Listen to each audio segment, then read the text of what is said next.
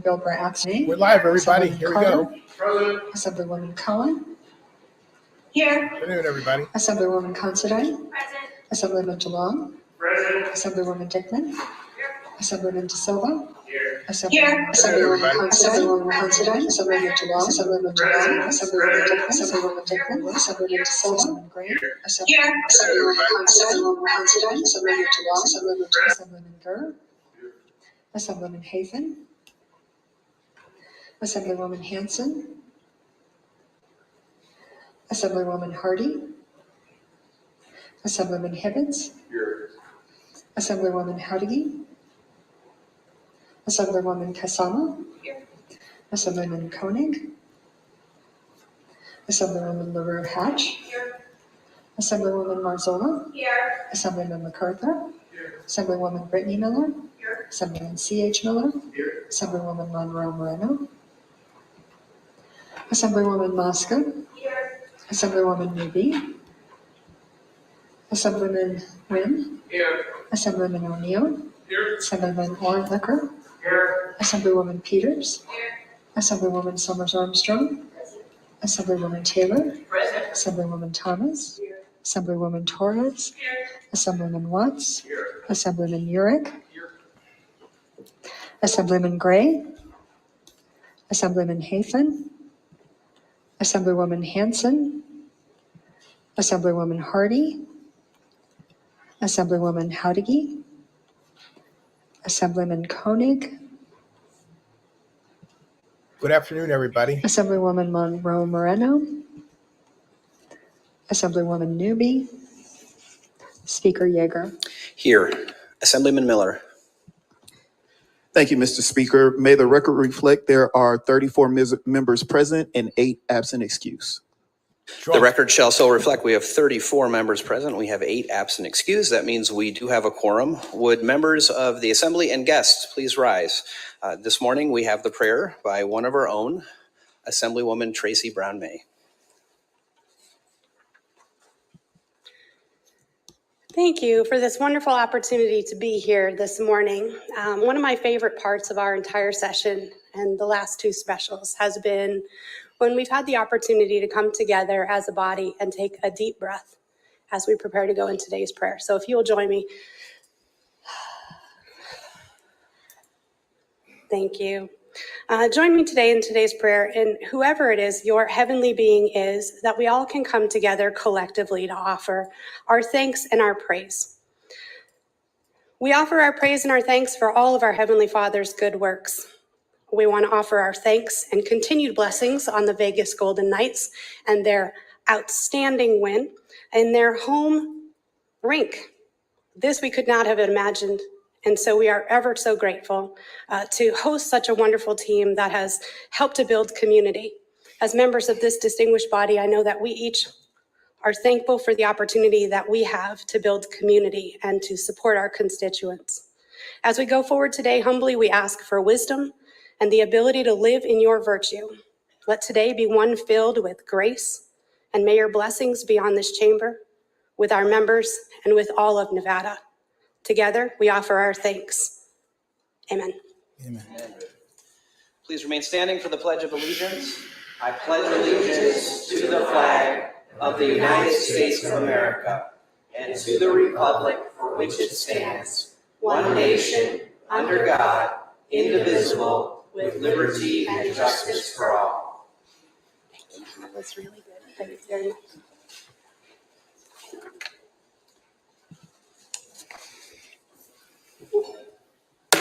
Order Business 2, reading and approval of the journal. Carson City, Tuesday, June. Assemblyman 13th. Miller. Turn my mic on. I move that further reading of the journal be dispensed with and the speaker and chief clerk be authorized to make the necessary corrections and additions. You've heard the motion. All those in favor signify by saying aye. Aye. Any opposed, nay. Motion carries. Assemblyman Miller. Order of Business 8. Order Business 8.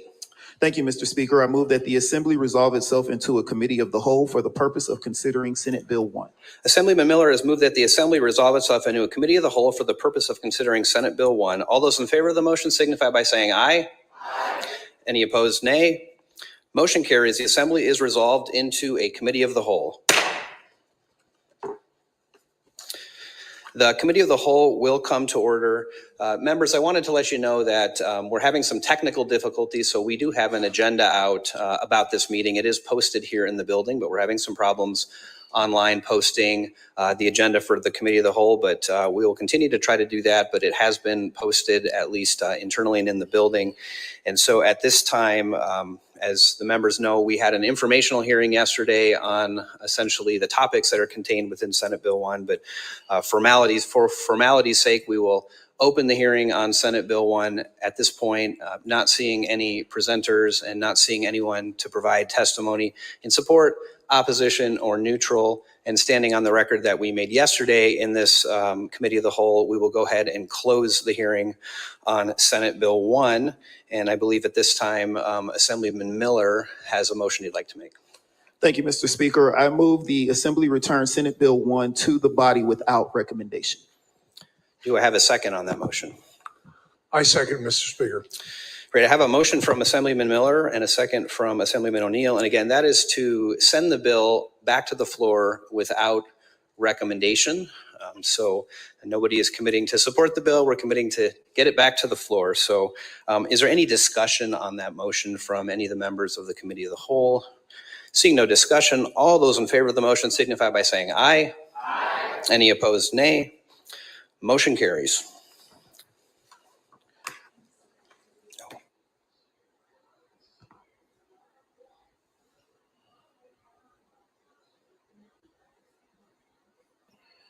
Assemblyman Miller. Thank you, Mr. Speaker. I move that the Committee of the Whole rise and report back to the Assembly. All those in favor of the motion, Assemblyman Miller has moved that the Committee of the Whole rise and report back to the Assembly. All those in favor signify by saying aye. Aye. Any opposed, nay. Motion carries. The Assembly will now come back to order. Order of Business 4, reports of standing committees. Mr. Speaker, your Committee of the Whole, to which was referred Senate Bill 1, has had the same under consideration and begs to put the same back to recommendation without recommendation. Steve Yeager, Chair. Assemblyman Miller.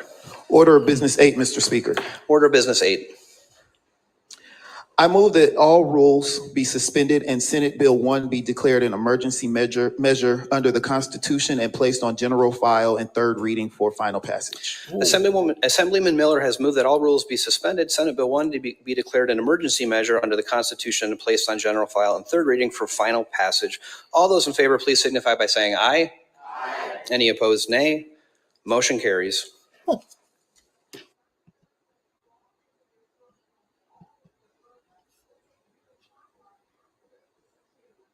They're moving fast on this, folks. And we will go to order business 15, remarks from the floor. And before we, first let me make sure that there aren't any remarks from the floor. We are going to have at least one other floor today, so there'll be another chance for remarks from the floor. But I wanted to give members just a lay of the land in terms of where things stand. So as you know, Senate Bill 1 is now on general file. We are awaiting the preparation of some amendments to Senate Bill 1. So it will sit there where it is now until we have a chance to potentially receive amendments and discuss those. And then the body as a whole will decide how to proceed once that happens. So we are going to go into a recess. Hard for me to say how long it's going to be, but I would say at least a few hours. So you'll have some time to go about your day. Just please be, as always, within, I would say, 20 to 30 minutes of being back in the building and getting back to the floor. And I do see we have Assemblyman Urick lit up, so order of business 15, please. Thank you, Mr. Speaker. Anticipating that later we're all going to be anxious to get out of here, I just want to say and go on the record in order of business 15 here, sir, that I would like to just take this opportunity to publicly thank all of our legislative police who this session have gone so far above and beyond to take us to the airport, take us to various site visits, to be here before we get here, to be here late at night. They've done an amazing job keeping us safe, helping us, again, behind the scenes operators that allow this body to function so smoothly. And so I would hope that all of us might just take a moment and offer them a round of applause, thanking them for their service.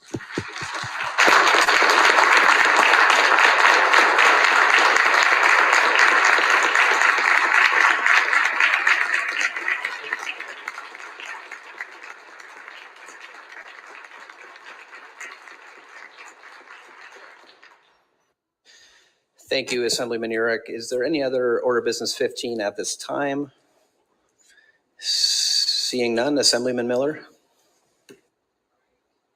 Thank you, Mr. Speaker. 1 minute recess or recess If you'd like to until move to call of the chair. that sounds like a great motion, Assemblyman. So Assemblyman Miller has moved that the Assembly stand in recess until call of the chair. All those in favor signify by saying aye.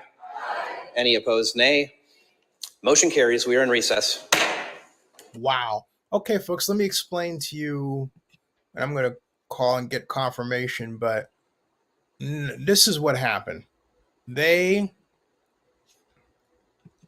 have dispensed with the comments period.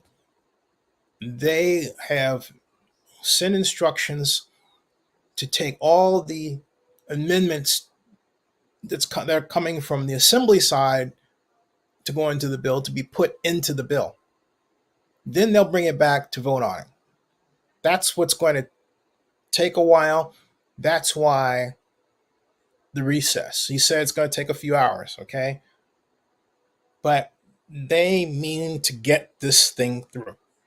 That's what's going on. And I was interested to see how the victory by the Golden Knights last night would impact the Assembly. And it is emboldened them to get the A's deal done because they want more of what they experienced. I mean, who doesn't, right? I mean, do you remember where you were when the Raiders went to the Super Bowl against the Buccaneers? I do. Who did we play? We played the Titans at the Coliseum. It was electric. The city was electric. We didn't win. Remember the last time we won? I do. That was 1983, New Orleans. Jim Plunkett was the quarterback. Remember that? Okay. So, yeah, this is a big deal. And as a number of you pointed out, that, and yeah, there are more amendments. Al says there are more amendments. We have to understand this from a bicameral perspective. And well, this will be fun. Hey, Google, what's the meaning of bicameral? Bicameral is used as an adjective to mean of a legislative body having two branches or chambers. Do you want to hear how bicameral is spelled? Sure. Bicameral is spelled B-I-C-A-M-E-R-A-L.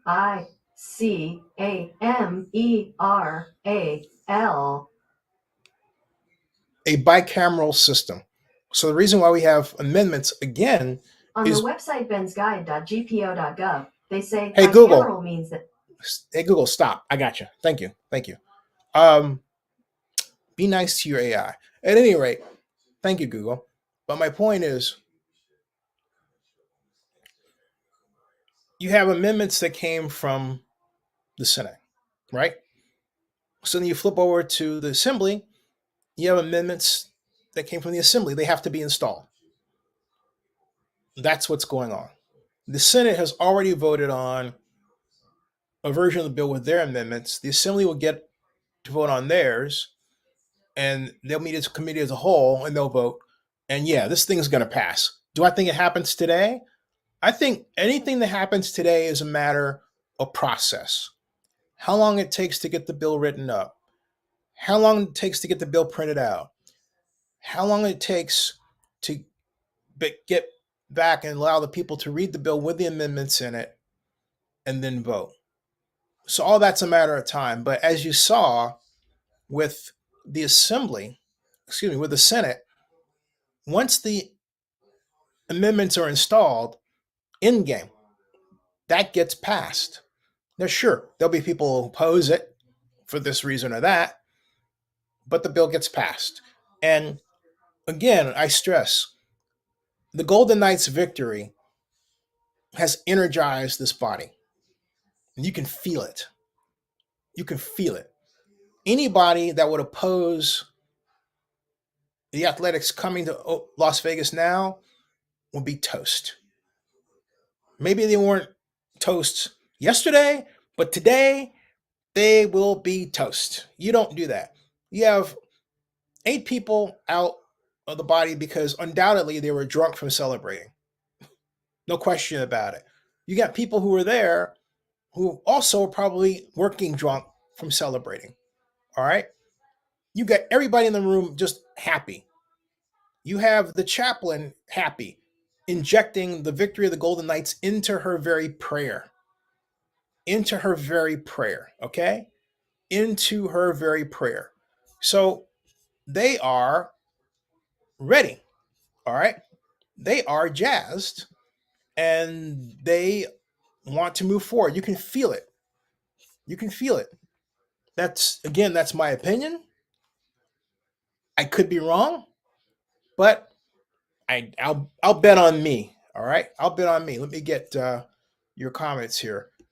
Going up here. Sure, I missed anybody. Vegas Mark. Hold on. All right. Go back here. I missed this. Hey Peter, thank you for your tweet the other day. Peter writes rather, the crowd in front of T-Mobile Arena in Toshiba Plaza during last night's game shows you how passionate Vegas fans are about their professional sports team. And then he asks what this is mean. I think I explained that. Then he says, what's happening now? Well, now we wait a few hours. And he said, should be almost recess time. And so right now there's no notice live stream. In fact, what I'm going to do is go over to check live and note that this is, excuse me, that's live, right? And that's streamed a minute ago. There. And let's just go back here and see what it says. We'll leave it there. Since they're going to come back, right? We'll just leave it there, right? We'll just leave it there, okay? Well, this was quick. Yeah, it was. Nothing went like boom, boom. They're efficient, okay? They're going to pass it already. They're going to pass it. I predict they're going to pass it. You can tell they just want to go home at this point. Does this bill pass? I think so. No, I don't think it failed. Yeah, and more amendments. I should have placed a bet. It would have been appropriate. Peter says, just keep kicking the can down the road. No, it's not that, Peter. It's process. Government has a process, and I want everybody to remember that and then not fear the process. The process will get you this because Oakland fears the process. If Oakland had built and followed the process for the doing of the Howard Terminal redevelopment process, including starting a public financing authority, I guarantee you, folks, by now we would have had our groundbreaking. Guaranteed. All right.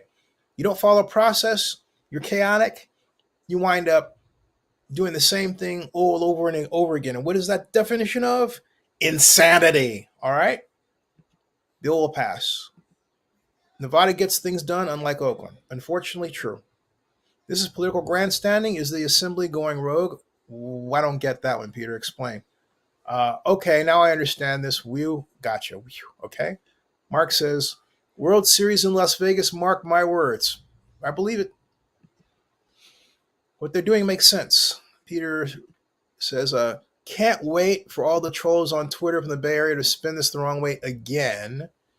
But, I understand being a Bay Area guy and being from Oakland and Oakland media.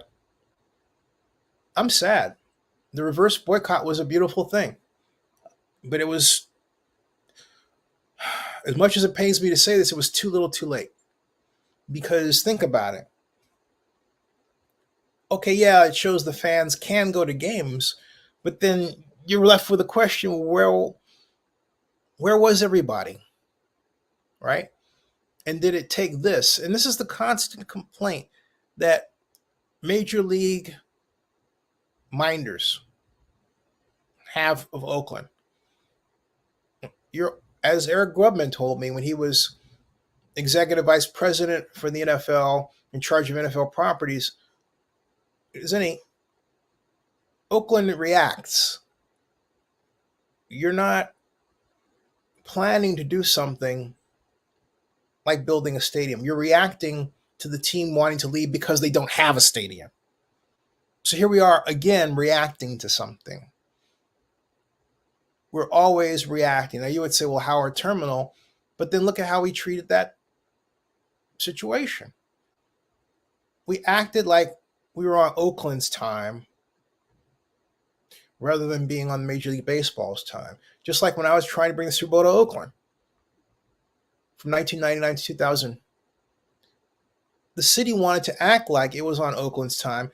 I forced it to act like it was on NFL's time, and ultimately Oakland resented my process. I started the Oakland County Sports Commission and the Super Bowl 39 bidding committee, and everything that I did. And the person that did it most resented was Jerry Brown, who basically gaslit me by not paying attention to what I was saying, not even doing the homework that I gave him to do in terms of calling CEOs to get their support, like Clorox CEO, Kaiser CEO, Dreyer's Ice Cream CEO. You know what I mean? These are things that mayors do. Didn't do it. All right. And they fired me because I said, hey, the guy didn't appreciate a black guy who talks like I do. And I stand by that. All right. But it's against the law to fire a person to complain about that. What you do is you say, hey, you know what? What Jerry should have done is say, hey, you know what? And he did say, I'm sorry, but he did nothing to rectify it. He could have said, I'm sorry, I want you to keep your job. You've done great work. Now let's bring Super Bowls to Oakland. He could have said that, but he didn't. All right. That's Oakland, and Oakland has not changed. It's only gotten worse. What I'm talking to you about was the turn of the century. This is 2023. You have people out there suffering, expecting government to work. But it doesn't work, and arguably you've got a mayor in charge that, at times acts like, because other people have said what I'm about to say in different ways, she's Captain Queeg on the Kane Mutiny. And if you know anything about that mutiny, or anything about that movie, you know exactly what I'm talking about. If you haven't seen the Kane Mutiny, it's a classic. You gotta see it. All right. Yeah, there's storm around me, by the way. It's thunderstorm. Okay, then get the best deal possible and move on from this. Oops. Remember, 8 members are currently absent. Peter says, Zennie, if anybody knows something of a government process on the local level, me. Vegas Mark says, thank you, Peter. This is how you really get things done. Or Las Vegas, really. Unlike the reverse boycott, Golden Knights' victory was a giant bonus. I'm not going to put down the reverse boycott because it shows that there is a fan base out there waiting to be engaged. What bothered me was, I'll show you. Okay, let me put this up there because I didn't think it was a good look. I didn't think it was something that, all things considered, should have been done by this person. Like to know what you think. All right. But it was done. Hold on a second. Let me put that down for a second. Let me stop that screen. Go back here. Share screen. There. Nope, that's not the one. I believe it's this one. Nope, that's not the one. Why? Well, here it is. There. Right there. That's Oakland Mayor Shangtao with Casey Pratt at the reverse boycott. Okay. Now, she's already pissed off Dave Covell and John Fisher. Does she actually think this is going to get the A's back being there? She says, then she said to Casey in an interview, which I didn't listen to, I saw one mention of something she said. She's told him that she has been calling legislators working against the owner. All right. So she thinks she can force John Fisher to keep the A's in Oakland against his will. when there's no legislative edict that allows her to do that. What do I mean? I mean, it's not written in the lease, that which would have to be voted on by the JPA anyway and the city council, that they can do that. Now, if you fast forward to when the Haas family owned the Oakland A's at the Coliseum, in their lease was a clause that they had to sell the A's to a buyer willing to keep them in Oakland in the East Bay. All right, that was there. The current documentation has no such provision. None. You wonder why they didn't insist on it. Okay. So Vegas Mark says that. Baseball fan says, after the A's relocate, interesting to speculate which company will handle broadcasts of the games. Who do you think? I have a friend. I think it's going to be, well, Bally's Media. I think it's going to be a new player. I think it'll be a new player. And I think maybe. Okay, let me research that. But that is an interesting question. Peter says, I have a friend that lives in Las Vegas, and she's a big hockey fan. I Facebooked her back and forth, and the atmosphere in Vegas was absolutely electric. Major League Baseball in Vegas is a no-brainer. Mark Thompson writes, Nevada gets things done. They don't mess around on like Oakland. Joseph Webster, how you doing, Joseph? He says, so since we use public funding for the Raiders and A's, don't you think that Major League Soccer and NBA will have to be private funding if they want their leagues in Vegas? Not necessarily. Not necessarily. I mean, I think that the reaction, it's a very good question, Joseph. I think the reaction and the call for public money is really a reaction to the economic situation. But the bottom line is you don't use class warfare in these situations. Here is why I demand that public funding be involved in sports facilities. Because it's the only way for the government to ensure that the facility that's built represents what the people want to a degree. For example, do the people want to have special laws that protect, say, the underrepresented? Of course. Do you want anti-harassment laws at your stadium? Of course. Some stadiums don't have open policies like that. All right. Do you want a higher Oakland first or higher Las Vegas first policy? Make sure it's written in the lease. If you're government and you're investing in the facility, you have the right to ask for those. Okay? You have that right. And it's a great question, Joseph, and thank you for asking. You have that right. But if it's entirely privately financed and you're a state where those laws are not in place, guess what? Government gets left out. You say you want to pay a prevailing wage. Where's that in a legislation for the stadium, the lease, that calls for that? Right? So that's why it's important to have the government investing in the facility. Okay? Thank you for the question, Joseph. Mark says, except all the garbage they threw out in the field, the so-called fans after they won, they should have made them clean up. Or had an award, had a game. J. Lopes says Major League Soccer and NBA will be privately funded. I don't know. That all depends. Because public funding can take on, a number of looks. I can say, I can help with the freeway, or I can help with the arterials. That's all public funding. That's on-site infrastructure is all part of the deal. So it's never, and this is the myth about the private public thing. To begin with, in all the stadium situations, is never 100% private. For example, the most popular place that people point to is what we used to call lovingly Pac Ballpark.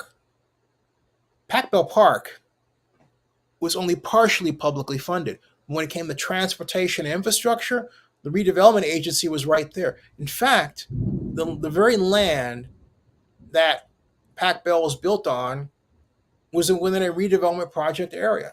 That's government. So the idea that you can do this without government is ridiculous. You can't.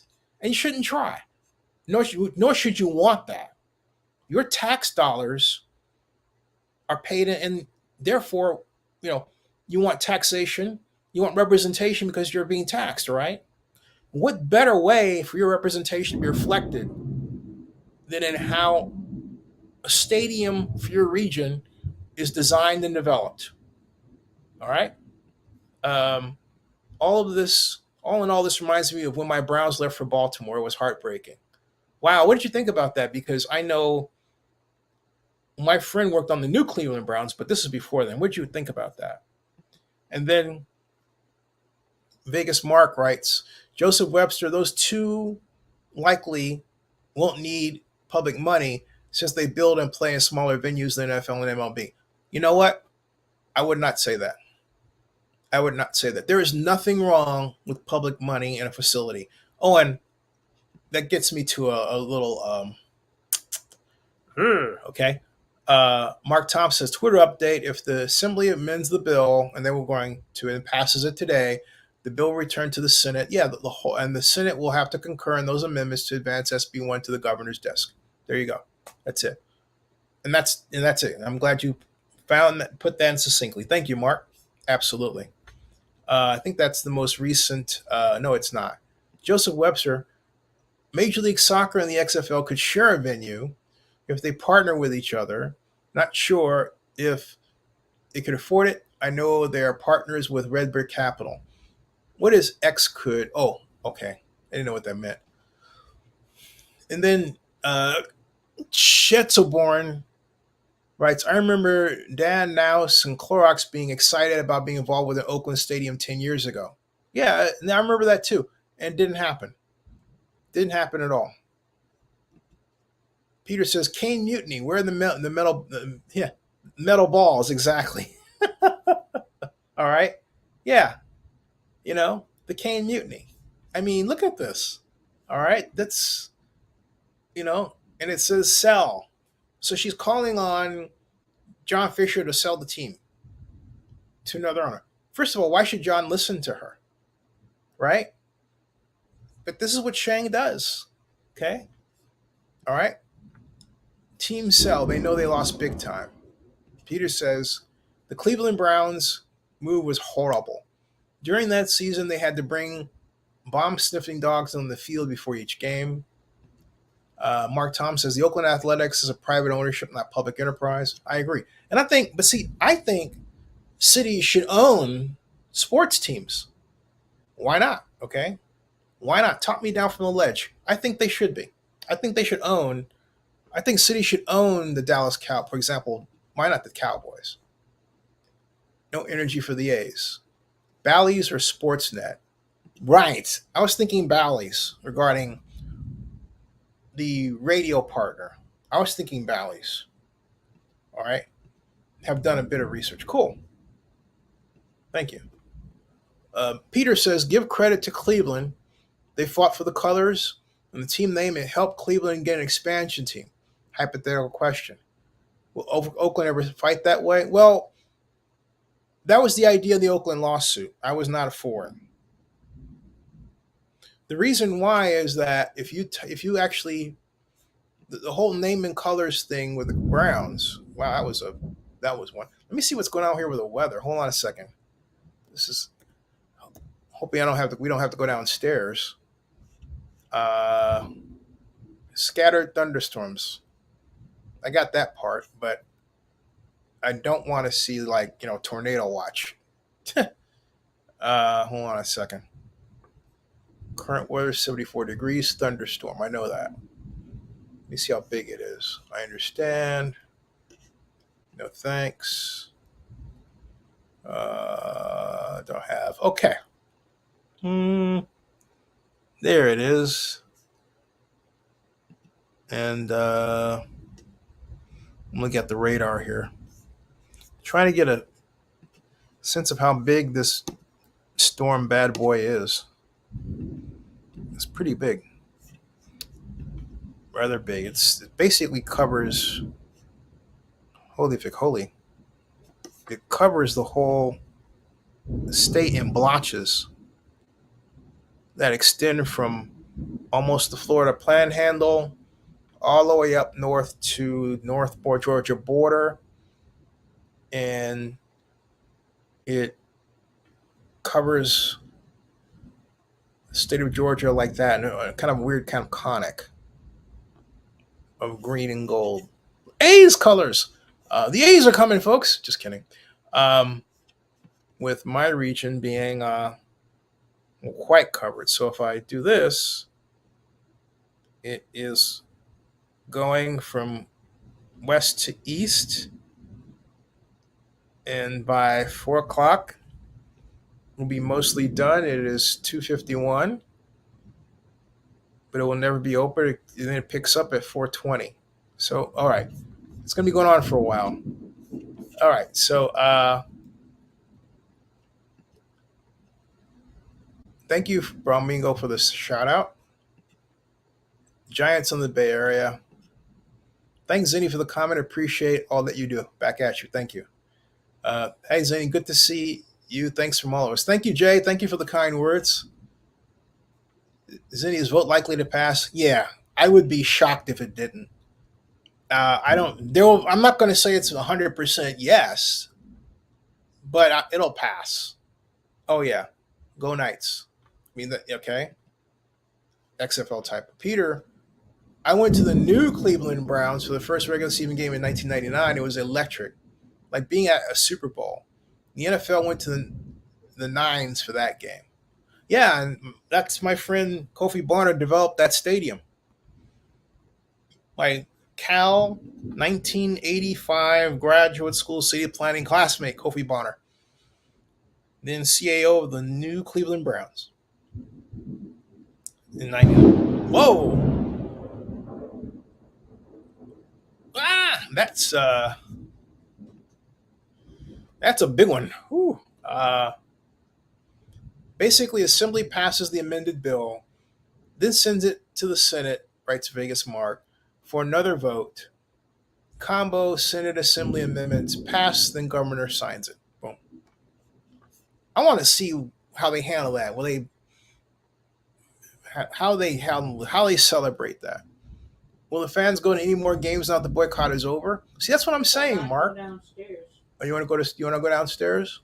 Yeah, I don't know how. I can't seem to get any alert for what's going Oh. on.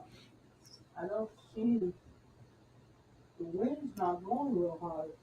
It's just thundering. Yeah, it doesn't. I didn't, Mom. I looked for a tornado watch. I didn't see anything like. Yeah. The wind is catching itself. The wind is Is the wind picking up? yeah. Hey, folks, we're going to do this. I'm going to read through your comments here for a second. Well, she's going to go downstairs because I don't think it's going to get anything worse than it is. But let me hold on a second. Don't go in here. Let me take care of making sure she's downstairs. And take a look outside. We're in Fayette County, Georgia. So hold on a second. Let me get your comments here.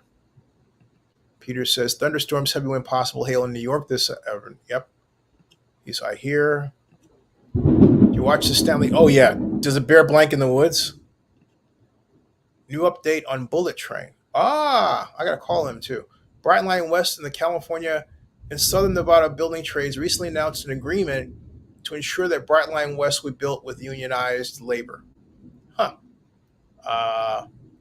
Then he says labor in California, Nevada, creating about 10,000 construction jobs and career opportunities. Wow. It's still projected to be in construction later this year. See, I'm wondering if they're going to, where the terminus point's going to be. I'm trying to find out if they're talking with the A's. I haven't got anything back from them. I may be wrong, but I think if the Assembly does not change any amendments, it does not have to go back to the Senate. I don't know that either, baseball fan, but there are, and they are. But I think what you mean to say is if you think the assembly doesn't have any amendments to add, but they do. So then it would go back to the Senate. Yeah. Are you in California? No, I am in Fayette County, Georgia, but my home is in Oakland. I still have my apartment at Adams Point. Peter says, now Cleveland is planning a major renovation to their stadium. About time. Mark lives in Las Vegas. Mark Thompson, maybe the last game. Oh, you hear The assembly that? will now come to order. The chief clerk will call the roll. Hold on a second, folks. Assemblywoman Anderson. Assemblywoman Backus. Assemblywoman Gilbert Axelrod. Hold on Assemblywoman a second, Brownlee. folks. Don't go anywhere. Assemblywoman Carter. Assemblywoman Cohen. Here. Assemblywoman Considine. Assemblyman DeLong. Assemblywoman Dickman. Assemblyman De Silva. Assemblywoman Duran. Assemblywoman Gallant. Assemblywoman Gonzalez. Assemblywoman Gorlo. Assemblyman Gray. Assemblyman Gurr. Assemblyman Hafen. Assemblywoman I'll be Hanson. right back, folks. Got to make sure that I'll be right back. Assemblywoman Hardy. Assemblyman Hibbins. Assemblywoman Howdiggy. Assemblywoman Kasama. Assemblyman Koenig. Assemblywoman LaRue Hatch. Assemblywoman Marzola. Assemblyman MacArthur. Assemblywoman Brittany Miller. Assemblyman C.H. Miller. Assemblywoman Monroe Moreno. Assemblywoman Mosca. Assemblywoman Newby. Assemblyman Wynn. Assemblyman O'Neill. Assemblyman Orlicker. Assemblywoman Peters. Assemblywoman Summers Armstrong. Assemblywoman Taylor. Assemblywoman Thomas. Assemblywoman Torres. Assemblyman Watts. Assemblyman Urick. Assemblyman Gray. Assemblyman Hafen. Assemblywoman Hanson. Assemblywoman Hardy. Assemblywoman Howdiggy. Assemblyman Koenig. Assemblywoman Monroe Moreno. Assemblywoman Newby. Speaker Yeager. Here. Assemblyman Miller.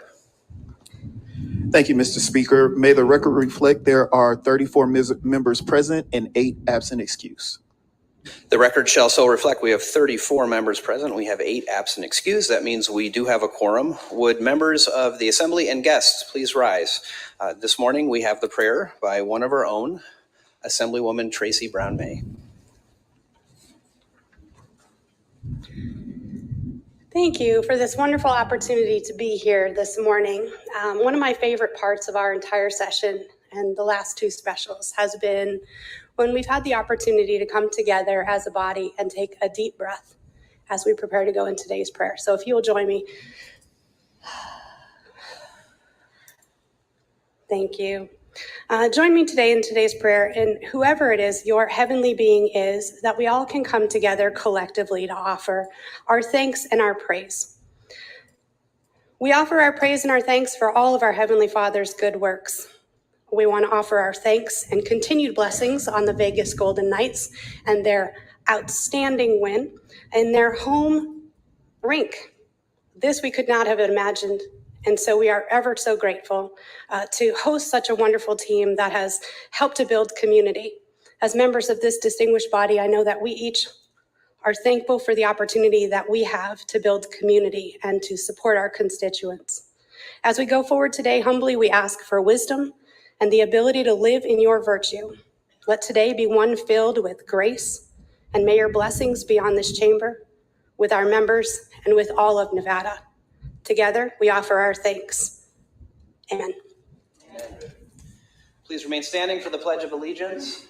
I pledge allegiance to the flag of the United States of America and to the republic for which it stands, one nation, under God, indivisible, with liberty and justice for all.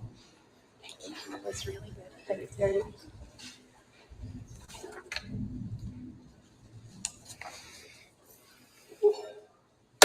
Order business 2, reading and approval of the journal. Carson City, Tuesday, June. Assemblyman 13th. Miller.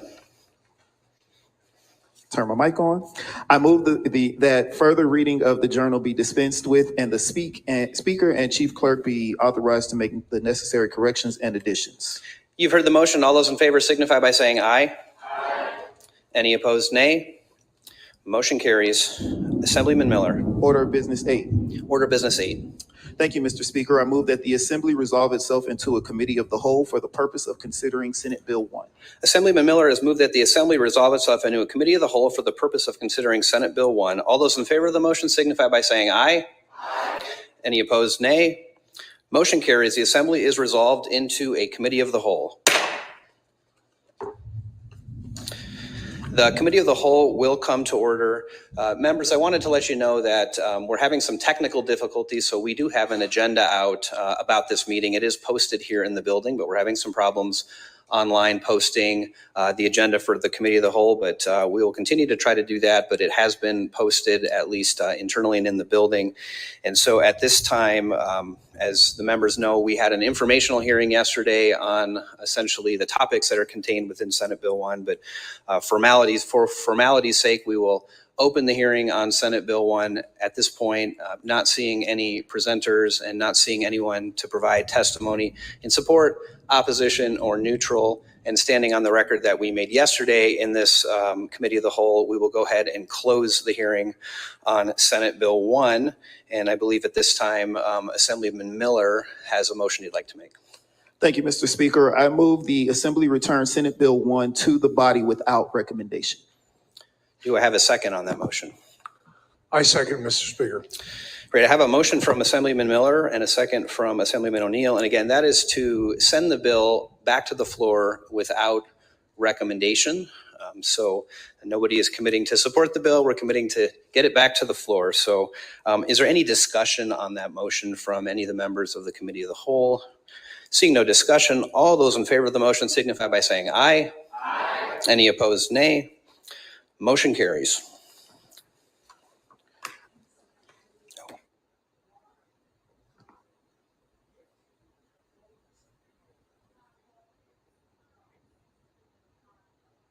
Assemblyman Miller. Thank you, Mr. Speaker. I move that the Committee of the Whole rise and report back to the Assembly. All those in favor of the motion, Assemblyman Miller has moved that the Committee of the Whole rise and report back to the Assembly. All those in favor signify by saying aye. Aye. Any opposed, nay. Motion carries. The Assembly will now come back to order. Order of Business 4, reports of standing committees. Mr. Speaker, your Committee of the Whole, to which was referred Senate Bill 1, has had the same under consideration and begs to put the same back to recommendation without recommendation. Steve Yeager, Chair. Assemblyman Miller. Order of Business 8, Mr. Speaker. Order of Business 8.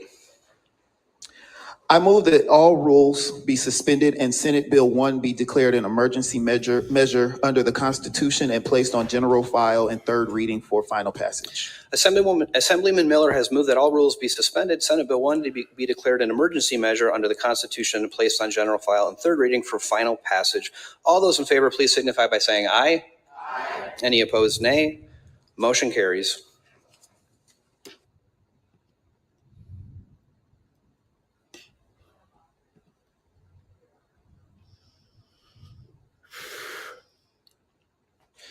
And we will go to order business 15, remarks from the floor.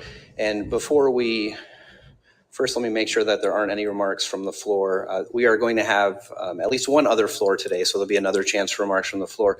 But I wanted to give members just a lay of the land in terms of where things stand. So as you know, Senate Bill 1 is now on general file. We are awaiting the preparation of some amendments to Senate Bill 1. So it will sit there where it is now until we have a chance to potentially receive amendments and discuss those. And then the body as a whole will decide how to proceed once that happens. So we are going to go into a recess. Hard for me to say how long it's going to be, but I would say at least a few hours. So you'll have some time to go about your day. Just please be, as always, within, I would say, 20 to 30 minutes of being back in the building and getting back to the floor.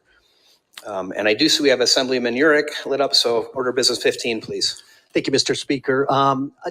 Anticipating that later we're all going to be anxious to get out of here, I just want to say and go on the record in order of business 15 here, sir, that I would like to just take this opportunity to publicly thank all of our legislative police who this session have we gone did so that far before. above and beyond Wait a to second. take us to the airport, take us to various site visits, to be here before we get here, to be here late at night. They've done an amazing job keeping us safe, helping us, again, behind the scenes operators that allow this body to function so smoothly. And so I would hope that all of us might just take a moment and offer them a round of applause, thanking them for their service.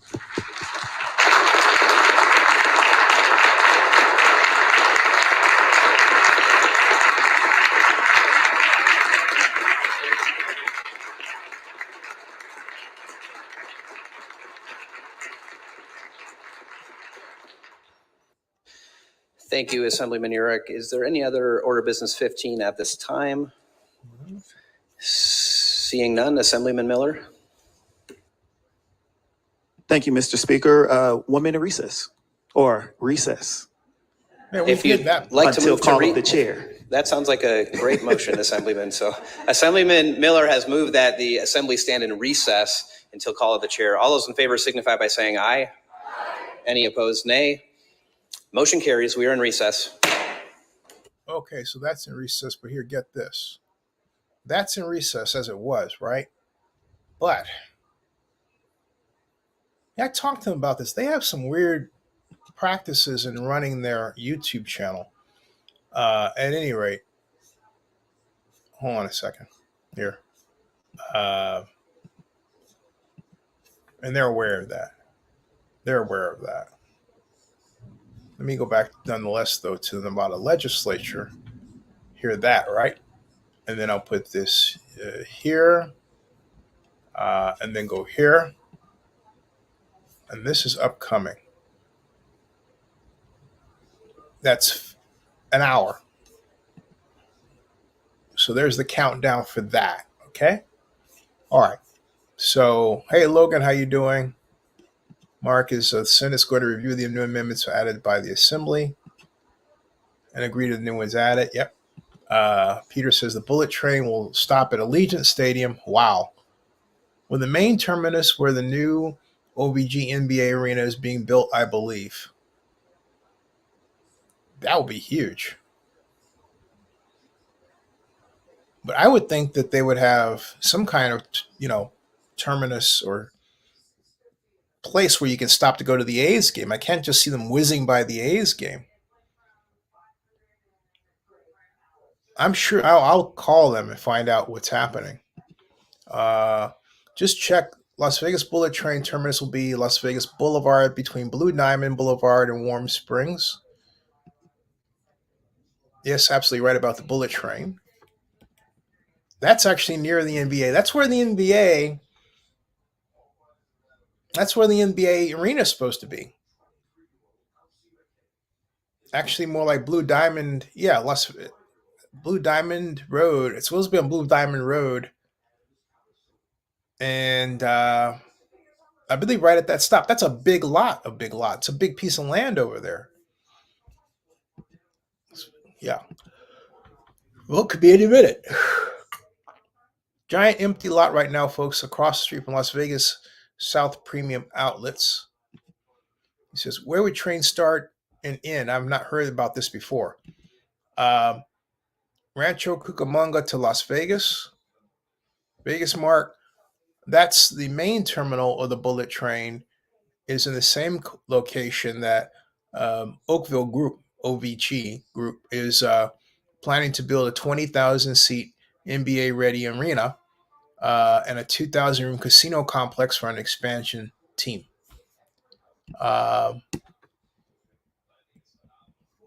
That's the latest there.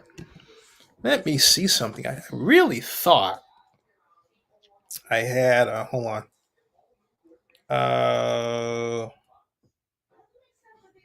Let's see here.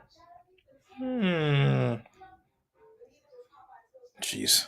Okay. Don't see that. Let me try something else.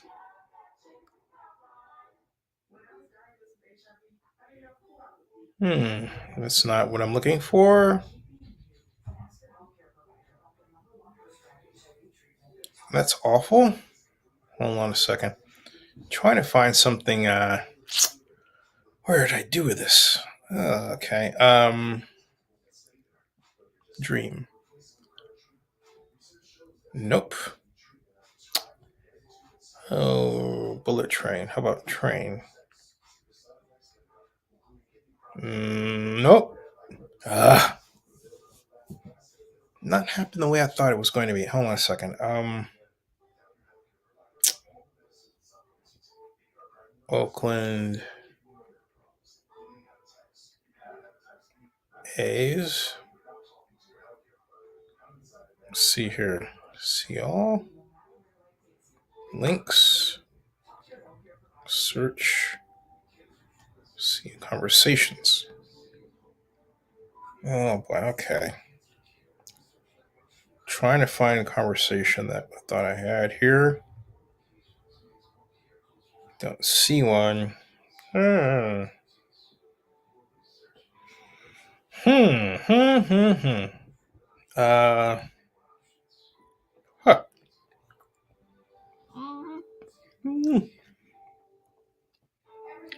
Do not see one. I'm looking for a specific conversation here.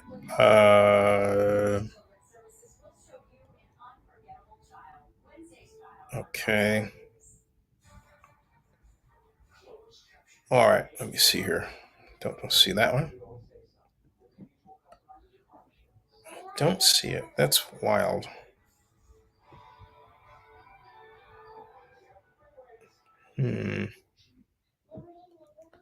Let me go back here, folks. Well, that's yesterday. All right. Don't see that either. All right. So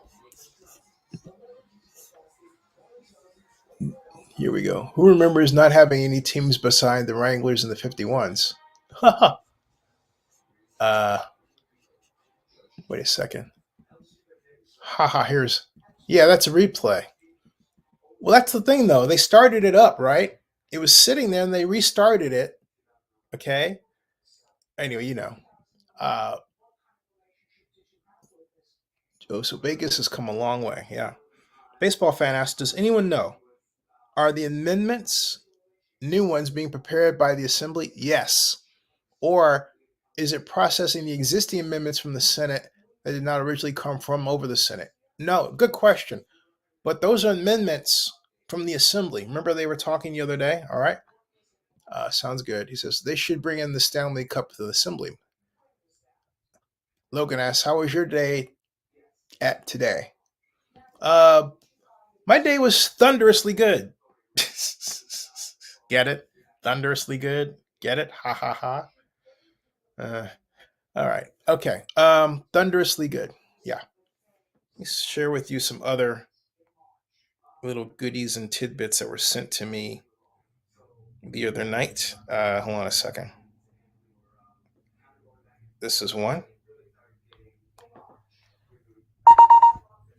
I'll show you this real quick since we're at kind of recess period, right? All right.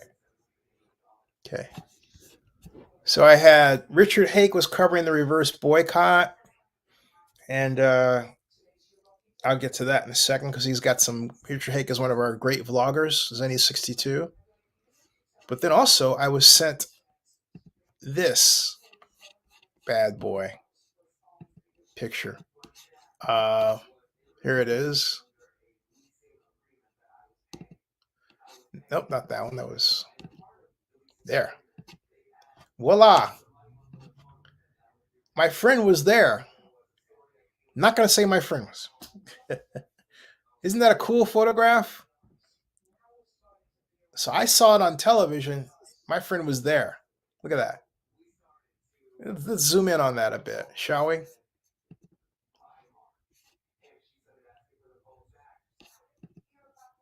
Let's zoom in on that. Yeah.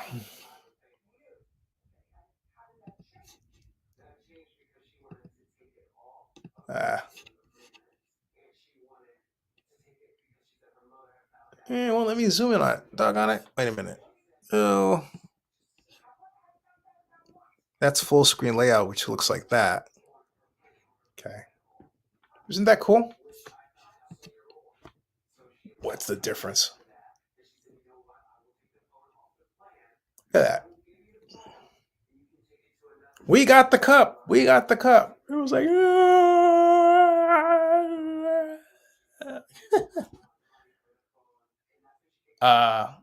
Peter says, Zennie, I'll tweet you the OVG Arena Casino Plan article. That's $3 billion project. It's massive. Someone sent me something like that. I'm looking for an artist rendition of what this doggone thing looks like. Maybe that's what you're going to tweet to me.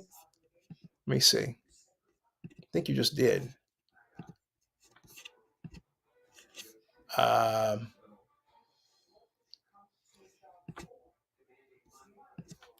OVG Oak Group. Yeah, I've seen that one.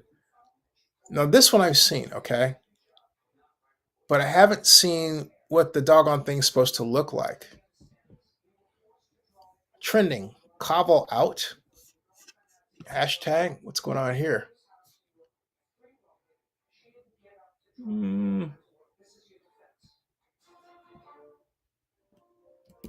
Somebody made their night to the voice boycott to Green Day music.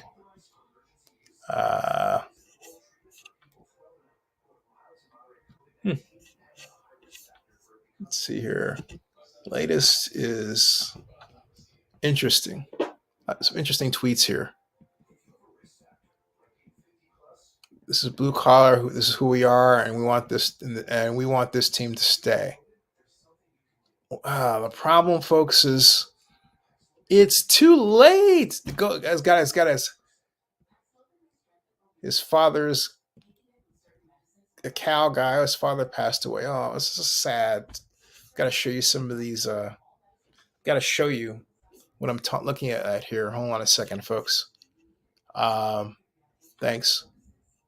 Let me stop that screen. Let me go present, share screen, and Twitter search. This is what I'm talking about. Here, cow guy. See, he's got the cow.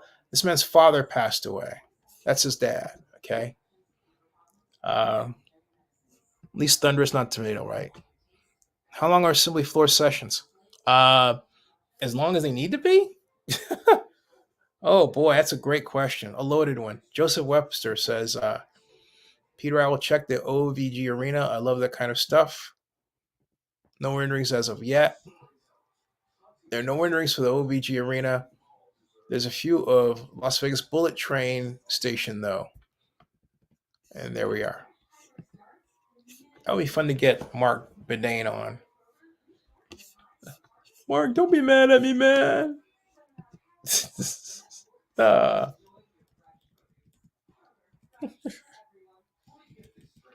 Don't be mad, Mark.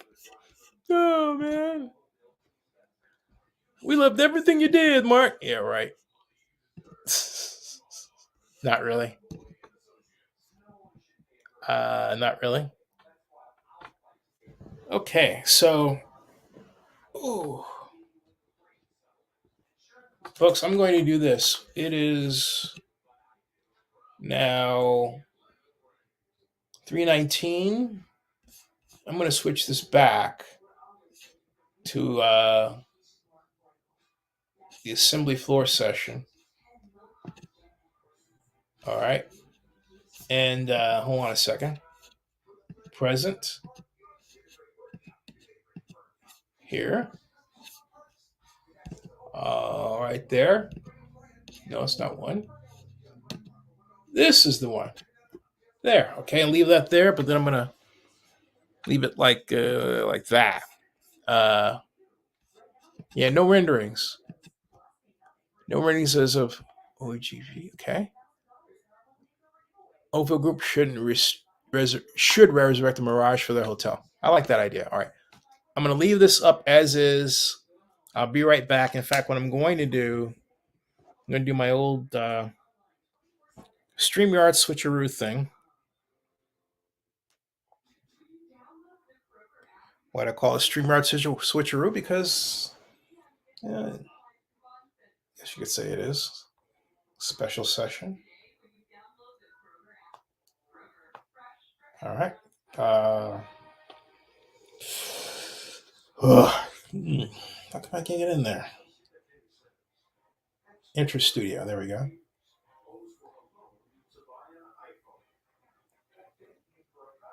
Allow. Okay, but I don't see. Oh, enter studio.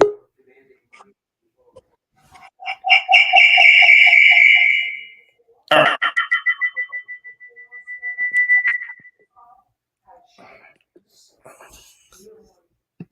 Mute. All right. As you can see, I am in two places now. See? Camera 1 and camera 2. This way I can have some maneuverability. Vegas Mark says, in my opinion, the Oakville group should have brought the empty lot across from Wynn Encore where the old Last Frontier Hotel was. Yeah, I need to find out something. Let me come back about 30 minutes. Again, I'm not going to take this down, but I need to make a phone call related to this, or 2 or 3, and then what's this, guests? Oh, that's me. And then come back. Okay, I'll be back. I'll be back. I'll be back. Yeah, Zennie62. I don't know what you call it. I call it. See how I did that? I blacked myself out. Ah! I'll be right back. Okay. Yeah.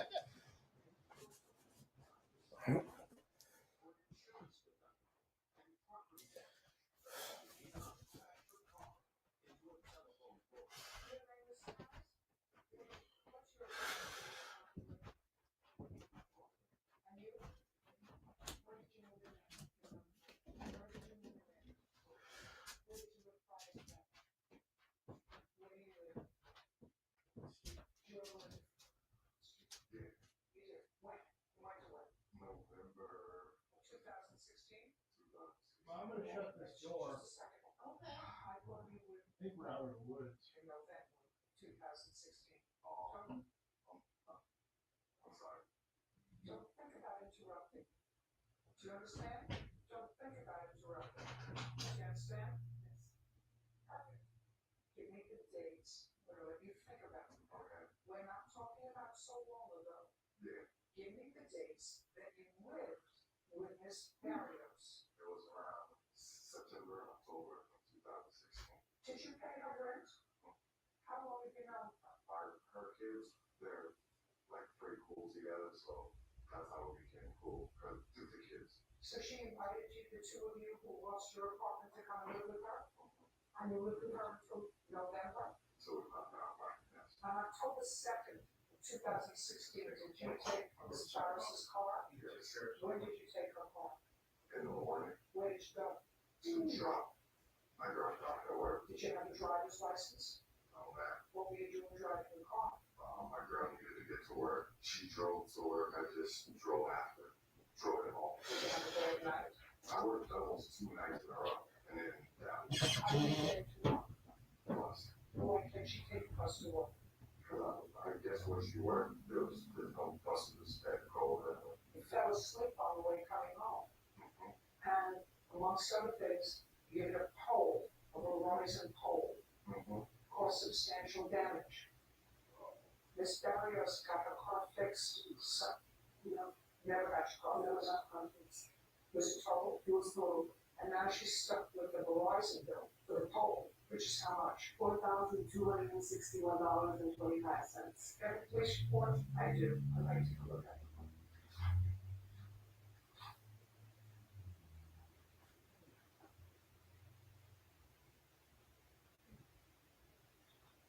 What happened to the damage to the house? I never got any word from anyone about the house, so I'm assuming their insurance covered that. The only bill I got was from Verizon.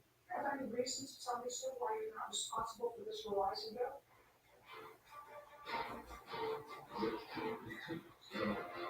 Closed captioning Spotify.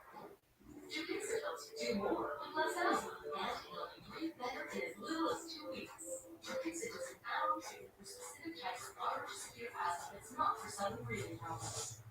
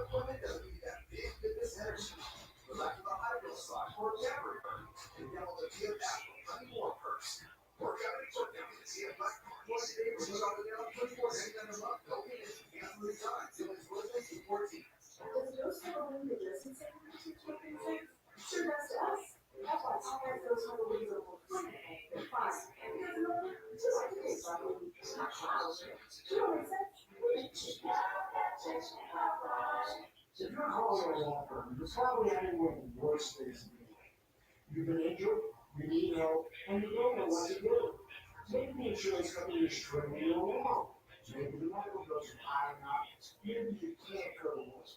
When you hire us, our team will help take care of everything. So all you need to worry about is getting better. Your kids are small, or you call, that's all. So what do you call you? Want justice? Go to Zennie62.com. Like us on Facebook and follow us on Twitter. Have any reasons to tell me, sir, why you're not responsible for this Verizon bill? Because in actuality, she was supposed to take her to work. You weren't supposed to be driving a car, you had no license, and you fell asleep behind the wheel, which is your fault. So explain to me why you're not responsible for this Verizon bill. Because she had gotten up and took her, taking her to work, which she said she was going to do. So let me understand this. As your defense to this is, you were forced to drive illegally while you were tired because your girlfriend had to get to work, and the plaintiff, in whose house you were free-roaming with your girlfriend, she didn't get up to drive your girlfriend to work. This is your defense. When she had said that she When she had said she would take her from her, this is your defense. This is your defense. Judgment for the plaintiff in the amount of $4,261. We're done. Judge Judy continues. And on the next Judge Judy. My opinion's the only one that counts. Hey, I'm taking the Verizon bill. What's up, Melissa? Dion called me after you told him how I worked 2 doubles, and then I decided, let me go out and go hang with buddies. unfortunately, I think the questions are kind of doing it. Sucks that it has to be like that.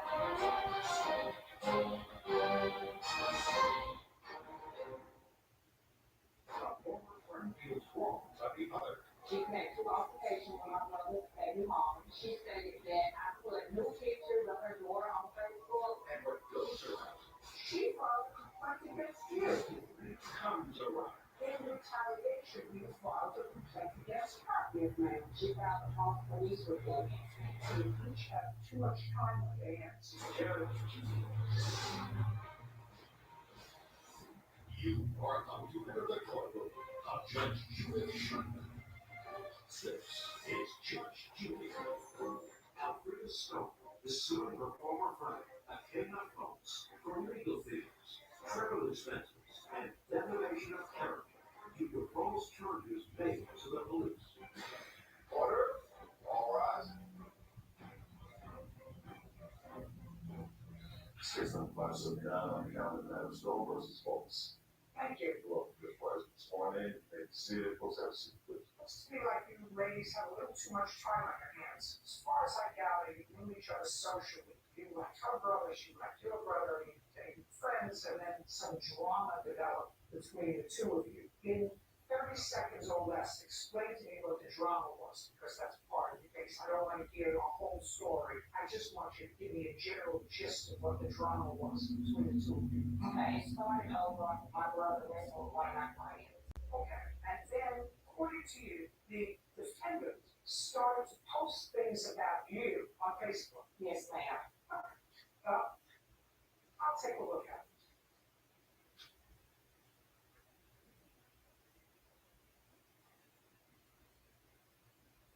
Well, I read what she wrote, and she said, I don't have a Facebook, but I'm opening one up because you are saying things about her that aren't true. That's correct. And this is what she said about you, which isn't terrible. She said that you're not telling the truth about something, but she didn't threaten you. She said whatever you're saying about her isn't true. So in response to that, this was sent on November 30th at 8:58 in the morning by her. Now I would assume that you figured out that at 8:58 in the morning she was supposed to be working. She doesn't work. What happened was, Your Honor, Was she working then? ma'am, Okay. What did you do in response to this? I started receiving phone calls and inboxes from friends that brought my friend dates asking me why was she, my brother's girlfriend, sending a bracelet. You say in your complaint that you went to her place of work. No, that's a different incident. That happened in 2016 when she put it on Facebook. I'm not interested in anything other than what brought you to her place of business to complain to her management that she was bothering your family. Because my daughter went into Ballpark on July 24th, 2017. Your daughter went into, My daughter went to Ballpark. what is that? That's a grocery store. Okay. My daughter called me. How old is your daughter? She's 24. Okay, so your adult daughter went into a food store. Yes, ma'am. And She called my phone. She was crying, saying that a cleaner came to her register while she was giving her the one baby meal, stating that she could curse, fight, or do whatever she wanted to. so she went up to your 24-year-old daughter and said something nasty to her. According to your daughter, is this your daughter? No, that's my sister. Oh, then you should have brought your daughter, because your daughter could actually tell me what was said to her. You see, you can't, except I'm not accepting it for the truth of it, only that precipitated you to go to her store. I went to her super. I went to the store just like. You have a 24-year-old child who's a mother, Yes, ma'am. and if she felt intimidated by something that was said to her, what's wrong with her? Is she unstable? Well, she was upset. Wait just a second. Is she unstable? No, ma'am. Is she psychiatrically challenged? No, Your Honor. Well, then if she has a problem, then she can go to a store manager and say to the store manager, one of your employees just said something to me, and even though she has a history with my family, I don't like it. She didn't do that. She told you, and instead of addressing it with her, you went to her store manager, and in addition to going to her store manager, you filed a formal complaint. You, not your daughter, you, against her. Yes, ma'am. As a result of that, she was suspended for work for a couple of days until they investigated it. Correct? Yes, ma'am.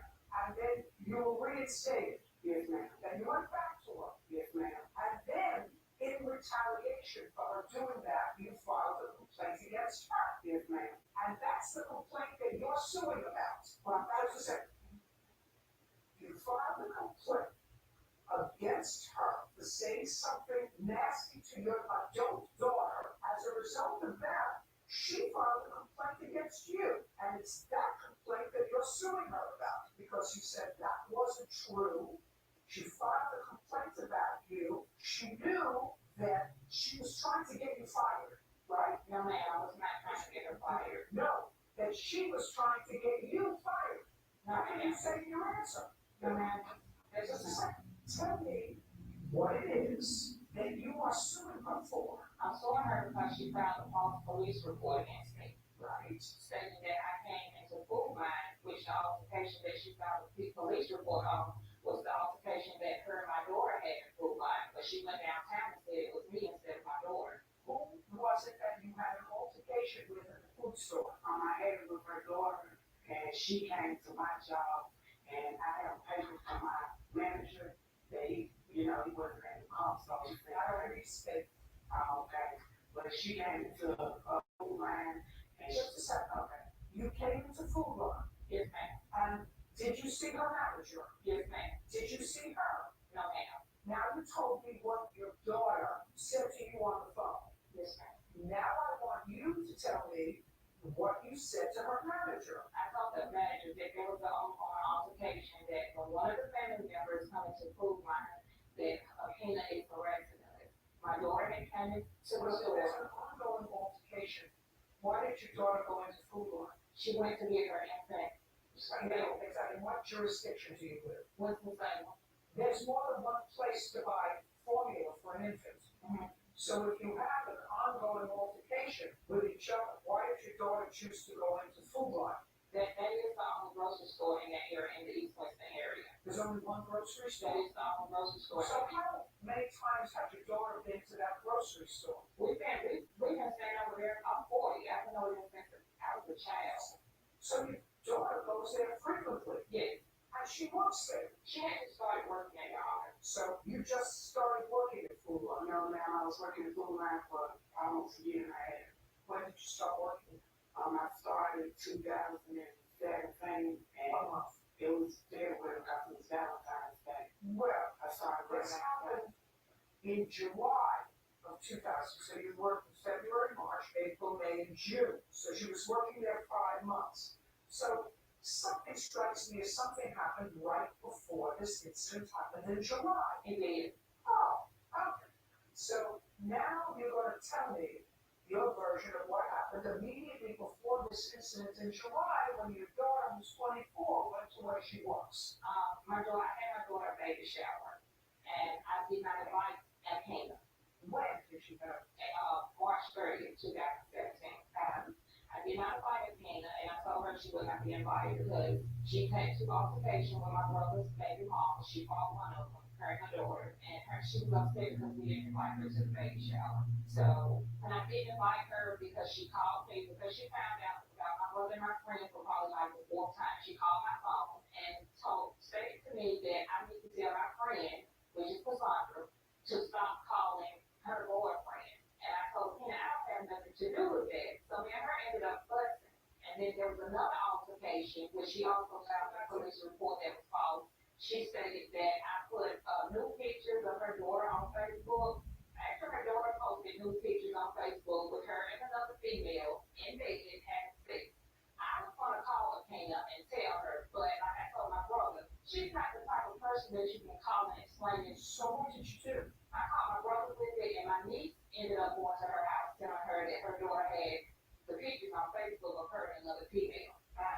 What did that have to do with you? And then that's the thing. I didn't have anything to do with that, but she found in the police report, she stated that I put new pictures of her daughter on Facebook, but those were false accusations.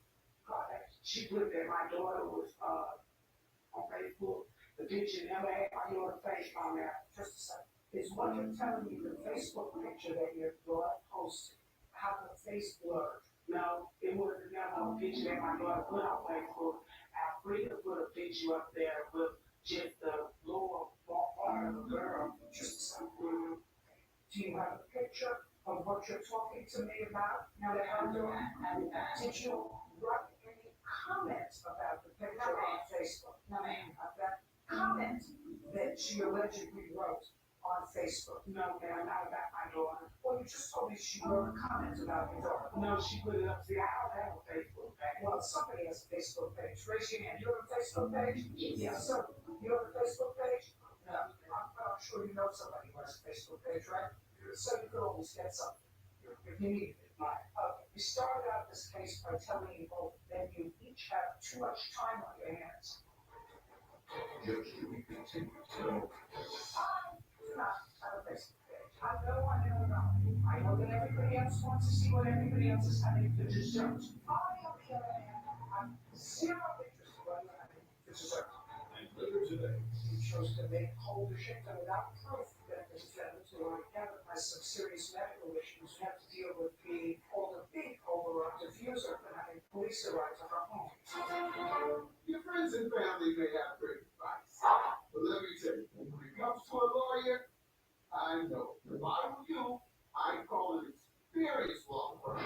Call Gary Martin Bates and Associates, Atlanta's our law firm. Right now at World Studios, the city's really heating up with an incredible tool for hot flies. Hot flies, a beautiful furniture on sale for $55 interest-free financing. The hottest styles, accessories, savings, a great looking bedroom hot flies. Amazing bedroom hot flies, great hot dining room hot flies, with low interest-free monthly payments. So let's go. Save big on July 4th hot flies and get $55 interest-free financing. Now at World Studios. For the plan for this black card, you don't just get a great workout, you get a great workout. Because your membership has all the perks. Get access to over 24 favorite clubs, bring a friend, and more. Hurry out with the black card for $1 and $24.99 cancel anytime. You like 214. The greatest fighters aren't just in the ring.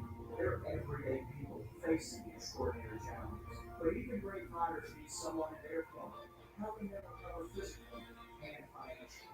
If you've been injured in a car wreck, call the Brown Firm today. At Affordable Dentures and Implants, we believe in the healing power of a new smile. The way it makes you look and feel. The way a smile lights up a room. So people can see the best version of you. Which is why we make new smiles affordable for everyone. So you don't need to wait another day to get your smile back. Scan the QR for the reward. Or visit AffordableDentures.com. Go ahead and smile.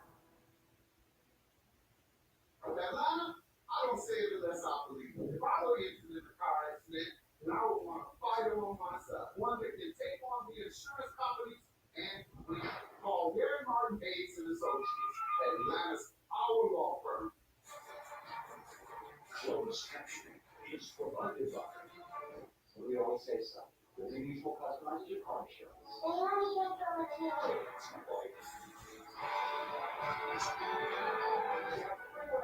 Let me pay for what you need. With Allegra, allergies don't hold us back. Allegra starts working 2 times faster than Claritin. And unlike Zyrtec, it won't make us drowsy. Allegra gives you the fastest, non-drowsy 24-hour allergy relief so you can live your feelings. Real cases, real people. Judge Judy. Now, free to service centers. Former friend Lakeda Phones. They false charges against her to the police. Lakeda's countersuit for defamation of character. Your 24-year-old daughter has a problem. She should either buy her milk someplace else, not to get into any kind of confrontation with her. And if a customer comes into your store, it's a place where you've been working, according to you, 6 months at the time of this incident. Now you've been working there longer. Why in the world would you go up to her and say anything at all? Yes, I have. What? I've never said anything to her. No. Of course you did, because that's why she called her mother. She called her mother because she said something to her that was hurtful. What I'm doing is I'm trying to get a gist of whether there's a lawsuit here. And what I'm telling you is I see 2 ladies who have too much time on their hands getting involved with too much drama that has absolutely nothing to do with them. Nothing. And trying to hurt each other in their business. They make a living. So you can either concentrate on the positive. Listen, the internet is actually designed for good. Unfortunately, too many bad people get themselves involved with too much drama and too much stuff on the internet. This program has a Facebook page. I do not have a Facebook page. If I want to contact somebody, I pick up the phone and contact them. I write them a note, I write them a letter. I don't threaten them. I don't want to know what they're doing for Thanksgiving. I don't want to know what airport they're at. I don't want to see what food they're eating for dinner. I have no interest in that. I know I'm in a monopoly. I know that everybody else wants to see what everybody else is having for dessert. on the other hand, have zero interest in whether or not they deserve it. So I think that you have all these stacks of papers from Facebook and from stuff what? Yeah, it didn't start from the Facebook. It started because she caught my brother with my friend again. Yes. But that's where all the observation is coming in from, and why she found your problem Is that your response to whatever she did was not to pick up the phone and confront her. You went to her job with the express purpose of making trouble for her at her place of employment. That's what you said. Now, I enjoyed it. I like the report. What did you expect them to do? To throw a balloon party?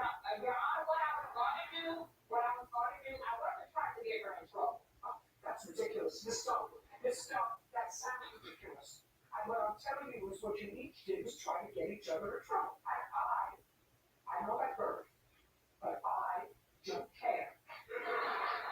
You have too much time on your hands. It's not what the court system is about.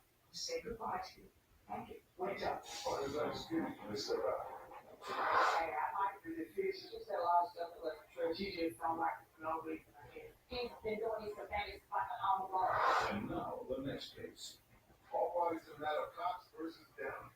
Therefore, Kimberly Cox is suing her former landlord, Karen Downey, for the return of rent and security deposit, and the return of an aromatherapy diffuser. Ms. Cox, you rented a room from Ms. Downey for a short period of time. It didn't work out. You wanted some rent back. You want your security deposit back. This is a piece of property that you claim that she has that belongs to you. When did you move in? The last week of August, everything September. August of 2017. Where had you been before that? In another state. Where is your home located? My home is located in Ventura, California. What was the rent for the room? I was $675. Is that right? No, it was $650. Sorry. You moved in the end of August. When did you move back? The week before Thanksgiving. From reading both your complaint and the answer, I gather that both of you realized that this was not a marriage made in heaven, that it was both of you were going to be very happy to part ways. Wasn't working out. Fair statement? Very much so. Fair statement? Correct. Judge Judy continues. No. In the past 2 years, how many times have police responded to your house? Just the one time when Let's go back 5 years. Police ever respond to your house? just the one time. Do you understand what the problem is? COVID-19. I'm not waiting. If it's COVID, Paxlovid. Authorized for emergency use, Paxlovid is an oral treatment for people 12 and up with mild to moderate COVID-19 and have a high risk factor for it becoming severe. My symptoms are mild now, but I'm not risking it. If it's COVID, Paxlovid.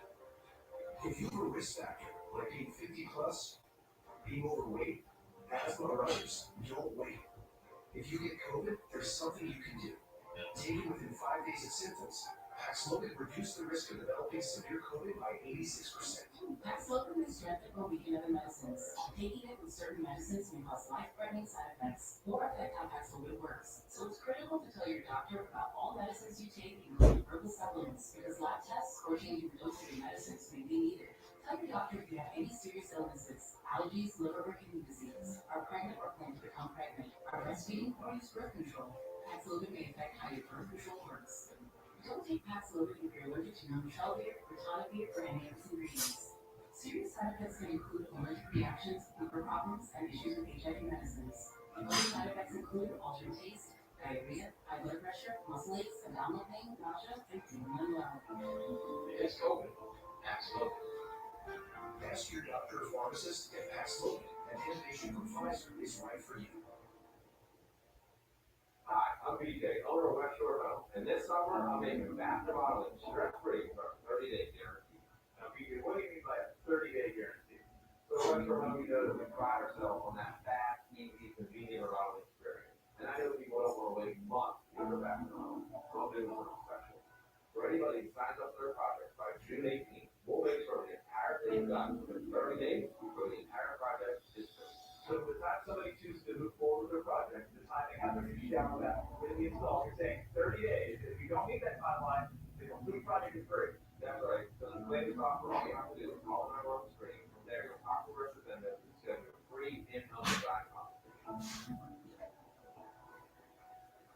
These styles and options design the back of your business. And if you don't commit to a project right now, we have flexible financing options to fit anyway. Well, if you get in the shower that fast, now's the time to do it. Now, because some people might be worried about cost. Summer might be a little tighter right now. Some people might be waiting just the right moment. So, how can you help it? Sure, I know like can be tight this time of year, summer vacations and other projects. That's why I'm taking off 50% of the cost of the collision. Plus, you call right now, I'll take an additional $1,000 off that shower bath laundry project. You gotta call right now. So this is a huge thing. Make it so much. And a 30-day guarantee makes it really easy to start that project. Folks, this is an offer you do not want to miss. West Shore Home stress-free 30-day guarantee and soon.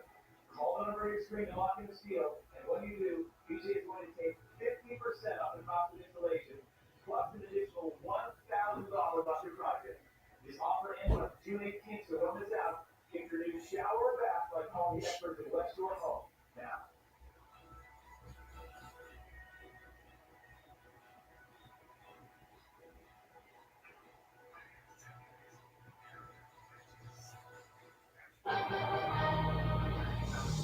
Real cases, real people, Judge Judy. Kimberly Cox says, from former manager Karen Young, host of the return to work and security deposit, and return to aromatherapy diffuser. Let's deal with the security deposit first. How much security deposit did you give Ms. Downey? I think it was $175. Is that correct? Yes, ma'am. Did you get back the security deposit? Why not? Okay, to begin with, ma'am, Don't be, I'm 75 years old, let's not begin with anything. Why didn't she get a security deposit back? because she didn't give me a forwarding address. Oh, good, well, now she's here, so it makes it much easier. 175. Now, what property do you claim that Ms. Downey has that belongs to you? I'm missing a diffuser. What is it? What are you talking It's aromatherapy. Pay for it. $50.99 without taxes. In what room in the house was it located? In the room that I was renting. When did you notice it missing? I was gone for 4 days because I was commuting from Ventura to Santa Barbara where I was working. So I came when you back. came back, you noticed the diffuser Correct. missing? Okay. How many of the people are in the house? Her husband, Gigi. What's a Gigi? Gigi's the other person that was renting the room next So door. there's another renter. Correct. So what would lead you to believe that Ms. Downey took your diffuser? She's the only one that has access to the room. What do you mean She she's? would have had another key to the room as well. Okay, let's forget about the diffuser. So far, we're at 175. Now, you want the return of some rent. Is that the last week in November? Correct. And ordinarily, I would consider that application. However, it is your claim that you felt that you were already decided you were leaving the end of November. The reason you left early is because you received a threatening message from Ms. Downey's daughter or from somebody. Her daughter texted me. I'd like to see that.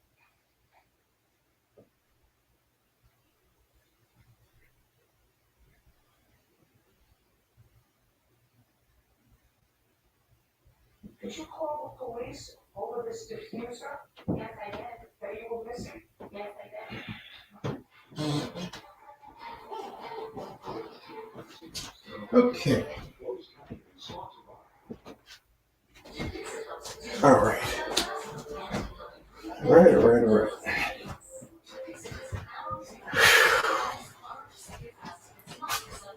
Okay.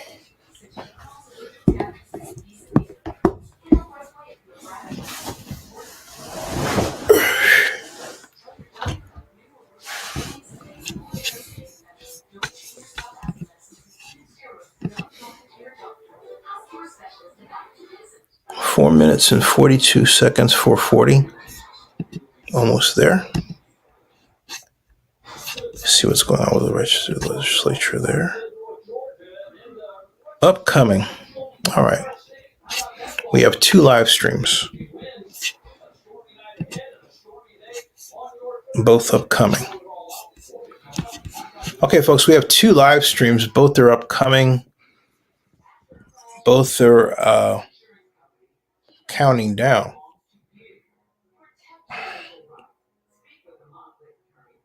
Both the Assembly and the Senate.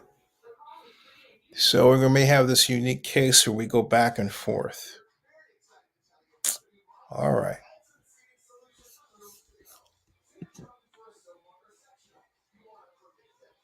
Huh.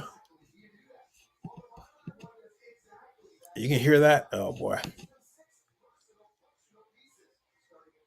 Golden Knights Victory Parade is this Saturday. Mark Thompson. I can barely hear that. It's funny what can be picked up when you're not talking, I suppose. I should have. Well, whatever. All right. 3 minutes and counting. 3:20, 19.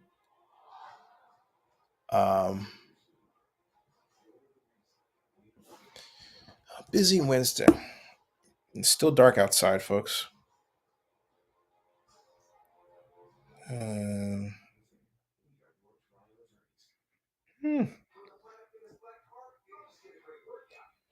Okay. Oops. Hold on a second. Got it. You can start to see Las Vegas evolving in the sports scene. Start to? Wow. I would say evolved and growing. Because before the Raiders, there were the Golden Knights. This Saturday, 7 p.m., the Golden Knights Victory Parade on the Strip. Can't wait. That's going to be something. Wow. That's as big as when the NFL had the NFL draft red carpet at the Bellagio Fountains on the Strip. That was huge. Very huge.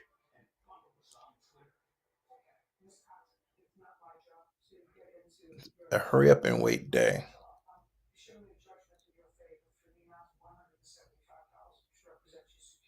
All right. If this gets down to when it should be active, well, let's see what happens. It is like grass. This is like watching grass grow at points. It's 1:35. I started to have different videos play, but then I thought, well, suppose this thing just kicks in all of a sudden, right? Then we're both lost out. Nah. I got done what I needed to get done. Yay, me. All right. 112, 110, 109.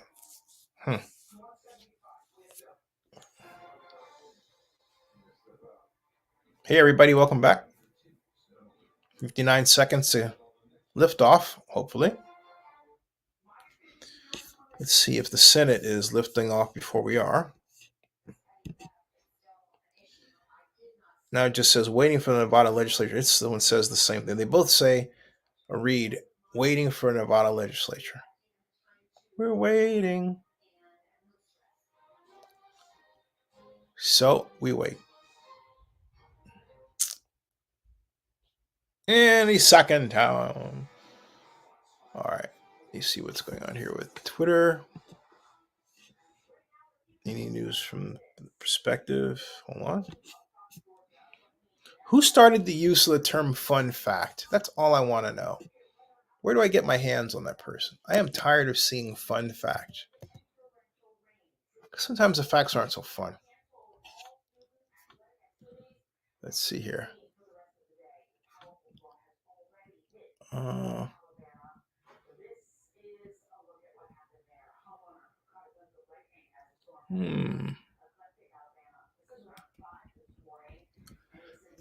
What is this?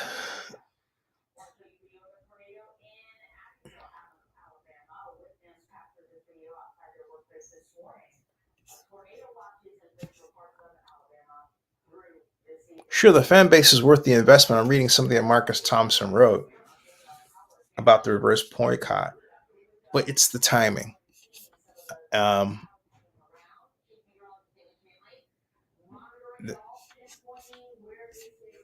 Okay, hold on a second. Nevada legislature latest. My guess is the Nevada legislature got Lombardo to sign their progressive bills in exchange for stadium. This is on Twitter. Legislature knows stadium is unpopular, so they're adding costly amendments, hoping A's walk away from the deal. This is ridiculous. See, here we go again with people thinking that amendments are added without the approval of the A's. Ugh. Some Rex guy. All right. What else do we have here? Anything real? Nope.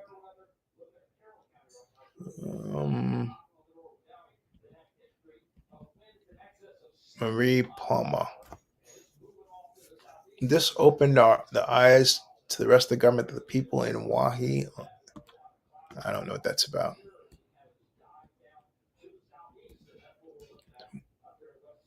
Let's see here. More amendments to the A Stadium bill coming.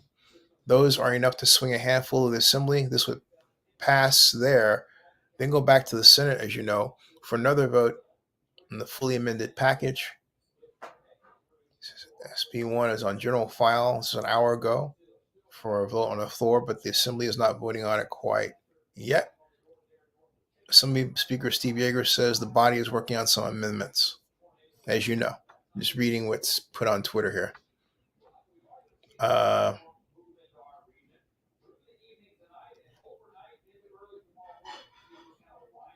Let's see here.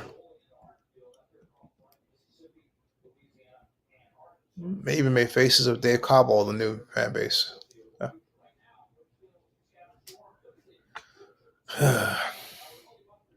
All these tweets from Californians.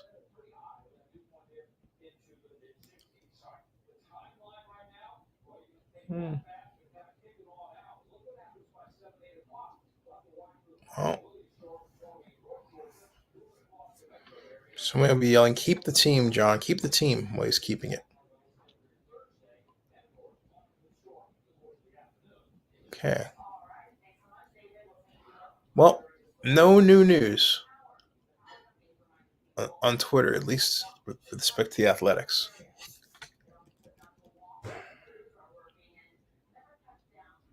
Let's see here.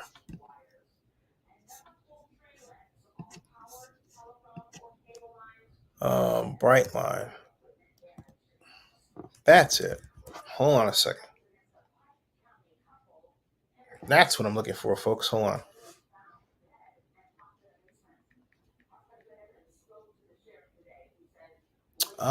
Here we go. I found what I'm looking for. All right. One moment.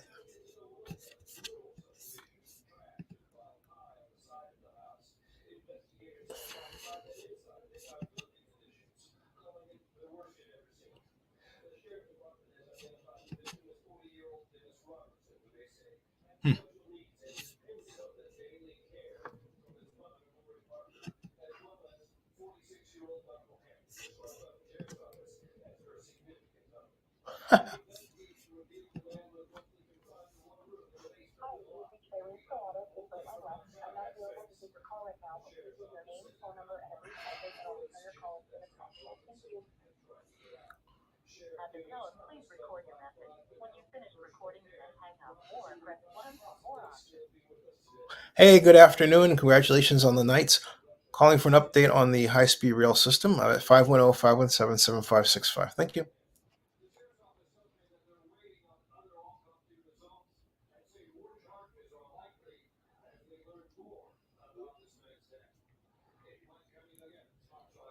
I'm trying to get the Brightline person who was kind enough to contact me 2 months ago and provide her phone number and email.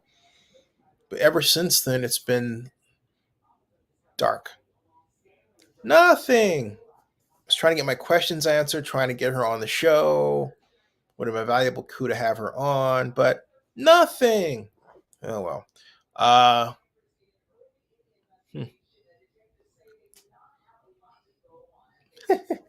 Joseph Webster says the term fun fact was probably started by someone that's passive aggressive. It wouldn't surprise me. That is so passive aggressive. Fun fact. Okay. Fun fact. Stop saying that. Stop saying that. It's not fun. Oh, more or less. All right. Let's see here. Let me try something else.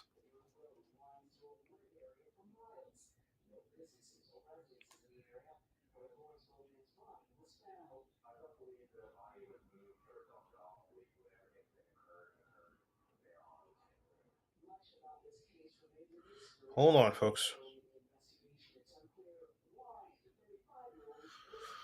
So we've got that open. What's going on with the Senate, though? So I've got both of them. I'm trying to get this so that I can see the Senate and the Assembly and your comments at the same time. All right.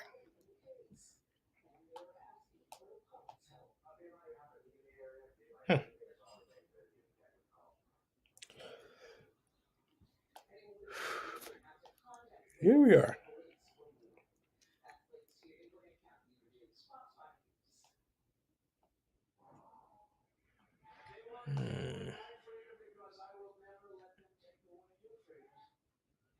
Las Vegas, Hopefield Group.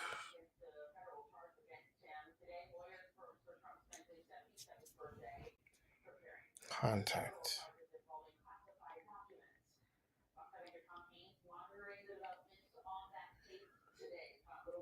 Okay, contact.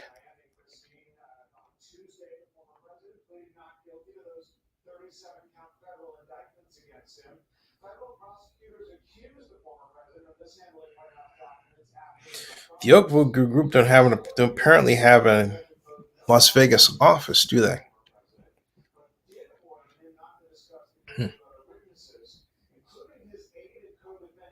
No, they got cell phones.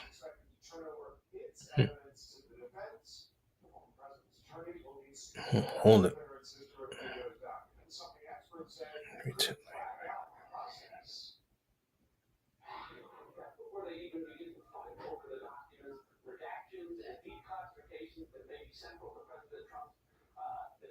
Hold on.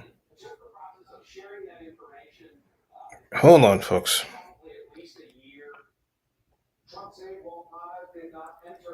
Hold on.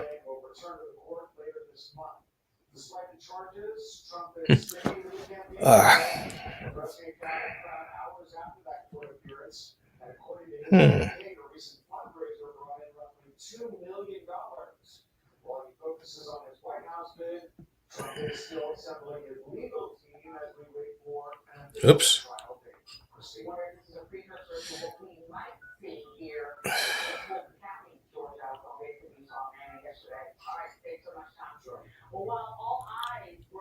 Okay.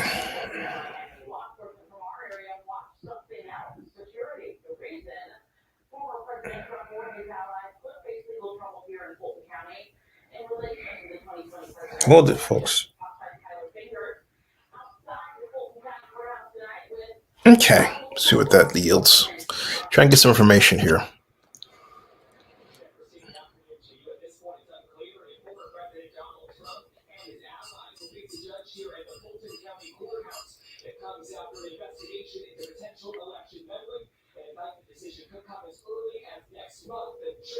Thank you for calling Oakview Group. Sorry that we are unable to answer your call. Please leave a brief message with your name and phone number, and we will call you back at our earliest convenience.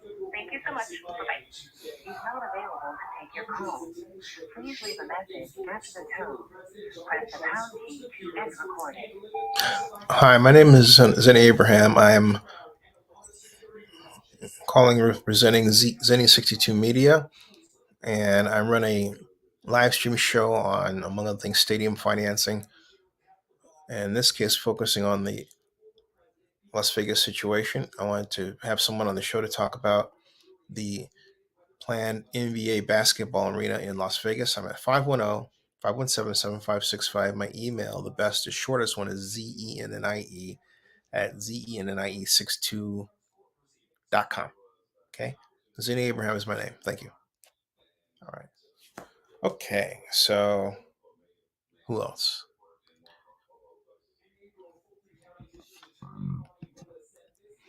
I don't blame the Oakland fans. The civic leaders let them down. Yes, the owner has let them down too. Hopefully, the move to Las Vegas will lead to the eventual sale and a better run club in the future. I don't know why people are under the impression that just because they think, not to be insulting, but just to being real, just because they think John Fisher should sell the team doesn't mean he's going to sell the team, especially if you're looking at a future that promises billions of dollars in value in Vegas. I estimate to the tune of $3 billion. All right. So I'm not getting that. The Golden Knights have set the bar for the future. It would be unfair for me to criticize Oakland. Maybe you're right about the Oakland leadership. This is disheartening. It is very, very, very disheartening. It's not unfair to criticize them, although I see what it is, what you're saying from your point of view, right? But no, Oakland leadership deserves. Look at me. Look at me. Oakland leadership deserves to be flogged over this stuff, legally flogged. It's a mess. It's not unfair at all. What else? All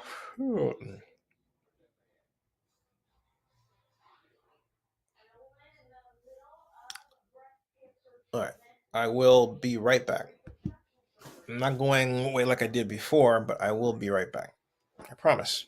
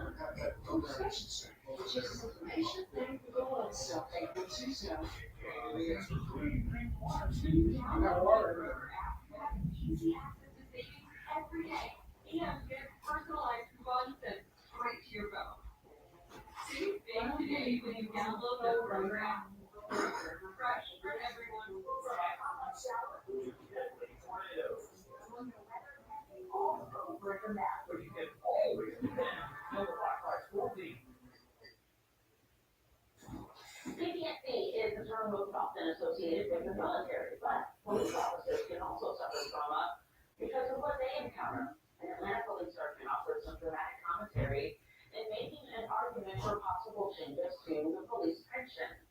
Fox 6 has those details.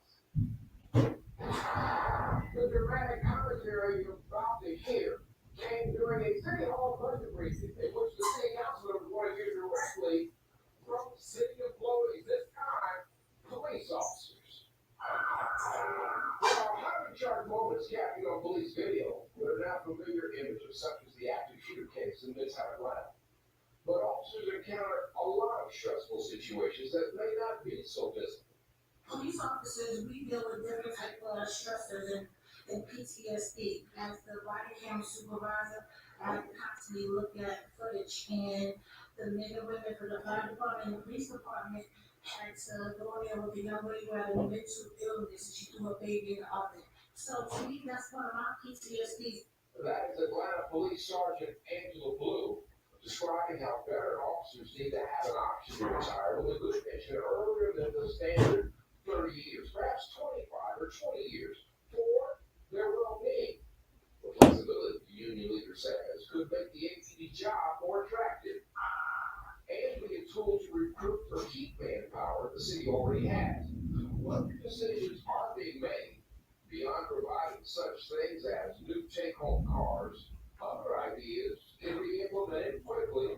We simply ask the commissioner resources to look into establishing the shift differential, which again will be all part of the number of police department. That pension goal mentioned by the sergeant who sees all those body cam images, well, city leaders say it deserves a look.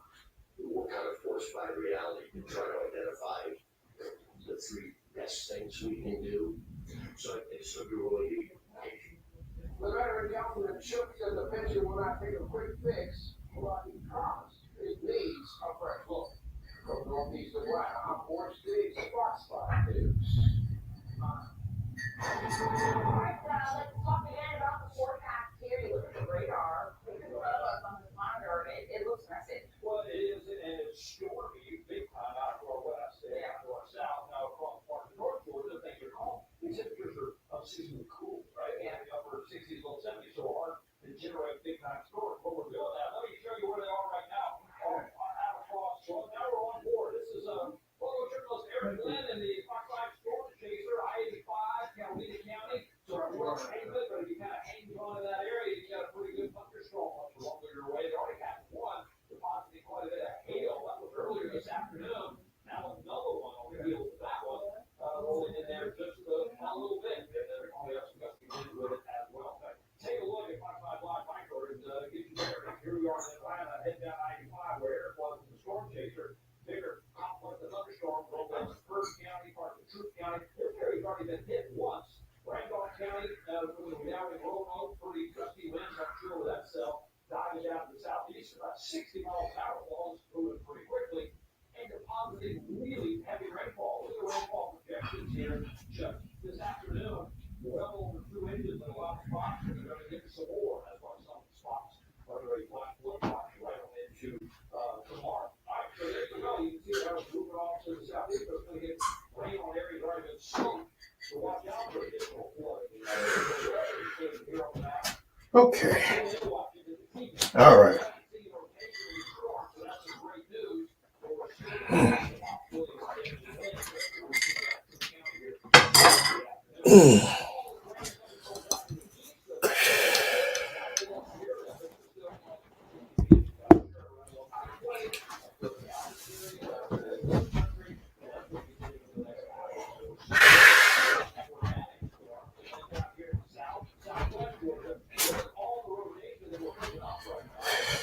All right.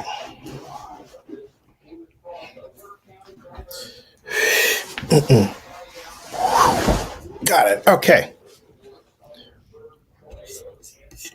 Let me, still waiting. Let's see about the other. Still waiting.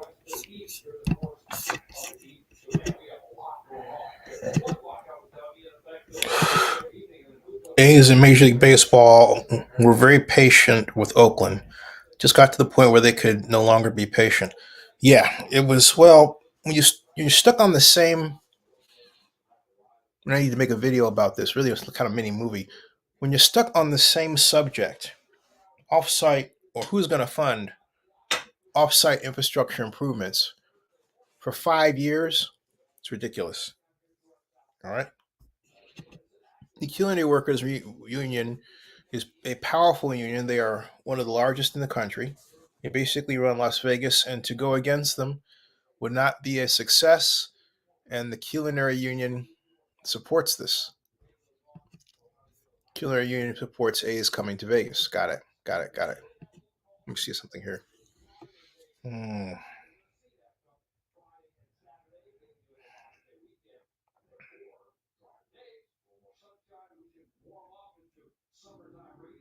Okay, still no sign back from them. Okay. What else do we got here? It's Wichita, Kansas. Quincy, California. Who's calling me from Wichita, Kansas? Hold on a second, folks. One moment.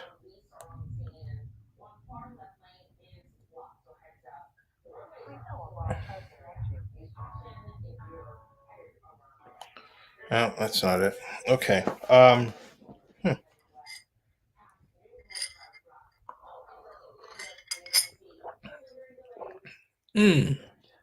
There's nothing like good coffee.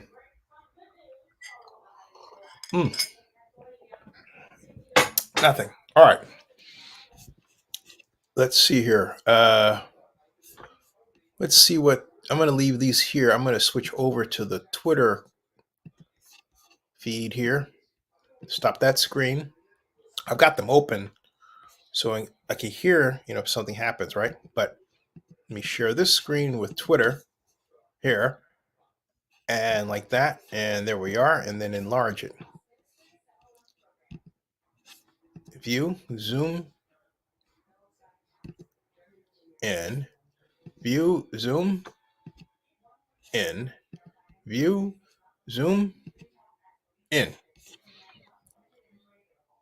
Uprooted says a somewhat interesting snag in SB1. Potentially, the Assembly and Senate will have to obviously concur on the same bill. So if the Assembly makes any changes, the Assembly would have to agree. Could delay the process. Yeah, but so what if it's delayed a little bit? I don't get this. And find out. It's all these A's fans trying to think they can stop something that they really can't stop. They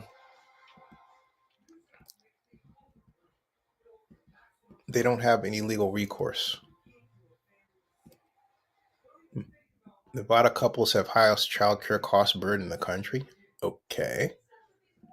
Oh, there's someone. You ever see this? The Dave head. Ugh. I'm glad I'm not Dave in there. Wow. Big Speaker Yeager says the body's bringing out some amendments. Yep, we've talked about that. And this, I believe, and that. Yeah. A's fans in Nevada. You love Stephen Vaught, right? Did you know despite 6 years in Oakland, he never met John Fisher in person? No exaggeration. If Fisher can't be bothered to say even hello to a top employee, can you trust he'll be dedicated to your community? Well, I guess Las Vegas is going to find out, huh? And so Oakland opposed him. This is Bally's. What's this? Support that stadium.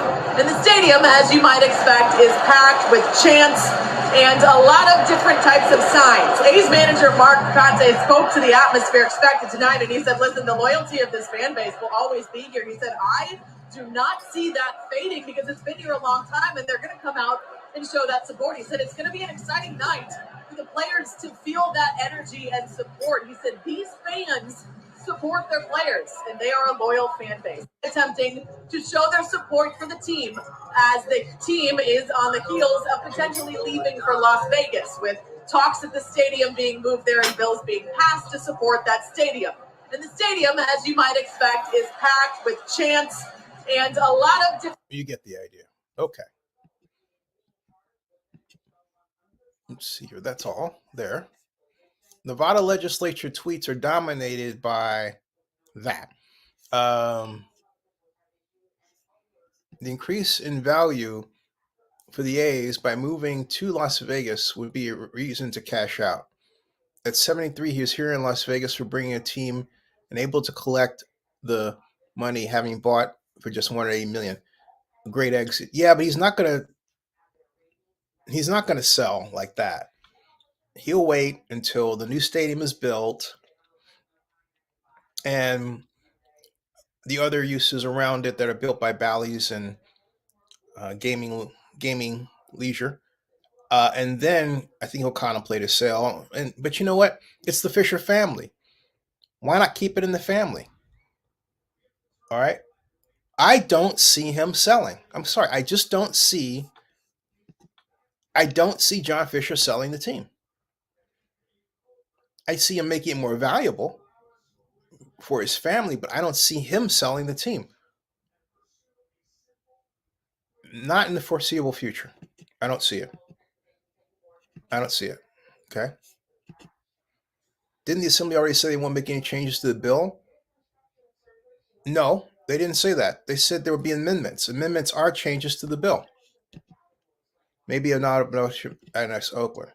Do you think journalists will start blaming the city of Oakland after they blame Fisher's? No, or they're too afraid of. That's it. They're too afraid of the Oakland government snubbing them. That's what it is. We have, and not only that, I'm going to tell you something else I don't want you to forget, okay? Let me refresh this. Hold on a second. Still waiting.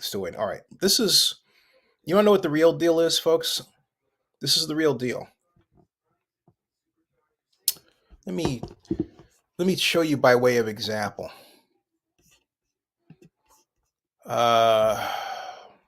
Let's see here. Hearst Media Services.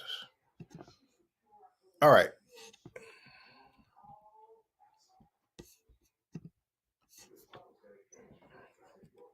They changed the name. It's no longer, there it is, Hearst Media Services. Now it's called Hearst Media. This is Hearst Media Services, all right? And I'm going to enlarge it here, okay?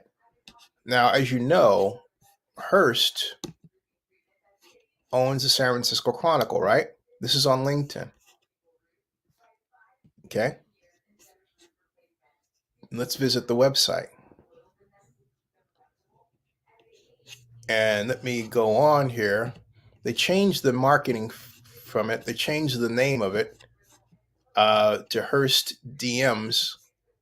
Look at this. HearstDMs.com. All right. Big marketing for local businesses. Okay. Services. Look closely at their services. Are you reading this? Can you read this? See if you can see that. Hold on a second. Look at this again. All right. Look at this.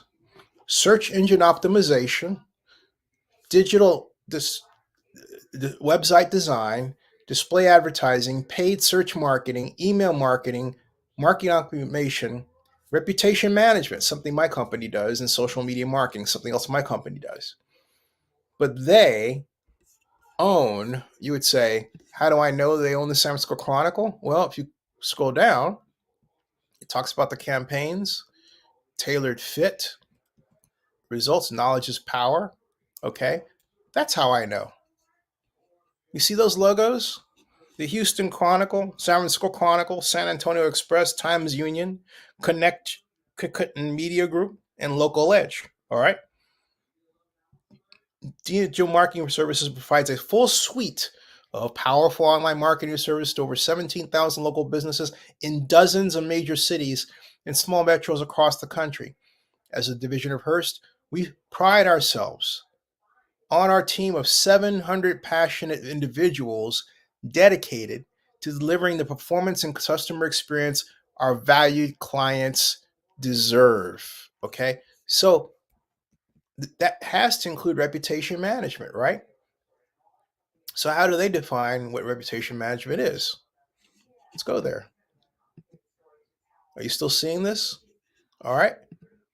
You're only as good as your online reputation.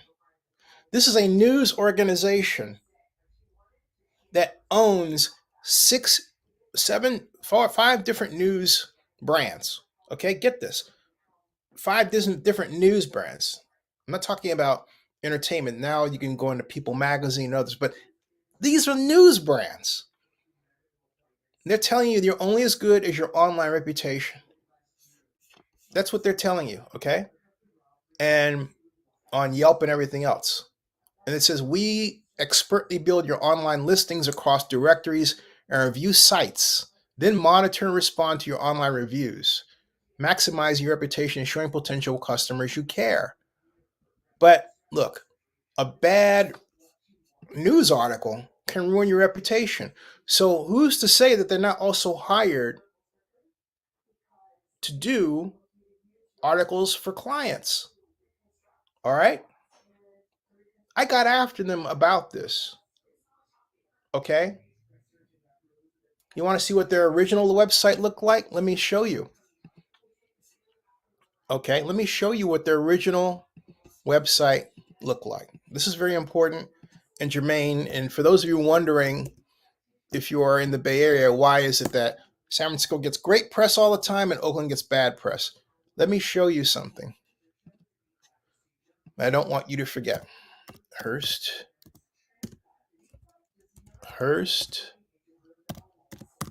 Media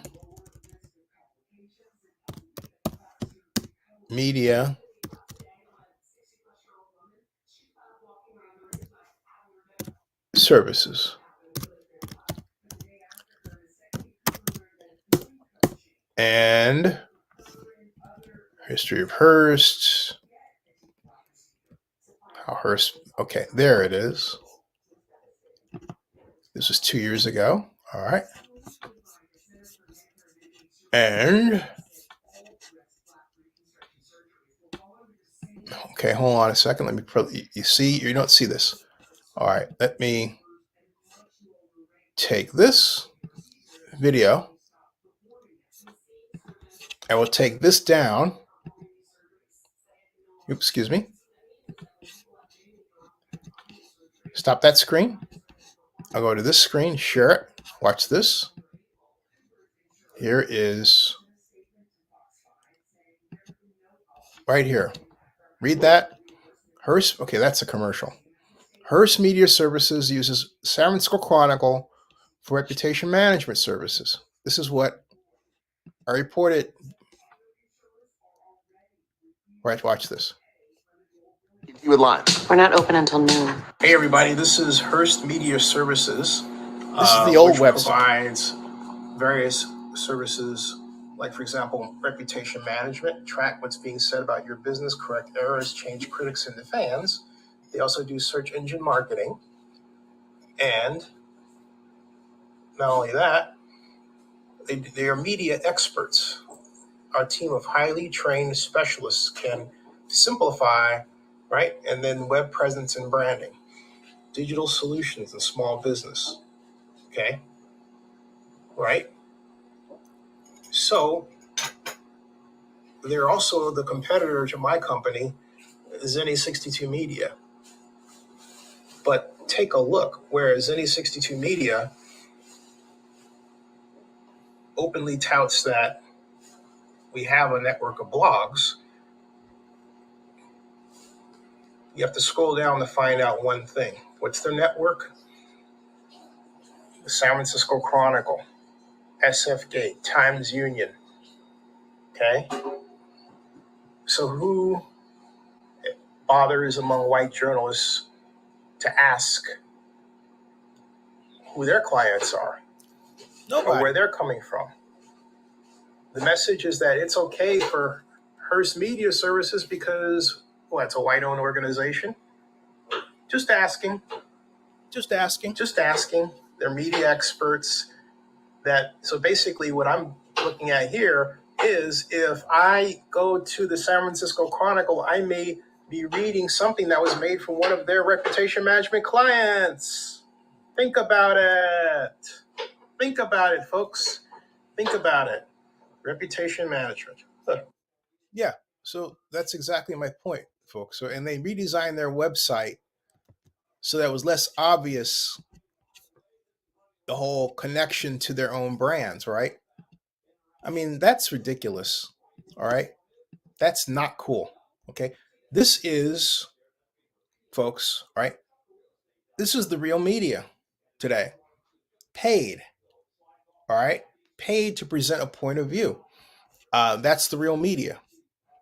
No question about it. So think about that. There's no such thing as objective journalism, folks. Ooh, no. No, The reality is that everybody is a blogger like me, but there are people who want you to think they're journalists and not objective, so they call themselves journalists even though they're really bloggers in their behavior. Just saying. All right, just saying. Just saying. Going back to the assembly floor session here. There that is. All right, now let's see where we're at with that. Both the Assembly and Senate are nothing's happened. We're still waiting. Still waiting. All right, let me go back to upcoming live sessions. Those are the two. Wait on the Assembly and waiting on the Senate. We're waiting. Yep, waiting. All right, we're waiting. All right, we're waiting. Waiting. So my point is, I just showed you how the sausage is being made. All right. Any news? No. Now, do you think Oakland will ever get another sports team? Ever? Yeah. When? Who knows? Biggest Mark should have hinted at sarcasm. Nope. Cities have to play ball in order to get and keep a team. Oils don't have a lease for 2024 yet. No one talks about it. Ownership watching Vegas situation closely. Baltimore Orioles. Hey, how about Oakland Orioles? Just a thought. I think Fisher will start spending money. I think the A's will spend a healthy amount of money in Las Vegas. I really believe that. Because the A's are a child of being at the Coliseum. Really are, okay? What is this now? The A's are a child of being at the Coliseum. All right. Oh, let's see here. A second here.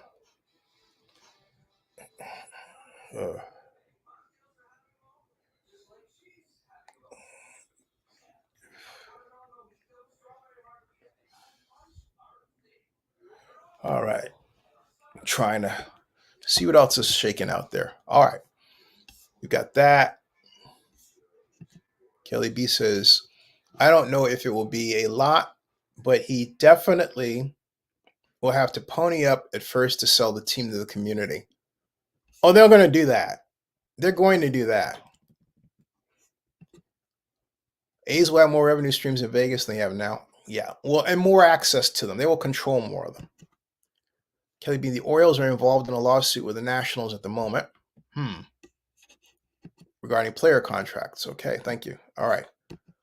So let's see here. We have that. All right. What else do we have here? Let me try something.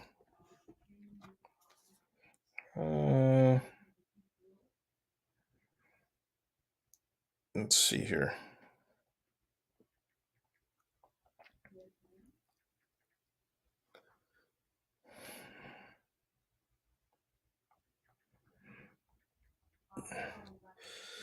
Let's see here. Zennie, talking about halftime. Oakland A's. I'm on live now. All right. Let's see if that works. Okay. What we have here. I've got that. And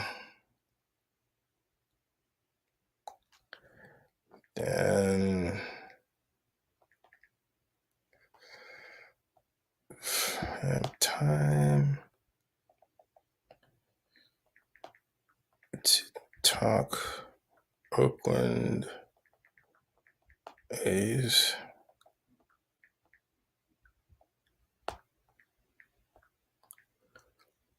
All right.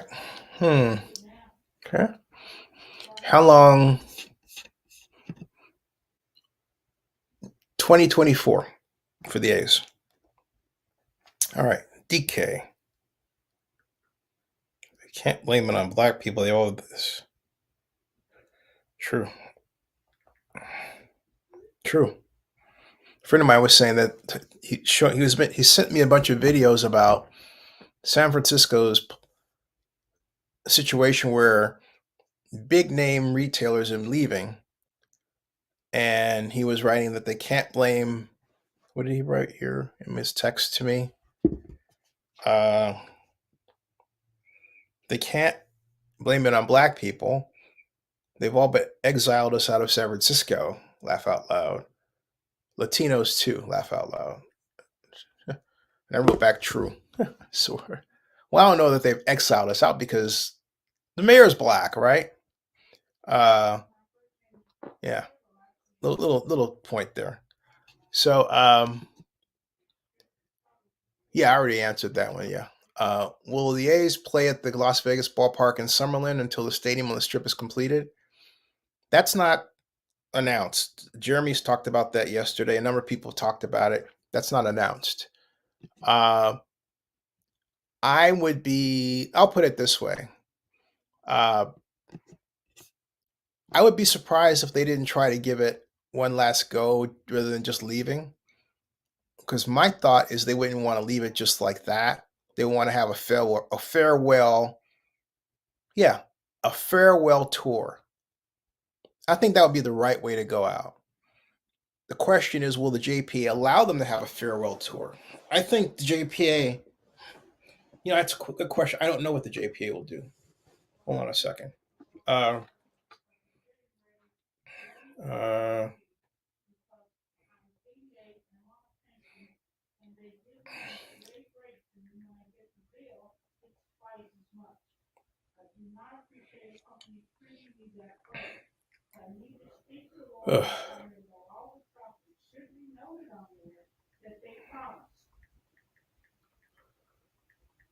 To talk Oakland.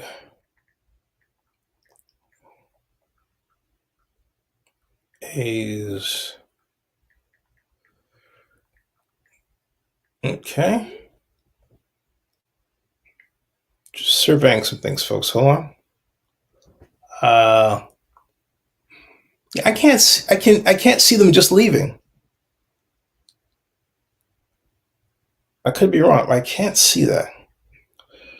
Now, as the more I think about it, the more it wouldn't surprise me, but I still can't see it.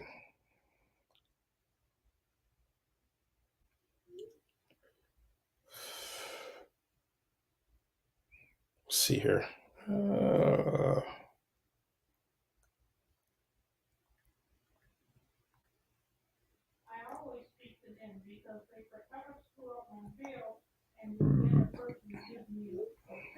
Okay.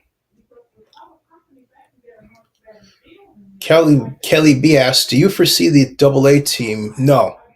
AAA team leaving and mentioned. Not many cities can support both. I've heard that, but why? Where is it written in biblical stone that Major League Baseball team and a AAA team can't coexist in the same market? Where that, in fact, it actually seems like a logical thing that they should be able to, right? You've got the minor league ligers, and you want to see which one of your friends are going to come up. Why not? Vegas is this is the question on the floor right now, right? Okay. Vegas Mark says, Kelly B, the A's themselves said that the Aviators will stay. Yep. Sure did. I was just trying to milk that out a little bit more. They did say that. Okay, here. Driving.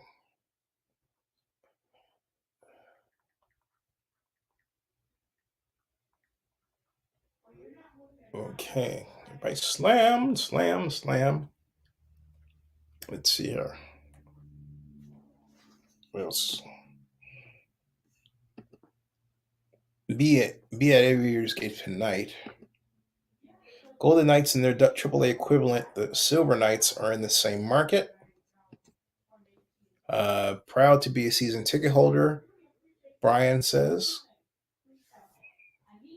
Brian, what do you think about the A's and the Aviators coexisting? I think it's a brilliant thing. Kelly B says, I'm on the East Coast. They have a beautiful minor league park. What else here? Oh.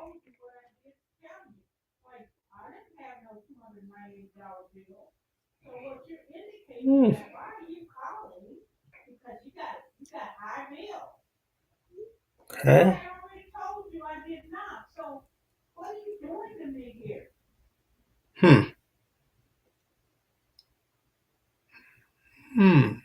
Hold on. Okay. So what is this?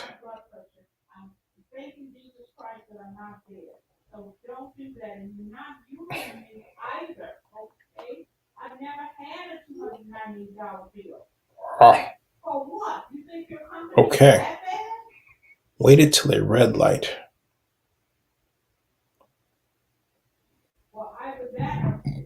Thanks, Peter. I got your tweet here. Thank you. The Oakview group, right? I got that. Sis, do you think? He says it will change. It worked for the half dozen years. Why a half dozen? Do you think Bally's will change their renderings? Yes. Yes. Not sure it's a financial thing, but operational, it makes more sense. Not sure it's financial. Says they will have to, Gabriello. The renderings don't have the new Bally's casino and resort they're also going to build on the site. That's true. That's true. Plus, they've crammed in a couple of other uses. Yeah. So, hurry up and wait. Oh, yeah. The waiting game. The waiting game.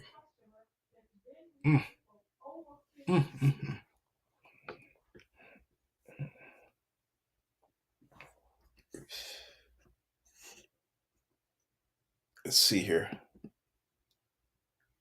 The A's will use it as a practice facility.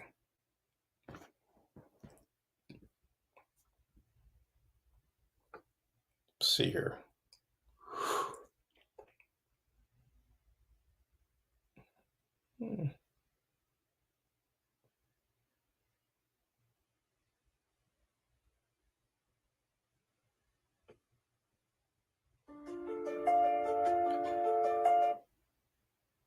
What was that? Whoops.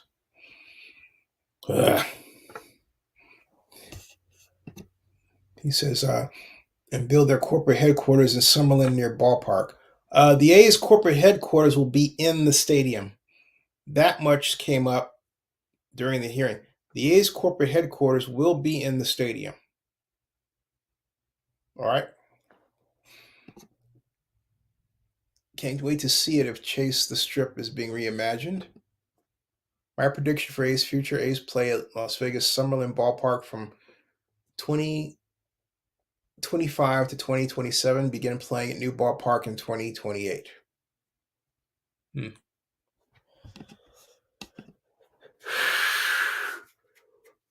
Let's see here.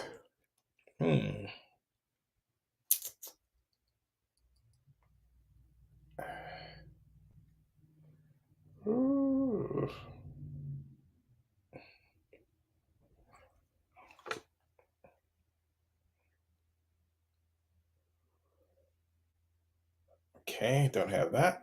All right, wait a second.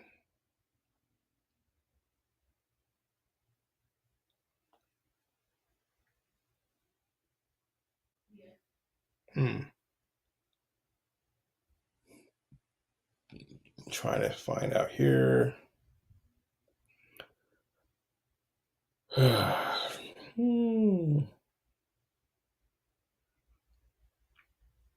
to find another person to reach out who might have some insight.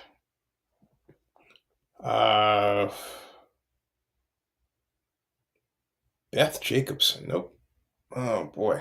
No, I don't. I called before. I want to be friends with the loyalty person. And if not, I can sue you. Byron Allen. I'm a loyalty customer and I want to be transferred, okay?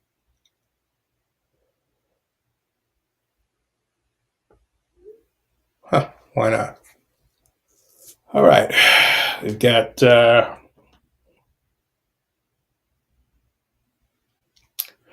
oh, here we are. Hi, Zennie, go Knights go. I previously forwarded your media request to our media team, but if you have additional questions, please reach out. Unfortunately, I do not handle media requests currently. Hope you're doing well. Okay. So I got a response there. Okay.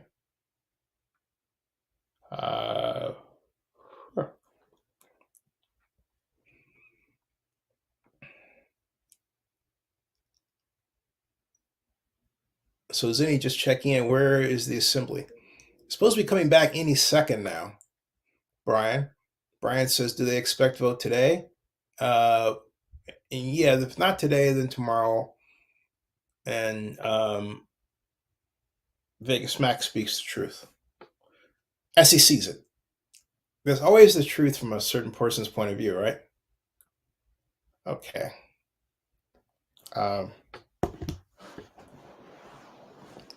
We have that. What else do we have? Okay. I wonder what the sports business angle is. The good old, I haven't read the Sports Business Journal a little bit. Business Journal. There it is. Whoops. Sports business simulations. Ha ha ha. Okay. All right. Okay. Hey, let me show you what on the Sports Business Journal real quick is the most prominent photograph. You got to see this. You got to see this. Sports Business Journal. See that? Yep. You guessed it. You guessed it. The reverse boycott. Okay. Fighting back. A's fans packed the stands at Oakland Coliseum to voice their opposition to the team's planned move to Las Vegas. So, even saw that here in Atlanta, metro area, on the news here. Okay. So, they did a tremendous job, folks. Vegas Mac, I got that one. Who else? Okay. And what else? It is too late. Let me see what this piece says by the Business Journal. As fans, I have 0 articles remaining. I never had a subscription. Unlock a free article every month. Register for free accounts. Oh, why not? Okay. I've been sent an email. Check my inbox.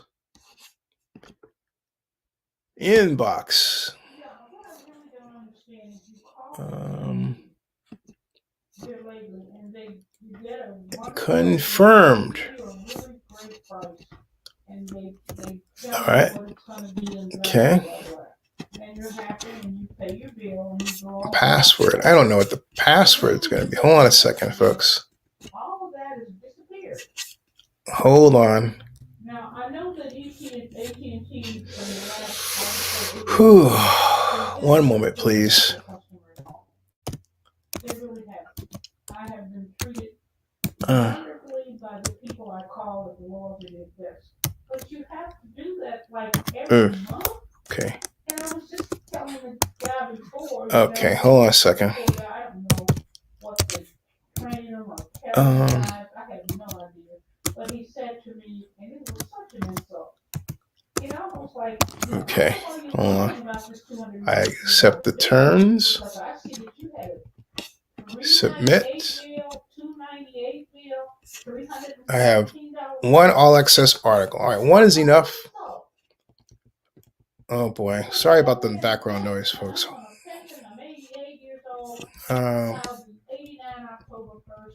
Hold on a second, folks. Let me all right. All right, stop that screen, go present, go to this screen.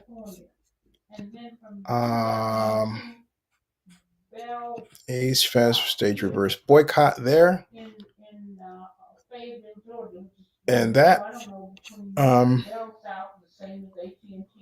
hold on.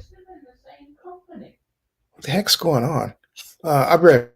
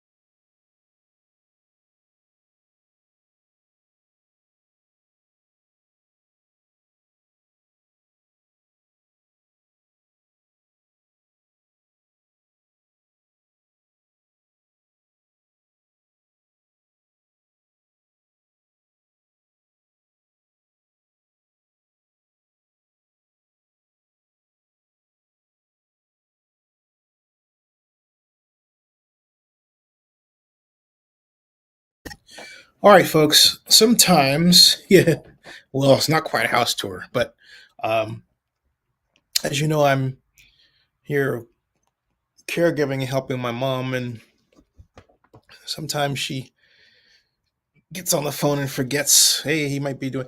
I was toying with the idea of bringing her into the show for that reason, but sometimes it's, she's got her own rhythms and all that. So I came upstairs here. This is, so I don't know how many of you are familiar with the need to make sure you spend time with your loved ones, but I will say this, please make absolutely certain you do. Okay. So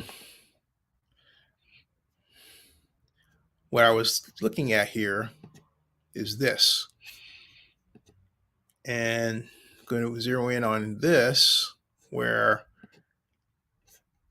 and only for a moment because I want to miss the whole legislature thing, but it talks about the logistics. It quotes different articles, laying blame.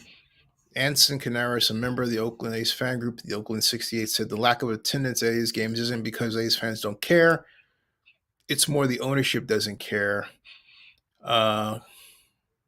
Casey Pratt said a lot of people really blame the A's, not the city of Oakland, because John Fisher has taken over this team and never invested in it.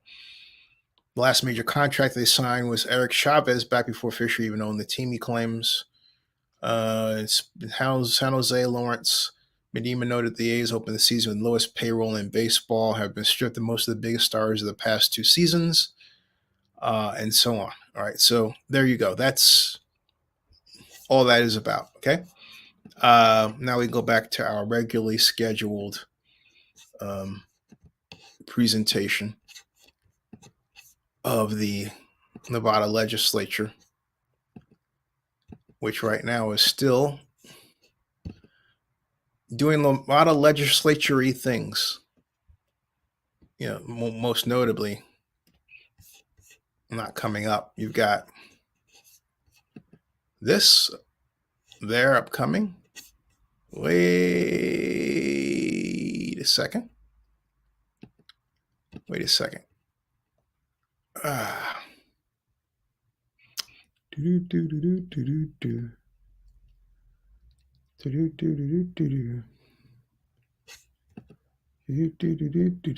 Hold on. Yeah, that's what I want. Boom. That. Okay? So, Mia not supporting to reverse boycott, he says. 2023 is the year of Vegas.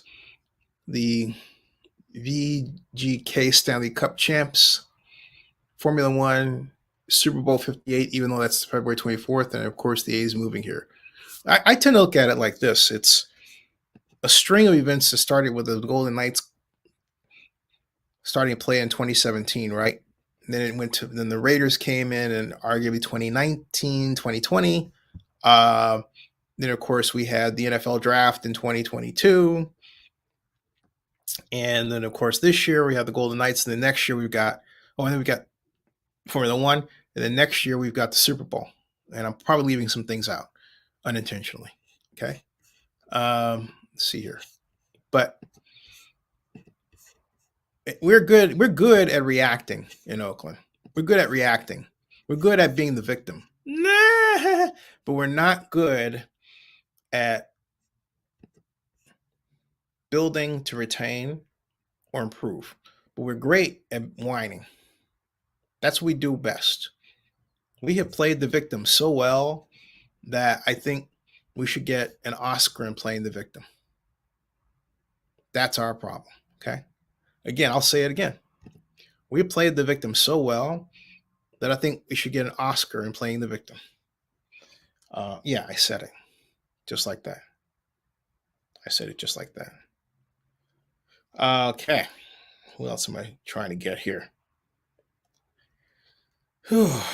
Oh, got this. Oh boy, oh boy.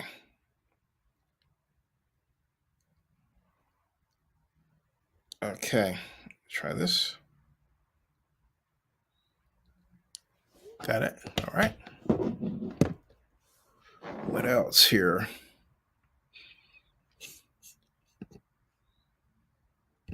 There should be a whining city champ. Ha ha ha. That's true. Kevin says, I agree, but next will be NBA team. Oh, cool. I'm gonna call my friend Pam Drake. She was at the reverse boycott last night. Get her view on everything that's happening here. Hey Pam, how are you? How you doing? Great to hear your voice. Yeah. My son was just listening to your thing about Vegas yesterday too. He's like, do you know some guy named Lenny? I said, no. He said, I said, you mean Zennie? He's like, yeah. I said, of course I know. It's the first time he's been at a game since he was a kid. Wow. And it meant so much to him to be there last night, but he's so sad. He's the point person that Rob Bonta had on the Howard. Oh, that's Terminal right. Project, so he knows all about it. I got to ask you open-endedly, what do you think about all this that's gone on? Oh, since I didn't hear all the question. Oh, I said open-endedly. What do you think about all that's going on? I'll be more specific. Leading up to the Athletics' decision to sort of bail on the negotiations. Yeah, I don't know. I felt like Sheng and her group were working. It sounded like they were really deep into the weeds and thought they were going to get a proposal by the end of the week. Mm-hmm. So as my son said, because he worked with Dave Campbell a lot, and now he doesn't trust them at all. We'll never know if they were actually serious about that or if they were really just setting us up for a move. Well, there's no way to ever know. Mm-hmm. But the reality is, what I saw last night and what I've seen on Twitter and Facebook since then, all of Oakland turned out. Yeah, so it was for all nice, the people that said this project was terrible and argued this and that about it, I'm sure they had some points about problems with the project. Mm-hmm. But Oakland wanted this. Mm-hmm. People should know Oakland wanted this project. The folks in Oakland, well, they don't care, actually. Most people would have just been happy to keep them at the Coliseum, too. Mm-hmm. To be honest, people just wanted the A's to stay. Mm-hmm. Most people didn't understand much about the Howard Terminal project. They didn't understand the year-round park. They didn't understand all the environmental fixes that were going to be involved in it. They heard stuff about it's going to hurt the port. In fact, somebody told me today, again, they're doing another study on the turning circle that they needed, the turning space, and whether that would have worked. People had questions about the luxury housing, whatever. People want the A's here. They don't really care where they are. Mm-hmm. Howard Terminal, Coliseum. They just want this team, that's our team, to be here. Help me with something, because I pulled up. You keep breaking up. I don't know where you are, but your cell service is not too good because every other word is kind of cut off. Oh, I'm sorry. I have you on speaker. That might be it. Oh, but, okay. Yeah. Maybe that's it. I don't know. But I said, help me with something. I'll talk a little louder. The problem I had is encapsulated in an interview that I did with Dave Covell that I found, and it was from a year ago, July 2022, and he said that they had been negotiating regarding offsite infrastructure for almost the last 5 years. You're still breaking up. I'm getting it, half of every word. Okay. Can you hear me better now? What's going on? You want to just call me back? Let me call you right back. Yeah, hold on a second. Okay. Yeah. Okay, cool. All right. Let's see here. Why is that? Uh-oh, let me clear that one. Oh, I know what would happen. I know what the cause of that was. Hold on a second. I know what the cause of that was. No, what it was I had. Yeah, go Pam, ahead. can you hear me now? Yeah, so far, we'll see. Okay, cool. Yeah. There's a slight echo in the background. I think that's because I thought I had this closed. I can hear the echo in the background. But anyway, It's my phone too. Everybody's telling me there's an echo, and I don't know how to fix that. So Well, sometimes I also don't have it on speaker, so that should help. Well, okay, but what I was getting at is that the problem was that they were negotiating, according to Dave, offsite infrastructure cost, who bears it, for almost the last 5 years. And Yeah. one reason that I encouraged Dave to look at tax increment financing when he swore you couldn't use public money was I said, look, you're going to need to build affordable housing to get approval. But it morphed, That's right? But it morphed to, and if you read SB 293 Skinner, it's right there, the ability to fund rehabilitation of roads, arterials, in other words, offsite infrastructure. Right. I don't feel like Libby ever understood that and never used it, and it never came through to most people. The press never covered any of that stuff. Well, they don't know. I had Libby on in 2021 July, and she said to me, no, Zennie, we don't have redevelopment anymore, so we don't, and I'm paraphrasing, have the people that know it. And I'm saying, Libby, hire me because that's all I did.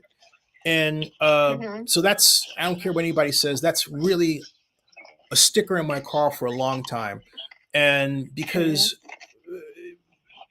what they did, and coming back to what Dave said, was these were issues they got stuck on. I remember Dave told me they didn't even get sources and uses for the stadium. He said that 5 different episodes that we were interviewed. So the city kept, I used a term I shouldn't have used in describing the staff, and it was in a fit of pique and upset, but they didn't have the horses to get the job done, and yet didn't want to admit it. In the old days, we used to have a task force, right? Yeah, I mean, that's right. It should have all been a public task force all along. The public should have been brought along. Instead, the public was confused by what the West Bay press was saying, what the people that Don Parada set in motion. Yep. Nobody ever could prove it was Don Parada. That would have changed it, but because we know what a lying piece of shit he is. And they believed the ILWU, which was fronting for the shipping magnates. Why did they count more? Yeah. I have to explain, folks, that Pam Drake and I go back to 1992, I would say, or is it 1990? Yeah, probably, yeah. Yeah. And when I was a columnist for the Montclarian starting in 93, October 16th, and we were you're the guy who told me I should start blogging. Yeah, I'm the guy who should. Yeah, I sure did. And Pam has been the head of the Business Improvement District for Lakeshore and was really involved in Oakland. She worked for Nate Miley when he was council member. And Pam, I don't know if you remember that it was September 31st of 1997 that I said at the Community and Economic Development meeting that morning that we needed to build a new stadium for the A's, and Nate, your boss, said, we just finished bringing the Raiders back for $200 million. Now we're going to have to do this. And I said, yeah, because of Camden Yards. Well, yeah, and that's the reality. People never got past the idea that somehow we were going to pay for it when we weren't, and we should be paying for the infrastructure. One thing that people forgot that I tried writing about years ago was that San Francisco paid for the infrastructure for whatever they're calling that stadium now for the Giants. At that time, though, it was $95 million. So $95 million is now $350 million. Mm-hmm. But the reality was they paid for it and they got their money's worth. Great point. Yeah, they really did. And if people don't understand, they go down there now where Howard Terminal would have been, and it's a truck parking lot. There's not even a sidewalk. Nope. How do we not need infrastructure there? What is it about? What is it about our town, in your opinion, where it seems like we get stalled in doing things that we used to do with a plum? Used to fix things. Well, I think, first of all, I don't blame it on Oakland. I think it's part of the reality that almost every city is dealing with in Oakland in spades, and that is the gentrification issue. Mm-hmm. And it set people against each other and set people to having major anxiety about everything. Because not only is it something they feel like they can't afford, even if they already own here, But then for the people who've lived here all their lives who are never going to own, they're like, I'm already being pushed out. You want to do something else to make it better? Maybe we don't want to make it better. Because we're going to be gone. Yeah. Or we're living in the tent. And Yeah. no one seems to care. The fact that we've become immune to these people living on the sidewalk for years and years and just like complaining about them instead of saying, why are we forcing people to live out on the sidewalk? Thank you. And how Thank you. horrible that is. Mhm. We're now going, well, those people, they're causing their own problems. Mhm. And so that makes everybody anxious. And you had a pandemic, and then you had a mayor like Libby who checked out years ago. Yeah, she sure didn't. And She though. everything covered with trash, and people going, what happened to Oakland? And so the last thing they want to worry about is building a stadium. Pam. But the first thing they want is to come together for a team. Mhm. So it's a paradox. Pam, pick up on that. You said Libby checked out years ago. Folks, I've known Libby about as long as I've known Pam, and her parents almost adopted me. So I call them my godparents and Libby my godsister, but she Really? didn't really act like that lately. Her parents were active, but I'm sorry, Libby was never a person to me with any real morals. She was just always about Libby. Yeah. And Well. she got tired of the job. She shouldn't have run for a second time. She literally no one heard from her, saw her. I mean, not like they ever really saw her like they used to see Jean. Right. But and the trash became deeper and deeper, and she would blame everybody else for stuff and fight with the council. Mhm. and do everything she could to obstruct whatever the council was trying to do. And so everybody got all involved in those fights and wondering why our city looked like shit, and then couldn't get anything done. And I thought of all the people who could get it done, the one thing I would have agreed with her on, deal with the tax increment, get us this beautiful park with a stadium. Had they offered affordable housing right at the beginning, they'd be building now. Yes, but ma'am. they didn't. So, Yep, you yep. know. Yes, ma'am. But in any case, or talk to the people in East Oakland and say, what can we do over there? What's our plan? No plan. No plan for that huge area in East Oakland. No, it's tearfully sad to see the city collapse. I mean, the reality is that, everybody's kind of at each other's throats. Everybody's worried sick. If you're already living here and you have a house, you're worried you can't afford the taxes much longer. Or, you're like surprised that there's crime because you lived in a neighborhood where you never saw it. So you just assumed it wasn't your problem. That's the reality, because it's a lot of people's problem for all these years. My son went to high school when they had the highest rate of murders. Yeah. He saw it Yeah. in front of him. Yeah. Oh, God. But nobody else cared because it didn't get to the hills. No, we do have an But now when epidemic they of lose that. their catalytic converters, they're like, oh my God, Mhm. terrified. How would you Can't leave evaluate? the house. How would you evaluate Shang in all this compared to Libby? I think Shane is strong. Mm-hmm. I think she is dealing with more things than Libby could even imagine already. Mm-hmm. And I wish she would use her kitchen cabinet, of which I'm a member, more than she is. Mm-hmm. But she's pretty overwhelmed. But I'm happy so far. I like her budget proposals for the most part. Mm-hmm. I think there's a big difference, as somebody pointed out. Libby would say, I'm going to get 60 new cops when people are like, we need more police. But she'd be doing the same thing Libby is doing, which is having the same thing Shane is doing, which is having academies and hoping that you could actually recruit cops who would stay. Mm-hmm. It's exactly the same thing. They just call it different things. Hey, I got to ask But you. everyone says, oh, Shane doesn't care because she's trying to get more police. Mm-hmm. It's not easy to do. No, it's difficult, but she could have used redevelopment the way they structured it. She can provide for services, but I think she might have come around to that had they not bailed. So. Interesting. I got to ask you. I was informed 4 days ago that the Oakland Public Ethics Commission is still investigating her regarding the Liana Powell matter. I'm not going to get into this, bashing Shang stuff. All right. Shang may not be the world's best people manager. But she's first of all, she's a moderate, so people can stop worrying about she's being too progressive. She never was for so-called defunding the police, which never happened anyway. They always get more money, nevertheless. But she's very pragmatic, and she's tough. It's not bashing. It's just, but it is a Those are truth. two I mean, good things. right. I'm not bashing her, but it's a truth that she does have the investigation. I was wondering, Yeah, well, we'll see. Well, let the investigation investigate. And I'm not saying that Lauren would have been better either. All right. Well, I know Lauren wouldn't have been better.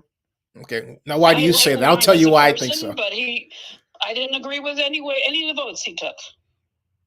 For instance, this is good. For instance. Well, for instance, he always was opposing any rights for renters, right at a time when renters are in the most desperate straits. That's true. He never was strong on police accountability. Yep. He was wimpy on most things, and he didn't ever worry about what happened. Like when Desley was there, for all Desley's faults, which are many. Yeah. Arroyo Viejo Park was the center of activity for folks in all of East Oakland. That's right. In fact, for lots of Oakland, it was dying under Lauren. He could have cared less. That is very true, and that's sadly true. So these things are true. He just didn't have, he had an engineer's mind, but he didn't have a mind that, what do people really need? It was more like, well, what can I get so that I will get higher office? Once he got the bug, he got it bad. I thought that I'm not Lauren... saying Sheng didn't have the bug. A lot of people say, like, well, Rebecca Kaplan's running her. No, I'm sorry, it was the other way around. When Sheng ran Rebecca's office, it ran much better than it ever did before. Do you think we get out of this situation, this problem? Do you think that we come together? Last night taught me something. It made me see that all these arguments and discouragement and my super progressive friends going, oh, this is terrible, we hate John Fisher. Well, we all hate John Fisher now, so that's fine. We all probably always did. But the reality is, yeah, people wanted to come together and have something they could believe in, and they would still do that if they could. So it gave me hope, but at the same time is, very sad, very sad. Is there any particular piece of legislation on your radar that you're covering, or? No, I'm concerned about the budget right now. Today, as the budget really gets down, just the discussions start. We had a press conference this morning for the People's Coalition. I got that press release. Violence prevention cut. Right. Was that on People Zoom, don't or was that? understand that when young people are at each other's throats in East Oakland and one kid gets killed, another kid gets killed in retribution. But the violence prevention folks that are out there prevent that from happening. Maybe the folks in the hills don't really give a damn about that, but that's important to a lot of us. So the violence prevention, not that I'm never been a critic. Well, I was a critic of it in a different way, because I thought, and I expressed this to Lynette because I appreciated the sentiment. But my thought was, if you want to stop violence prevention, you improve the situation, like improve incomes, the whole. Yeah, well, that's all true. But meantime, we have people who actually know what's going on out in the streets. The police don't know that. The police aren't there as preventive, like they would have been if we really had community policing, which we've never had. True. And the police are never going to be willing to let us have that. So you need these folks out in the street who've been out there, who know the players and know what's going on and know who to talk to when things start going down. Yeah, I could not have said that. That's the good point about ceasefire too. There's a few police involved in that, and the other community members they actually know who the players are. Oh, hey, tell them about problems. Tell them about what ceasefire was, and is it fair to say that was a Libby success? What? I said, tell them about ceasefire, and is it fair to say that it was a Libby success? No, I thought Libby, most people that were involved, it didn't feel like it was particularly supported by Libby, but also the pandemic made it pretty null for a while. Because the point of ceasefire is to bring the folks that, there's only a handful of people that are really that super violent.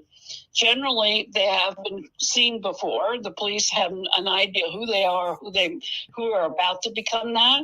When they pull them together and say, "We're watching you. You might end up in federal prison, or we have some options for you," and they offer them the options, it actually made a huge difference. It was actually focused on the people most likely to cause violence and to intervene before they did, or before they did again in some cases, and those interventions made a difference. Now, between Libby, I think she thought of it more as Jean Quan, because it started under Jean. And she also, not a big supporter of that kind of civilian intervention. Right.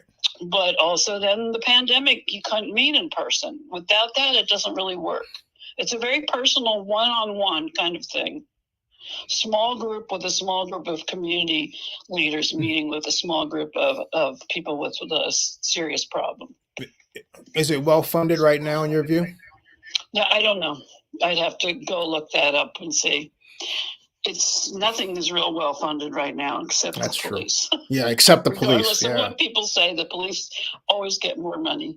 And the reality is people want a handle on overtime, but there's going to be more. If you don't have enough officers, you have more. And the police union pretty much promises these folks that they're going to make a ton of money with overtime. Something else that I thought changed is how we handled affordable housing. We used to, when we did subsidies, we gap finance. In other words, you had X amount of rent. You had, what I'm talking about. You have X amount, but most viewers don't know. You have X amount of rent you need to charge for the project to pencil out. But then you say, okay, what do I need to make it affordable? And that the difference is what the city used to fund. But I get the impression that this group just wants the developer to pay for the whole affordable housing structure without using the way of financing we used to. So you get arguably. I think there's also a confusion, and I think this happens actually more in Berkeley than Oakland, where they're all like, no, it has to be completely only for affordable. But it's actually, I think, sliding scale mixed use is better for I agree everybody. with you. Right. But right now, at least we did pass a measure that Nikki and Sheng both supported. People said it wouldn't pass, Measure U, and now we're going to have money to build affordable housing, and we had to have that. Right. And even then, people have to realize they're going to see people living on the street for years, because it takes years to build. That's the thing, though, and that's what bothers me. We can give people money now to give them the option. I remember when Sheng, the other thing that bothered me is that Sheng had called me for a meeting a year ago, which we had, and she wanted to learn more about tax increment financing and enhanced infrastructure financing districts. And then we get in the meeting and she says she wants the meeting to be secret. And then she gave me homework. Yeah, I can't answer any of that. I don't know how that's operating in there. Oh, no, that wasn't what I was getting to. I think we had the project that apparently slowed down for some reason. I'd have to ask Dan Cow, the one up at the old CCAC, which is an excellent project. That's existing buildings that would be rehab. Right. I mean, that kind of thing would be great too. More of that. Right. But that wasn't what I was getting to, if I may. What I was getting to is that when she gave me homework to do, I said, you have to pay me. But my point is that it was all to the purpose of something we really did need, which was a city-wide enhanced infrastructure financing district, which really, if implemented. Well, I wish we were using it more. I think it's a great idea. Yeah. I don't understand it either. Well, she got an office and didn't even do TIF at all. She campaigned on it. She campaigned on it. And I was thinking, well, you campaigned on it, great idea, but what happened between here and there, right? Yeah, can't answer any of that. I know that there was a part of the budget proposal was to put the housing department together with homeless services, and a lot of us think that's a bad idea because those are completely different things. So we're hoping that won't happen, but it's a 2-year budget, so it's going to take a year for some of this. A lot of that needs to be done is the civilianizing of the police department. A lot of jobs that Sworn have in this city that they don't have in other cities, that those are civilian jobs. It saves money and gives you more officers who can be out on the street or investigating. And of course, they are asking to get us more dispatchers, and that's so important. There's no point in having police if you can't be dispatched. That's right. So when do we get to a point where it's safe to go out and we don't have to worry about parking our cars and having them smash and grab and stuff? Yeah, well, nobody bothers mine until I get a new car. I'm safe. You just need an old car full of trash. That's all. Everybody should So let you me have fix a their car. so you have an Drive old their car full of for a week. No one will bother it after that.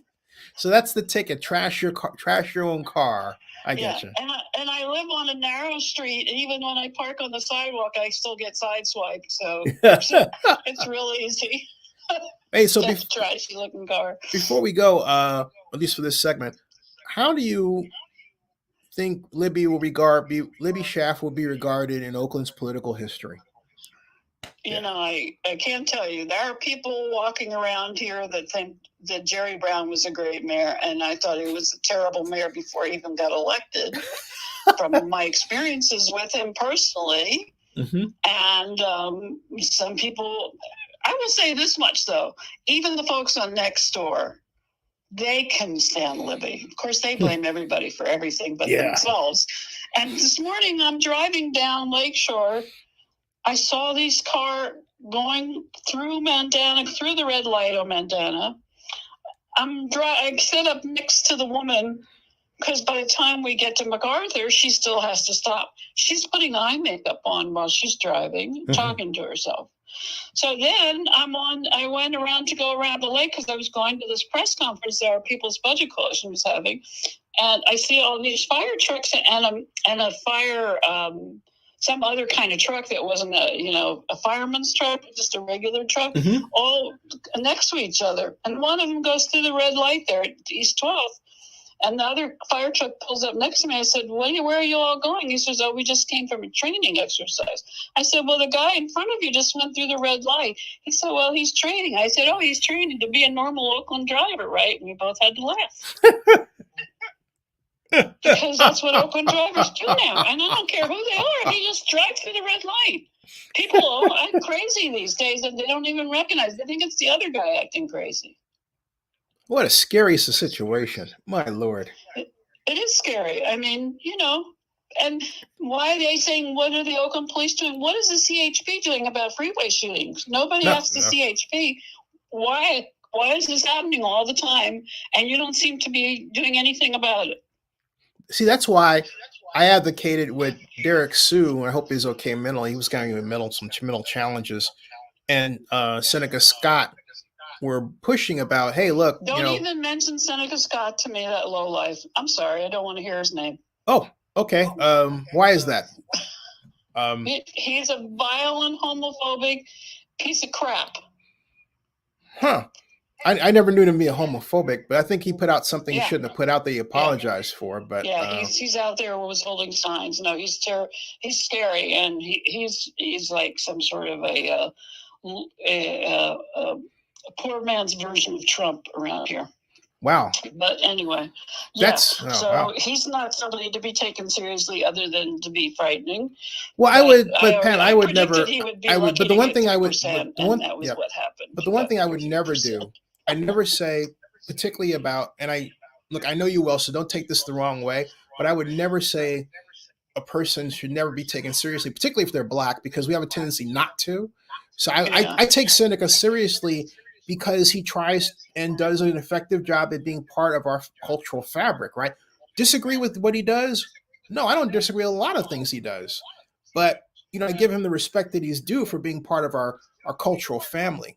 That's all I'm saying. Okay, well, I have nothing to say. I already told you what I thought. That's it. Okay, well, on a happier note, how was Oakland Restaurant Week and what's your favorite restaurant? I don't go to restaurants. I'm on Social Security. Oh, okay. I don't have any money. Oh, well, I'll take you somewhere when I get back. How's that? I think Oakland's got a lot of great restaurants. Unfortunately, I can't really participate very much like I used to when I had a job. Oh, well, you got friends who'll take you. I'll take you around when I get back. So. But I'm sure it's good. I mean, a lot of restaurants are failing. It's the hardest business to be in, and they went through, major shock. And like on Lakeshore, we still have businesses failing, and a lot of it is because our landlords still insist on charging triple net. It doesn't matter to them that no one can afford to be there. Yeah, we need we need to off. legalize commercial rent control. Boy, oh boy. Absolutely. Ooh. Why would somebody put their heart and soul into a business and so somebody else could collect all the profit and then kick them out once they did too well or stumbled for a minute? Yeah, that needs to come to a head. You're right. That really needs to come to a head, Pam. Absolutely right. That is absolutely ridiculous. And there's empties all over, and it doesn't seem to affect these landlords in terms of trying to be better landlords. Nope, you're right about that. No. And I think some people have been pocketing the relief money and then pretending like they didn't get any, and then kicking their tenants out. Well, I wouldn't be surprised at any number of things that they can think of. They have people instructing them on how to do this. But yeah, if we had some kind of rules, it would make sense, because if you think about it, if you're a landlord and you have an empty for a month or two, it takes a year or so to recoup that. Now, but if you don't care, if you inherited the place and you get a tax write-off, hey, cool. Now, on the other hand, the money gets big again, and then I'll rake it in. I got to give a plug for my landlord, Lapham Properties and JR and Associates. They've been fantastic working with me since I've been out here helping my mom and going back and forth. And literally, okay, well, they're the people that years ago I bought my house from, and they lied like a rug. Oh no! About the condition of it, and they had to fix it. Oh, who did? Who lied? Lapham. They were renting it out to the owner. Oh, I'm sorry to hear that. Wow. They were terrible landlords for the poor guys that lived here before. I'm sorry. Well, they rescued me from Lily Jew. So Lily Jew is my okay. Well, this was a long time ago. I've owned this house for a long time now. So. Oh, okay. But you got to be careful with those kind of companies. Oh, okay. Yeah. Well, wow. Commercial rent control. That'll be the key to make everybody behave. Well, we need our small businesses. We need our retail districts. They're where people come to live in the city. Most people don't hang out in downtowns, even if they're wonderful, like San Francisco's was sometime back in the dark ages. But they do actually. And Lakeshore was one of the favorite hangouts, and now we got a bunch of empties, and that's very sad. And to me, it's criminal that the landlords don't try to rent them out. Yeah, I completely agree with you on that note. Because Lakeshore was welcoming to all parts of Oakland. Mm-hmm. Everybody felt comfortable coming and hanging out. Mm-hmm. Definitely. No, I love my city so much. I remember Tiki Tom's. I'm sad that burned down. I love Lake Chalet. Occasionally they serve good food. I think it depends on what I order the burgers. I love the burgers. I love the shrimp cocktails. I love the Caesar salad. I've never tried them, but occasionally I've had a good meal there. But for the most part, people don't care because they like the view. Yeah, the view. Folks, Lake Chalet, people watching this 1615 Lakeside Drive, corner of Lakeside, near the corner of Lakeside and where International Boulevard becomes 14th. Great place. Right next to the courthouse. So if you have a courthouse date, you leave the courthouse, go to Lake Chalet. Right on the lake. We have the best of in Oakland, though, is we have every kind of ethnic food, and there's no way to miss on most of them. No, not at all. It's just all top notch. Thai food, Chinese food, Ethiopian food, Eritrean food, Burmese. Yep. Course, vegan. Even everything. Vegan, if you like vegan, Yeah, vegan. My son's a vegan. So and I'm not a vegan, but I've had vegan food just because. Impossible Burgers are everywhere now, which is a great thing. Yeah, they're advertising them out here in the South. Yeah, that's amazing. Well, so many of my people have moved down there. Oh, hey, yeah, it's just a great place to be. I like it. It's different if you're from the Bay Area. It's an acquired taste, but I'm here for my mom, and playing by ear. In fact, I gotta jump for that reason. I gotta check on her. Well, I'll be down there visiting my grandson anytime. So. Oh, well, we gotta. I have to say this about Atlanta, Mm-hmm. and it is a mark against Oakland and actually California. Mm-hmm. I have never seen a park in any neighborhood in Atlanta that wasn't nicer than any park practically in the entire Bay Area. A kid's playground park, Yeah. I mean, they're beautiful there, and I appreciate that. And I'm sorry to say they're not here in California anymore.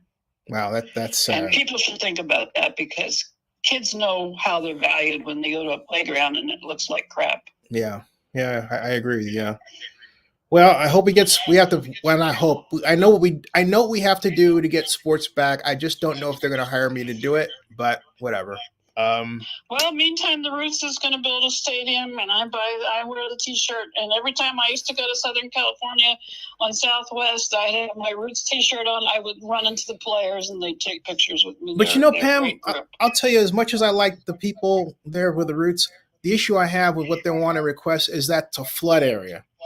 And I told Lena, Lena about it, and they haven't done anything. And I said to the president too when they were at the JPA that that's a major part of the sea level rise map, and you need to look at that. And I'm really shocked that rather than wanting to be in the Coliseum, which would really help us with sponsorship, they want to be outside and have this pimple on Malibu Golf and Games, which is crisscrossed by water tributaries, which fill up and will spill over. I mean, that's why the Coliseum goes underwater too. Well, the thing about it though is the Coliseum has drainage to deal with it where they want to play, whereas where they want to go, they have no drainage plan for it. Yeah, they just want to plop it there. I guess after winter we had like last year, and I got to tell you, since I'm here and you're not, we're all having to go out and buy more winter clothes because it ain't warming up anytime soon here. Mm-hmm, mm-hmm. It's sad. It's chilly all the time. Yeah. Yeah, but definitely. We were all happy last night. We were happy, sad, but we were all together. Well, everybody, if you look on Twitter or Facebook, everybody you know was there. You just couldn't see them all, but we were all one. You were, yeah. I saw that. I saw that, and then I had Richard Hake there as one of our vloggers. But is it too? I think it's too little, too late, Pam. I just, I hear you, but I'm so glad we had a chance to be there, and I hope that they will play out their lease because we're taking my grandson next time he comes. Yeah, I hope that we get a farewell tour. We got him in A's hat so he can go. He's too young to care, but we're taking him anyway. Well, Pam, gotta have that chance. Love you very much. Glad you took time to be with me here. Okay, good talking to you. You got it. And I'm gonna we'll have you on again. Okay. All right. See ya. Okay, see ya. Folks, that's my longtime friend Pam Drake. Pam is she's Oakland. Oaklanders are outspoken. And that's you got a full dose of Pam Drake, okay? So I don't know what the best food in Georgia is. I mean, the best food that I've had, because in fact, I got to go down and check on my mom right now. I don't know. The best food I've had here, when my friend came out to visit, we went to Bones Steakhouse, okay? And Bones in Buckhead, just outstanding, folks. Oh my God, it was just outstanding, okay? It really was. I loved it. Okay, loved it. All right, so what I'm going to do right here is I'm going to set this up so that it's remote here. I had this on StreamYard. Hold on. Go in here. Enter studio again. I think I'm going to make this allow. I want to make this Zennie Abraham 2. There's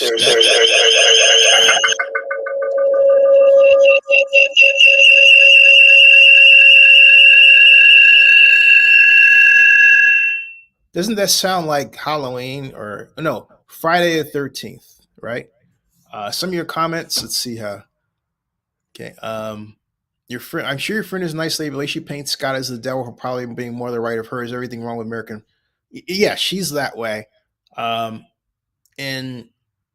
I like Seneca. I understand where Seneca's coming from. And that's Seneca. And he's made some decisions by his own admission that were not good ones. He had a placard that was insulting of people who are trans. And look, I don't care about what a person does. I don't get hung up on that stuff. I think it's a waste of time to get hung up on it myself. All right. So best food in Georgia, go to Bones Steakhouse. I haven't tried Chick-fil-A yet I'm not a fast food guy per se. I like Zaxby's, and that's a kind of fast food. I am for fast preparation food that's normal. All right. Anyway, let me go down and check on my mom. I've got this set, however, so that as you can see here, right there, right? Sounds like Radiohead. Yeah, it does, doesn't it? Or, hi, maybe this is more appropriate, right? Hi, I'm Max Headroom. All right. I'll be back. But I'm also monitoring it because I've got two of me here, right? Okay. All right. I'll be back.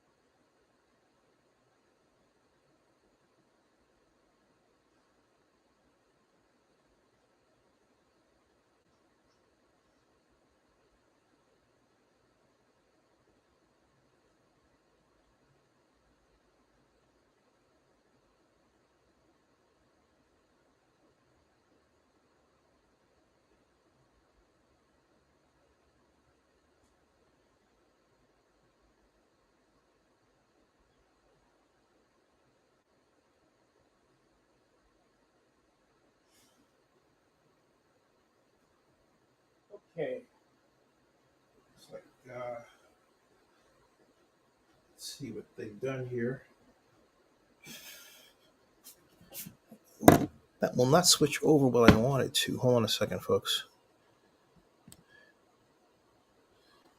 All right. That's weird.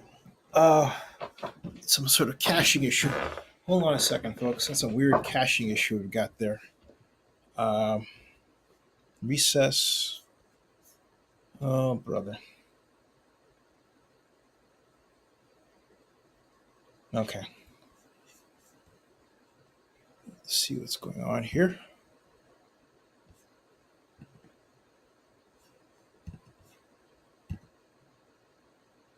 Keep one of these open. It's very weird.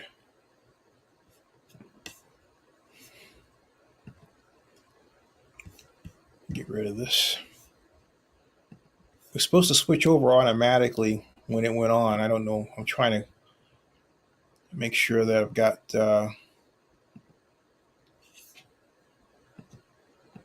appropriate amount of space free, because that's not supposed to happen.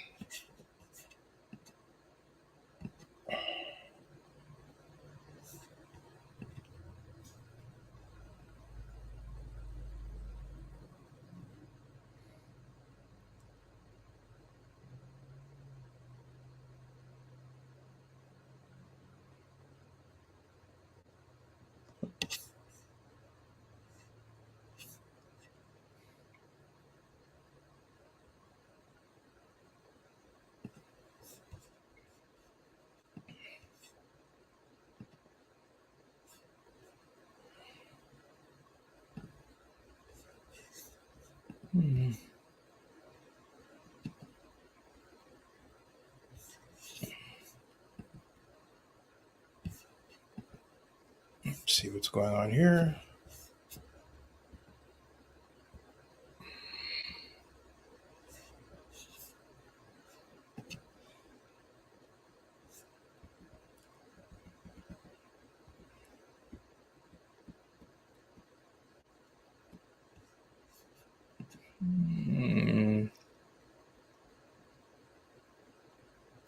All right.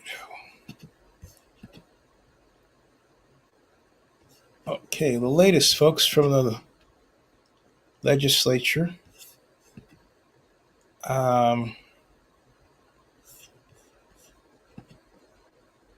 Okay. 9 minutes. So nothing's changed. Battleborn is still waiting for the amendments. They are.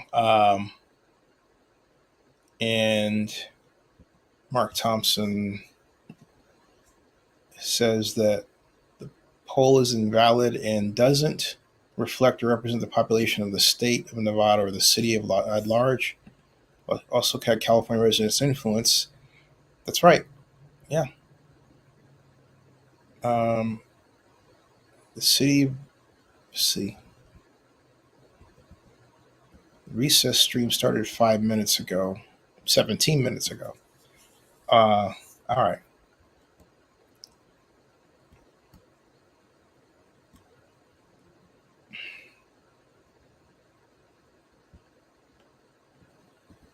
Anybody who thinks that this legislature is going to vote, someone wrote, that's funny, is going to vote this down is nuts. I mean, you've got to be absolutely 100% nuts. Back-to-back championships with the city of Las Vegas. Well, that's right, 2022, the Las Vegas Aces. Oh, I got to correct that tweet I sent out. 2023, the Golden Knights.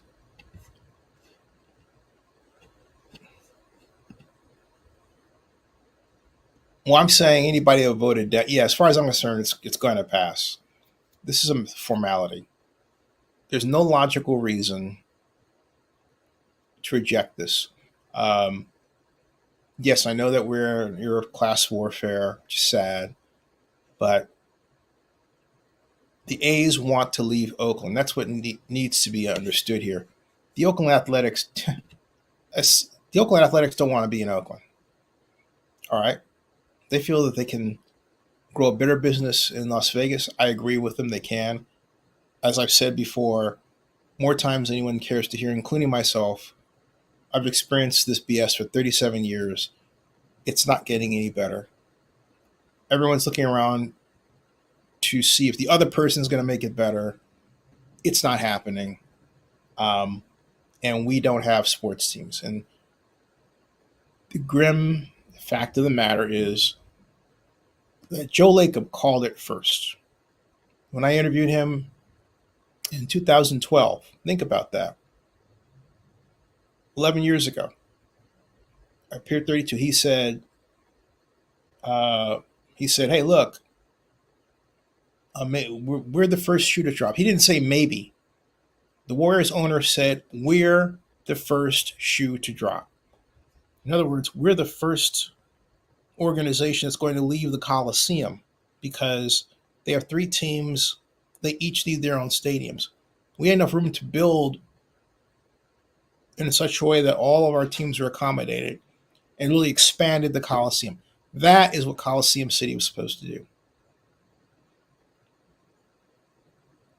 We got a lot of models. Oh, this one right here is hashtag NVLedge, baseball fan. That one. Check that one. That's what he's talking about.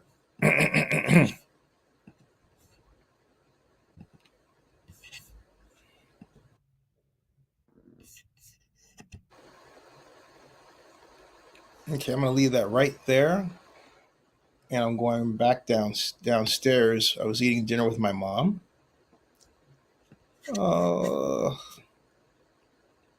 Like I said, folks, if you can take time to spend time with your people, your mom and dad, or your mother, do it. You will not regret it. Okay?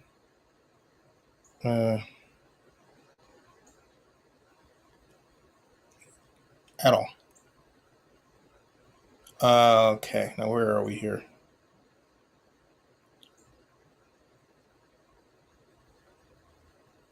Okay. Oh, I got that, I believe. All right. That's set as recess. So I'm going to leave that right there. And let's see. I'm tired of Battleborn. Ugh.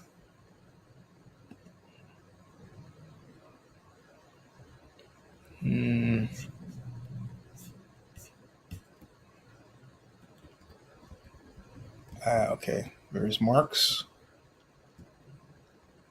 Jeremy Koo. Serenity.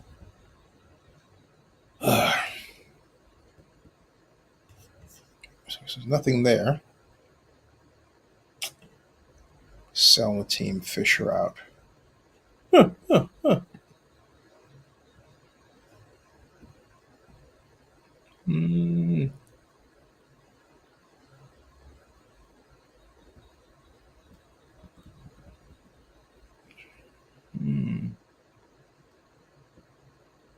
John Fisher said he had something he had to do and approach the MLB owners meeting today, then returned to the building with a drink.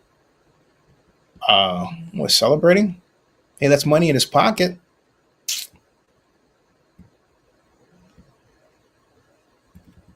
In Minneapolis airport, wearing my Last Dive Bar shirt. There you go.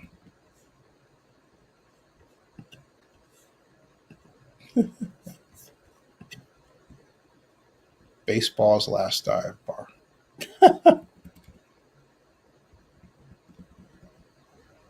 Drums are better than showgirls.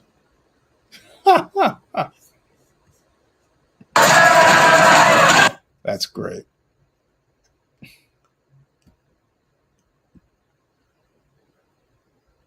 The one problem that I see, though, and I think that the A's are just because of Las Vegas's makeup, I'm going to be blunt about this, is that it seemed like the crowd at the Coliseum was 90-something% white. And if you're wondering why, look, if you're wondering why the crowd wasn't bigger when it could have been, I think the lack of diversity is something that we have to talk about. How did this happen? And why? Okay. And will it happen in Las Vegas? Well,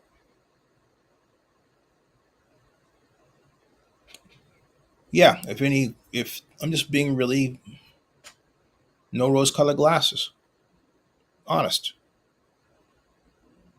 you would have had to been hard-pressed to see anybody black in the crowd for the Golden Knights. You had to really strain your eyes. I saw, because, looking. And the same thing last night with the reverse boycott. Okay? It's a sad statement on our country that our sports are divided in that way, where you have the NFL and the NBA with healthy African American fan bases of color. But then hockey and baseball don't. I have theories. I think it's because in the case of baseball does not have as many American homegrown players as it used to. That is a tremendous problem. It went Dominican Republican happy at one point. And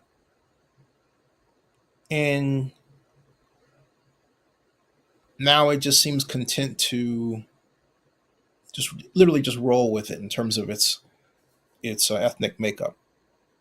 I don't like to use the term racial because we're one race, human race. But the ethnic makeup of baseball fans is something we need to address. We really do. All right. I like baseball. I like going to the games. I like them a lot. Something's changed. Something's happened. Something has happened. Hold on a second. I want to see something. If anybody's talking about that. It's like, hey. Oh, damn. Okay, cool. Awesome.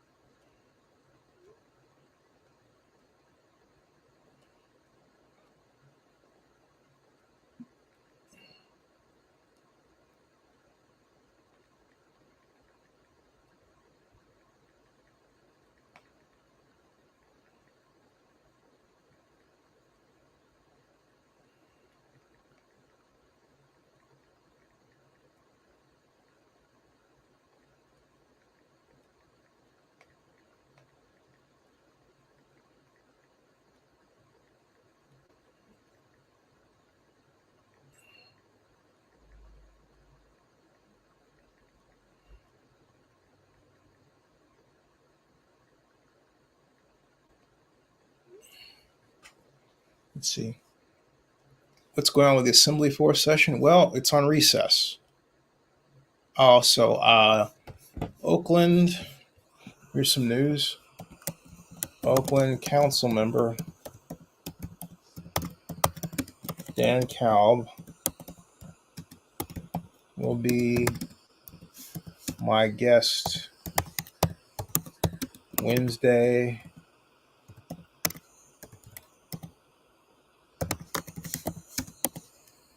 at 5 8:30 p.m. EST. No, I'm sorry, PST. 8:30 p.m. EST.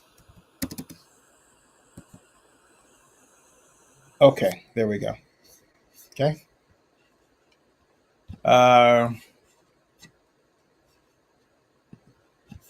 Let's see here. NV Ledge.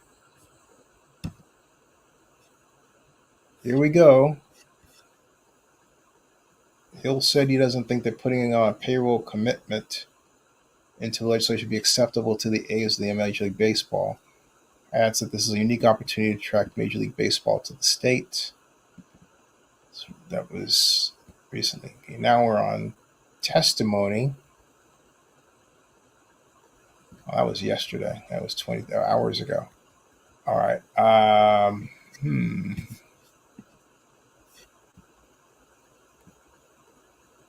Assembly amendment for SB 1 is live. Okay. It is. All right, it says recess. Let me go back here. All right, that's that. It says recess. It's live, but it's recess. Romper room. They expect the fate of the A's vote tonight.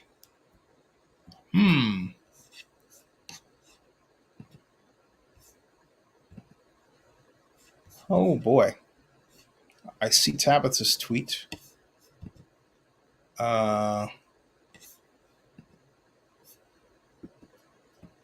Let's see here.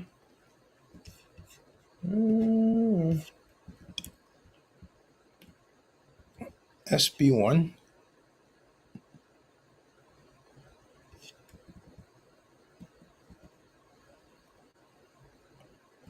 Oh, they got the amendment. Hold on a second. Let me see. The amendment is out. Let me see if I can go and get it. Got the amendments, folks. All right, let me see if I can add them as an attachment so you can go get them. Hold on a second. Let me put up. Can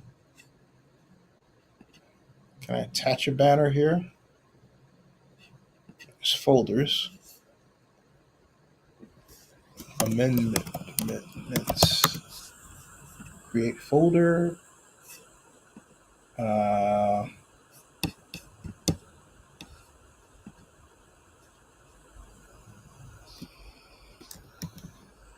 Okay. Well, it's not. There's that, but let me see if I can do this another way. Doggone it. Curses.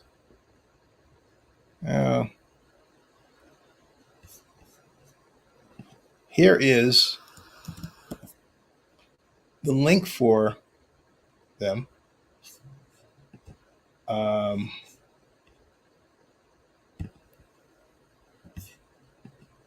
putting this. There it is. Hey, folks, in the private chat section here, I think everybody should be able to get in there, I believe. But in the private chat section, there is a link to the amendments. So if you see this, there's a private chat. There's a link to the amendments there. Okay.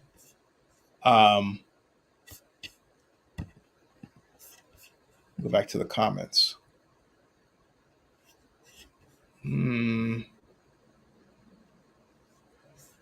Audrey Mayer. Interesting. Recess. Okay, that's there. That's it. Go back here. And some of you are probably saying, Zennie, just keep it there. I'm keeping it there. I'm keeping it there. I'm keeping it there. Let me look at the amendments and read them off to you. I'm leaving this here, but short form amendment, sections 8, 5, 20, 23, 32, and 36 of this act are the only sections affected by this amendment. Okay, so as we scroll down page 3, it had something called requiring the creation of a Clark County Homeless Prevention and Assistance Fund. That was removed. That's the title of the Senate Bill 1's first reprint. Okay. So that's that reprint. Section 31 of the bill says that the bill requires the Board of Clark County Commissioners to create a Clark County Homeless Provisions and Assistance Fund. They removed that part of Section 31. I think they moved that. Yeah, that was deleted in the Senate bill. And beginning with the immediately succeeding calendar after the period set forth in subparagraph 1, an amount per calendar year that is the greater of $2 million as opposed to 1.5 million, or 1% of Major League Baseball team ticket revenue generated by the Major League Baseball stadium per project year. Then a person... Oh, here we go, folks. The Assembly will come back to order. Assemblyman Miller.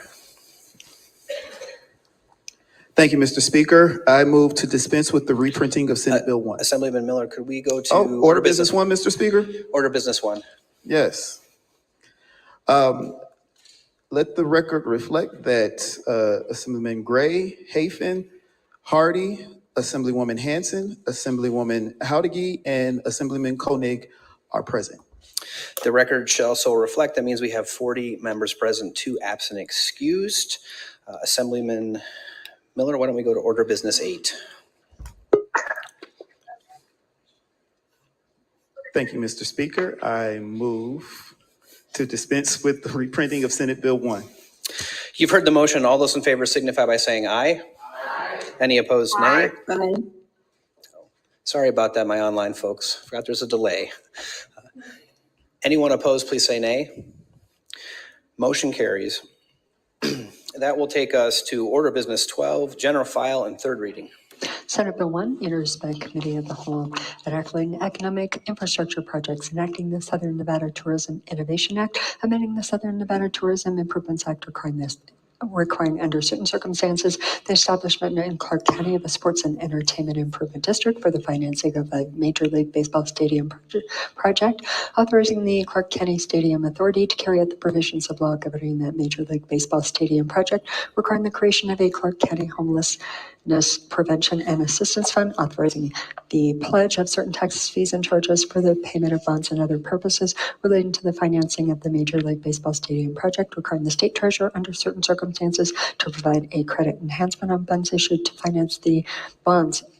finance the construction of the Major League Baseball stadium project, requiring the issuance of general obligations of Clark County for the financing of a Major League Baseball stadium project under certain circumstances, authorizing the issuance of transferable tax credits to developer partners for qualified projects relating to the Major League Baseball stadium project, eliminating certain exemptions from prevailing wage requirements relating to railroad companies or monorails, requiring certain new or expanding businesses to provide certain paid family and medical leave to employees in order to qualify for a partial abatement of certain taxes, making an appropriation and providing other matters properly relating thereto. The people of the state of Nevada, represented in Senate and Assembly, do enact as follows: Section 1, end of Section 1, Section 46, end of Section 46, end of bill. Are there any amendments to Section 1 or the bill as a whole? I have Amendment 2 proposed by the Speaker of the Assembly. Assemblyman Miller. Assembly Amendment number 2 to Senate Bill 1. Assemblyman, could you please move for the adoption of the amendment? I'm sorry, Mr. Speaker. It's okay. It's 130 or something. I don't know. I may be on the wrong page here. I move for the adoption of Amendment number 2 to Senate Bill 1. Assemblyman Miller has moved for the adoption of Amendment number 2 to Senate Bill 1. Any remarks? Assemblyman Miller. Now it's time for remarks. All right. The amendment replaces the Clark County Homeless Prevention and Assistance Fund in Section 20 of the bill and instead provides for an allocation from certain proceeds after completion of the stadium project to be made to the Clark County Community Housing Fund. The funds are then required to be used for procuring and developing supportive housing and housing that serves low-income households with an income below 30% of the area median income, ensures that the community benefits director is a person who has lived in Clark County for 5 years prior to appointment, is not employed with the Major League Baseball team or any entity affiliated with the Major League Baseball team, and is not providing goods or services to a Major League Baseball team or the stadium project. Restores the state treasurer as a non-voting member of the stadium authority, and increases the minimum commitment from the team from $1.5 million to $2 million once the ballpark is open. Are there any further remarks? Seeing none, all those in favor of adopting Amendment Number 2 to Senate Bill 1 signify by saying aye. Aye. Any opposed, nay? Motion carries. The amendment is adopted. Are there any further amendments to the bill? There are none. The bill is ordered to general file. Wow. Senate Bill 1, introduced by the Committee of the Whole, enacting economic infrastructure projects, enacting the Southern Nevada Tourism Innovation Act, amending the Southern Nevada Tourism Improvements Act, requiring under certain circumstances the establishment in Clark County of a sports and entertainment improvement district for the financing of a Major League Baseball stadium project, authorizing the Clark County Stadium Authority to carry out the provisions of law governing the Major League Baseball stadium project, authorizing the pledge of certain taxes, fees, and charges for the payment of bonds and other purposes relating to the financing of the Major League Baseball stadium project, requiring the state treasurer under certain circumstances to provide a credit enhancement on funds issued to finance the construction of a Major League Baseball stadium project, requiring the issuance of general obligations of Clark County for the financing of a Major League Baseball stadium project under certain circumstances, authorizing the issuance of transferable tax credits to developer partners for qualified projects relating to the Major League Baseball stadium project, eliminating certain exemptions from prevailing wage requirements relating to railroad companies or monorails, requiring certain new or expanding businesses to provide certain paid family and medical leave to employees in order to qualify for a partial abatement of certain taxes, making an appropriation and providing other measures properly relating thereto. The people of the state of Nevada represented in Senate and Assembly do enact as follows. Section 1, end of Section 1, Section 46, end of Section 46, end of bill. Are there any amendments to Section 1 or the bill as a whole? There are none. Remarks. Assemblywoman Backus. Thank you, Mr. Speaker. Senate Bill 1 enacts the Southern Nevada Tourism Innovation Act to establish a method to finance the design, entitlement, acquisition, construction, improvement, repair, demolition, reconstruction, equipment financing, promotion, leasing, subleasing, management, operation, or maintenance of a Major League Baseball stadium project. The bill requires the Clark County Board of County Commissioners to create a sports and entertainment improvement district located at the southeast corner of Las Vegas Boulevard and Tropicana Avenue. The district must also include parcels of land, the district must not include any operating hotel, public accommodations facility, or any operating licensed gaming establishment. The board must issue general obligations of the county upon the request of the board of directors of the Clark County Stadium Authority, and once certain requirements are met. Any proceeds of the general obligations must be distributed to the Stadium Authority and used for the purposes related to the Major League Baseball Stadium project. Further, the state treasurer is to appropriate $14 million from the state general fund to the Nevada State Infrastructure Bank for the credit enhancements. Additionally, the bill authorizes the Stadium Authority to approve not more than $36 million in transferable tax credits in a fiscal year, or $180 million in total for all qualified projects in the state. The bill requires certain proceeds remaining after completion of the Major League Baseball Stadium project to be distributed to the Clark County Community Housing Fund for purposes of procuring and developing supportive housing and housing that serves low-income households. As part of the development and operation of the Major League Baseball Stadium project, the bill requires the development of a community benefits agreement and the creation of a baseball stadium community oversight committee to oversee the implementation and administration of the community benefits agreement. This bill also requires new or expanding businesses with 50 full-time employees to provide certain family and medical leave to employees in order to qualify for a partial abatement of certain taxes. Finally, SB 1 requires the payment of prevailing wages on any work, construction, alteration, repair, or other employment performed, undertaken, or carried out by or for any railroad company or any person operating the same, regardless of whether a public body is party to the contract. Similarly, the work of or incident to the installation and operation of a monorail may be subject to prevailing wage requirements.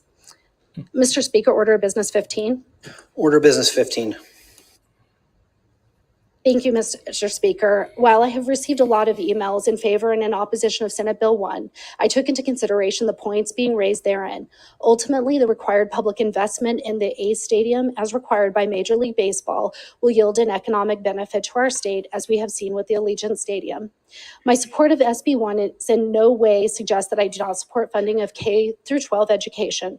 I am a proud product of the Clark County School District, and I had the privilege and honor to serve as the chair of the subcommittee on K through 12 education this last legislative session. Through numerous ways and means and subcommittee hearings, the legislature ultimately approved an increase of 26.3% in the pupil-centered funding in the next biennium. This is $2.326 billion more than in the last biennium. In addition, the Education Stabilization Account is fully funded with $826 million. In part, the ability to increase funding to our public education was due to record forecasted revenues. Right now, we understand that Allegiant Stadium is overperforming its projections when it comes to address its repayments of the bonds. And this is after being faced with COVID-19 delay in opening the stadium. The investment by our state for SB 1 is less than that requested of Allegiant Stadium. What better way to invest in economic development through an additional professional sports team? We have now seen Nevada benefit from major sports teams coming to Las Vegas through increased tourism. SB 1, like many federal programs, is also a jobs bill. We have heard that constructing the stadium is estimated to create over 14,000 jobs that pay prevailing wages. And when the stadium opens, the A's are open to collective bargaining and will be statutorily bound to pay employees a livable wage. These hardworking Nevadans will also provide an indirect financial benefit to our state. With the Aces winning a national championship last year and the Golden Knights securing the Stanley Cup just last night, it is clear that Las Vegas is clearly becoming the entertainment and sports capital of the world. With that, I stand in support of SB 1. Thank you, Assemblywoman Backus. Are there further remarks? Assemblywoman LaRue Hatch. Thank you, Mr. Speaker. I rise in opposition of SB 1, Order of Business 15. Order of business 15. Thank you. I appreciate the work and the consideration that has gone into this bill, but no amount of amendments are going to change the fact that we are giving millions of public dollars to a billionaire. And no amount of spin or changing of the numbers will change the fact that we are giving $36 million a year in public funds in exchange for maybe $2 million in-kind donations. That math doesn't add up to me. And we did have an amazing budget this last session, and I am proud of the work that we did. But even with that budget, we still have classes of 40 to 50. We still have women that can't work because we don't have universal pre-K and they can't get childcare. We still have people sleeping on the streets. And so to me, I cannot justify voting for this bill and giving millions of dollars to a billionaire while our constituents are telling us they don't want this and our constituents are asking us to invest in their communities. And I urge my colleagues to reject this reckless waste of public dollars. Thank you, Assemblywoman. Are there further remarks? I think Assemblyman Gray has his hand up on Zoom, so we will go there. Please, Assemblyman. Thank you, Mr. Speaker. I rise in opposition to SB 1. Order business 15. Order of business 15, please. Please. Okay. My constituents, and I think most of our constituents, hired us to be policymakers, not investment advisors. So I think that, that's the first reason we should not be voting for this. Second, I still believe in it, even after the legal explanation yesterday, I still believe it's in direct violation of our state constitution, Article 8, Section 10. And I encourage folks to read that. And I encourage my colleagues to vote no on SB 1. Thank you. Thank you, Assemblyman. For further remarks, we'll go to Assemblyman DeLong. Thank you, Speaker. I rise in support of SB 1, Order of Business 15. Order of Business 15. Thank you. I've read the bill. I've listened to the information presentations that have been made by the experts. And as a representative of Northern Nevada, this is what I see. I see approximately 15,000 good paying jobs during construction in Clark County. I also see 8,000 good paying jobs that will be during the operation of the stadium in Clark County. And for the entire state, I see $38 million in taxes during construction and approximately $50 million in taxes per year during operation. These taxes will be distributed to all counties in the state. In summary, the bill brings new jobs to the state and increases the tax base for the state. I urge my colleagues to vote for SB 1. Thank you, Assemblyman. For further remarks, we'll go to Assemblywoman Bilbray Axelrod. Thank you, Mr. Speaker. Order of Business 15. Order of Business 15. I rise in support of SB 1. I had the opportunity to chair the Education Committee this session, and we did more in our committee than I think has been done in the Education Committee for at least very many years. We had the amount of bills that came through were what a 5-day-a-week committee would do on a 2-day committee. I have never, ever, ever for 1 second not thought the kids of this state were the most important. We, as my colleague from Assembly District 37 mentioned, we put $2.2 billion into our education system. I want to see that continue. And unfortunately, without new thinking out of the box revenue streams, that isn't going to happen. So I'm so proud of Nevada, and I'm so proud of the work we've done, and I'm proud of Las Vegas and how we continue to reinvent ourselves. And I am really excited to make memories with my daughter and to see other families make memories with their kids where tickets start at $12.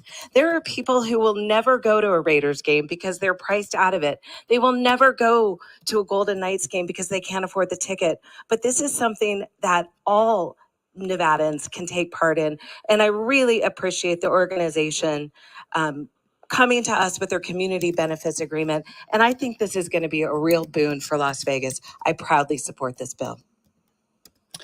Thank you, Assemblywoman. Are there any further remarks on Senate Bill 1? Seeing none, the Chief Clerk will open the roll.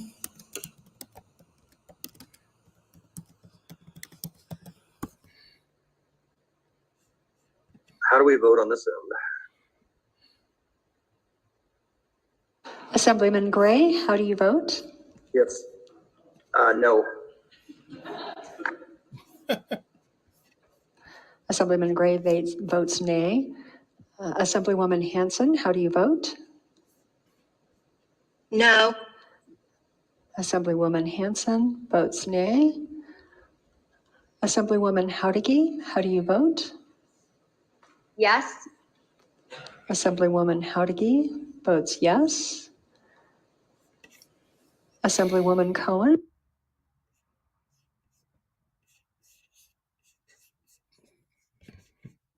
Went dark all of a sudden. It said passed. Are you reading that? Then it stopped. That's awfully weird, isn't it, folks? Let me refresh this, see what's going on. Would anyone like to change their vote? The Chief Clerk will record the vote. There are 25 ayes, 15 nays, 2 absent excused. The bill having received a constitutional majority, I declare it passed and ordered immediately transmitted to the Senate.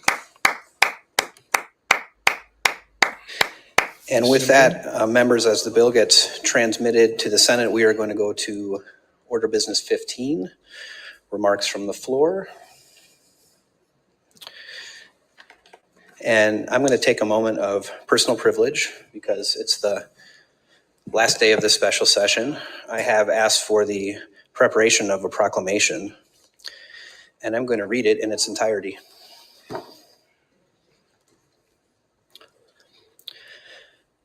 Whereas, Bill Foley's vision that hockey could thrive in the desert of Las Vegas, Nevada, and subsequent premonition that his team would be world champions in their 6th season was realized last night when his Vegas Golden Knights achieved the highest honor in professional hockey by winning the NHL's Stanley Cup, which symbolizes the league's world champion. And whereas rumors of NHL expansion began swirling towards the end of 2014, and in December 2014, the NHL's Board of Governors decided to allow Bill Foley's led ownership group to hold a season ticket drive to gauge interest in a Las Vegas franchise. The drive began in February 2015 and drew 5,000 deposits for tickets in the first day and a half, and reached its goal of 10,000 deposits just 2 months later. Whereas during the league owners meeting held in Las Vegas on June 22nd, 2016, the Las Vegas expansion bid was approved by a unanimous vote for play to begin in the 2017-2018 NHL season, completing the first part of Bill Foley's ultimate vision of NHL hockey in our great city. And whereas at the T-Mobile Arena on June 21st, 2017, the NHL held an expansion draft, allowing the Vegas Golden Knights to fill its roster by selecting one player from each existing team, with many teams protecting star players and young prospects, but exposing available players they did not want, and in some cases, even enticing the Vegas Golden Knights to select these outcasted players by including coveted draft picks along with them. A team compiled of misfits, assembled of unprotected players guided by inaugural head coach Gerard Gallant and veteran star goalie Marc-Andre Fleury was born. And whereas, days prior to the first regular season game for the Vegas Golden Knights, tragedy struck the Las Vegas area. But instead of the people of Southern Nevada cowering in fear, our residents showed their resiliency and community pride, joining together in solidarity. And the Vegas Golden Knights, through community outreach, embraced the grieving, and in return were embraced as they shocked professional sports by reaching the Stanley Cup Finals in the Knights' inaugural season. And whereas, since their first memorable season, the Golden Knights roster has undertaken many changes, with only 6 remaining misfits: Riley Smith, William Karlsson, Shea Theodore, Braden McNabb, Jonathan Marchessault, and William Carrier. But by adding players Mark Stone, Jack Eichel, Alex Pietrangelo, Chandler Stevenson, Logan Thompson, Aiden Hill, and so many others, along with the franchise's third head coach, Bruce Cassidy, the team put together a championship roster. Now, therefore, be it proclaimed that we celebrate the incredible achievements of our Vegas Golden Knights for earning the 2022-23 Stanley Cup, representing the best NHL hockey team and fulfilling Bill Foley's premonition of a cup within their first 6 years of existence. Dated this 14th day of June, 2023. Let's hear it for our Stanley Cup champion, Vegas Golden Knights.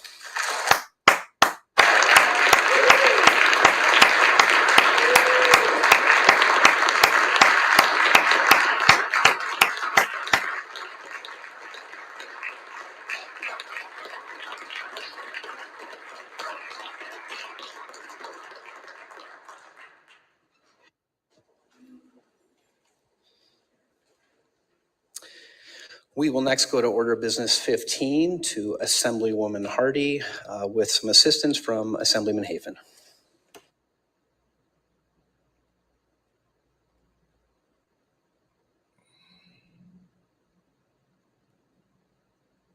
Thank you, Mr. Speaker.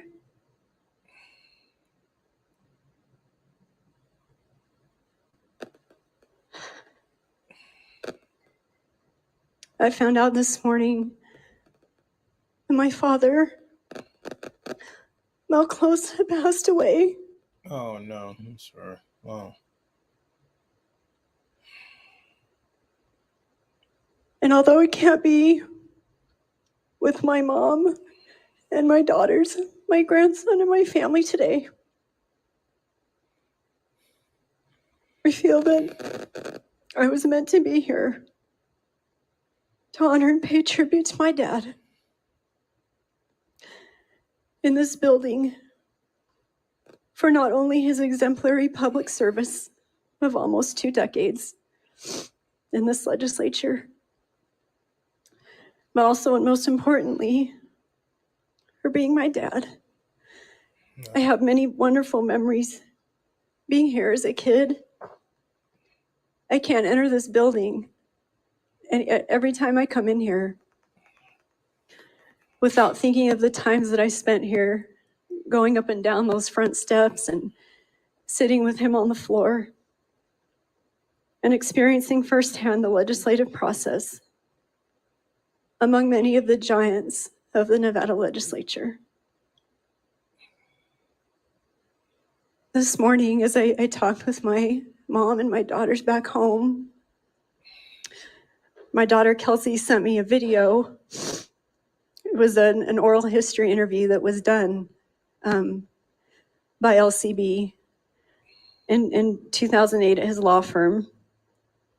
And it was comforting for me to see him, as I remember him, to hear his voice, his calm, kind, reassuring voice, as he recalled some of the time that he spent here and how he began his career.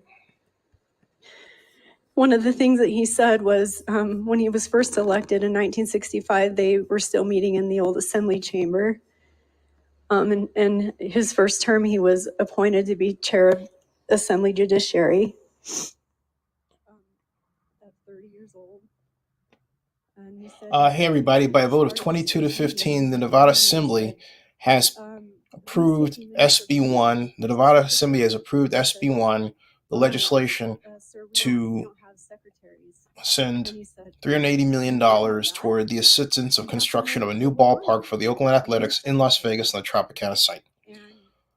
It is a milestone, and I want to congratulate my friend, Oakland Athletics President Dave Covell, who has went through a lot in trying to work out a deal to build Howard Terminal in Oakland, has been unfairly vilified, although, of course, there are things he didn't do exactly right all the time, but by and large, he walked a tightrope with aplomb. I want to thank John Fisher for sticking with it and not fearing to change, but really it was Major League Baseball Commissioner Rob Manfred that gave the word. And look, it affected a city I love so much, Oakland. We've been at this for over a generation, and we need to be taken out of our misery of thinking that something is just going to be there rather than doing something to make it stay there. Joe Lacob said 11 years ago that maybe we're the first shoe to drop. Or no, he didn't say it with an equivocation. He said it absolutely. He said, we're the first shoe to drop. In other words, we're the first organization to leave. Okay? As Mr. Rubbercam making this while I have a live stream going, but as one of our viewers put it right here, I wanted you to see this. He wrote, Vegas in 8 weeks did what Oakland couldn't do in 8 years. And the Stanley Cup victory was a big, big, big reason for it. All right. An enormous reason. Enormous. Baseball on the Strip. So this paves the way for the next step. The next question is going to be, hey, where are the A's going to play over the years leading toward the construction of the new ballpark, and what is the new ballpark really going to look like? Is it going to? They say it's not really going to look like that artist's rendition. I certainly hope Ben Garcia gets his shot with his innovative design. I really do.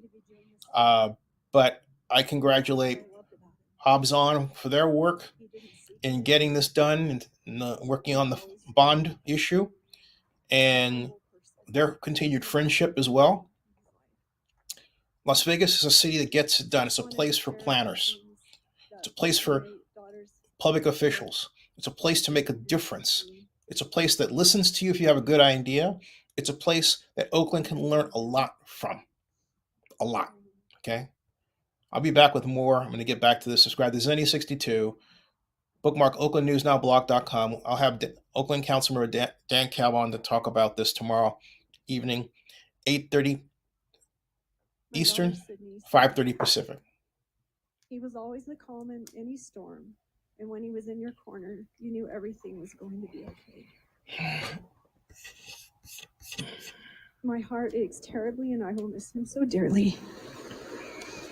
I will never stop dreaming, achieving, and making you proud. My daughter Kelsey did a report on him, her, I think, first semester of law school. And she wrote, "My grandpa learned from his own father leadership skills and values of hard work, self-determination, a strong work ethic." She said, "My grandpa's life story, his achievements, disappointments, and greatest accomplishments have all played an important role in my own life and have helped influence my decision to continue to be involved in public service and to give back to the great state of Nevada. I want to thank you all for giving me this indulgence. Unfortunately, due to circumstances beyond my control, I wasn't able to see him or say goodbye. I appreciate you giving me this time and my family to do that today. I found this poem that I think describes him perfectly. The measure of a man is meticulously defined, a tapestry crafted and skillfully designed. Each action a layer that builds on the last, carefully constructing and weaving his past. Conviction of spirit and honesty combine, where integrity, truth, and honor entwine. Compassion for others, not afraid to console, with passion and drive to stretch for the goal. A firm hand at the opportune time, a shoulder to cry on, a poetic rhyme. His principles strong with no compromise, no hidden agendas, masquerades, or disguise. The same around others as he is all alone. He prospers in the word as his soul has grown. He courageously stands when most simply ran. These are the qualities that measure a man. And I stand here today with tremendous gratitude and honor to be his daughter, and vow that as long as I am privileged to serve in this body, I will emulate him and what he taught me.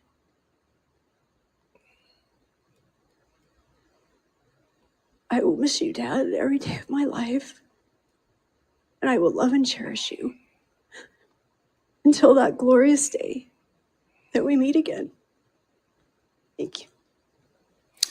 Thank you, Assemblywoman, and let me just say I know how proud he is and was of you and your service here as a legislature. I think you embody those qualities you spoke of, about being able to disagree but not be disagreeable, and always trying to look for ways to improve this institution and make relationships. So certainly on behalf of the Assembly, we extend our condolences to you and your family, and we will certainly keep you in our thoughts and prayers. And members would like to just ask that we take a moment of silence in memory and honor of our former speaker and our colleague's father, Mel Close.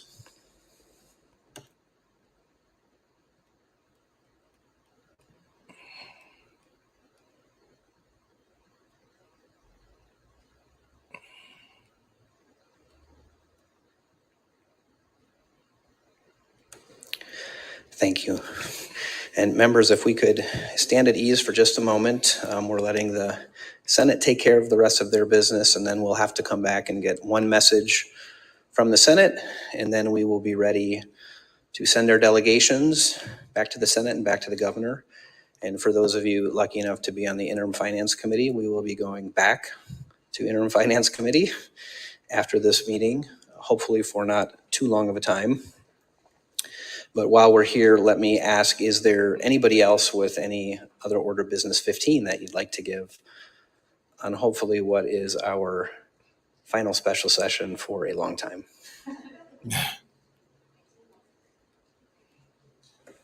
Okay, so seeing none for the moment, we'll just stand at ease and await the return of our chief clerk and hopefully a message from the Senate. Okay, so that's recess there. Oh, they left the camera on. They switched over to the Senate. Let's see what they did here.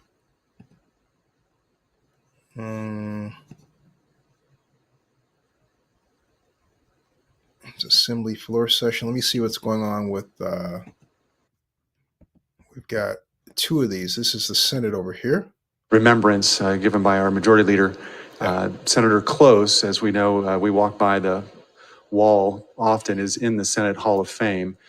He is not only was a great senator, but he was a former Speaker of the Assembly, and he's also related to one of our colleagues over in the Assembly, my good friend, Assemblywoman Melissa Hardy. And so she and I talked a little bit today, and so I wanted to, she sent me a few things that I could say about him, but I just couldn't go with what was sort of on a piece of paper, because I listened to her, and I thought as she was talking to me that I hope my daughters have the same look in their eyes when they talk about me as she had in her eyes as she talked about her father. Specifically, she talked about his service. And maybe she doesn't remember exactly the way it was. I don't know for sure. But when she talks about her father and her service here, his time in the legislature, she mentioned a few things, and she had a smile and holding back a few tears at the same time. She talked about how he was the judiciary chair, and this is over in the old chamber over there across the way. And she said that the first time he served as the chair of judiciary, he noticed that there was no secretary to take the minutes, to put any of the words in there. He said, we can't do that. So he was the first one to have a secretary, a committee secretary. And she smiled and she said, my dad did that. And then he noticed that, he asked one time, and I think my colleague to my right will appreciate this.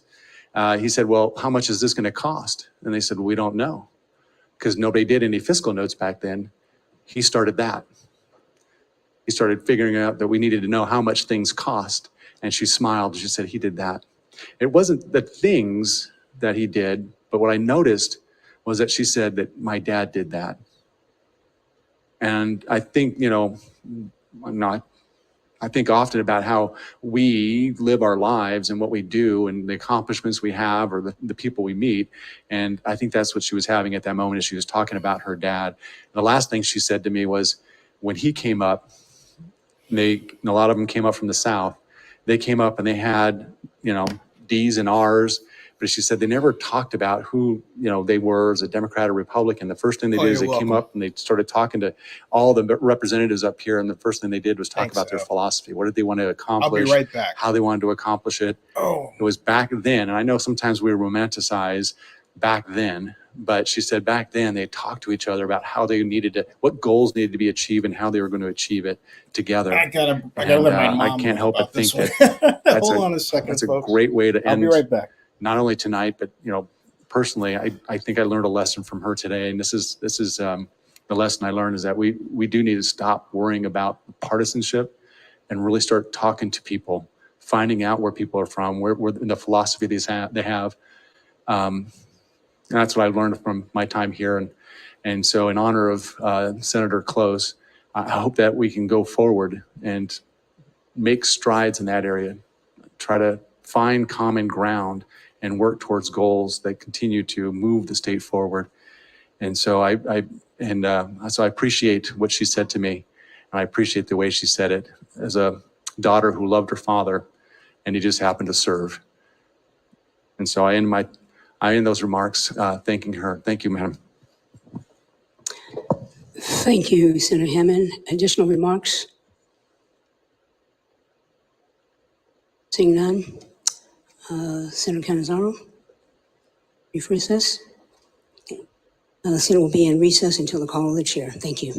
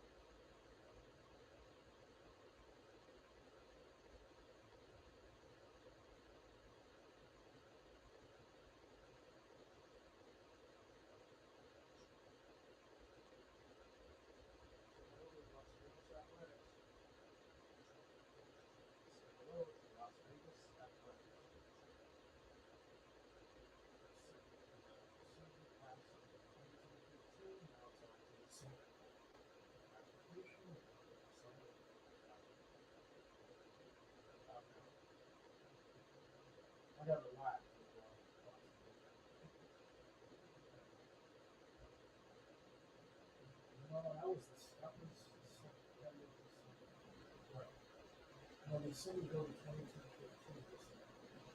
It was really close. I thought it because it did. It popped up 4%. So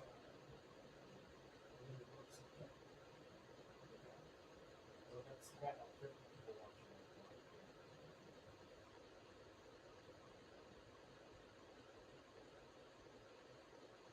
took that board off, and what they did was they decided to simply transfer to some of their persons. They made several problems. But they did it in 2 years. It took us a generation, and we still have it. Oh, I ain't gonna doubt either. But it's just, I'm not right now, but of course I'm. Anyway.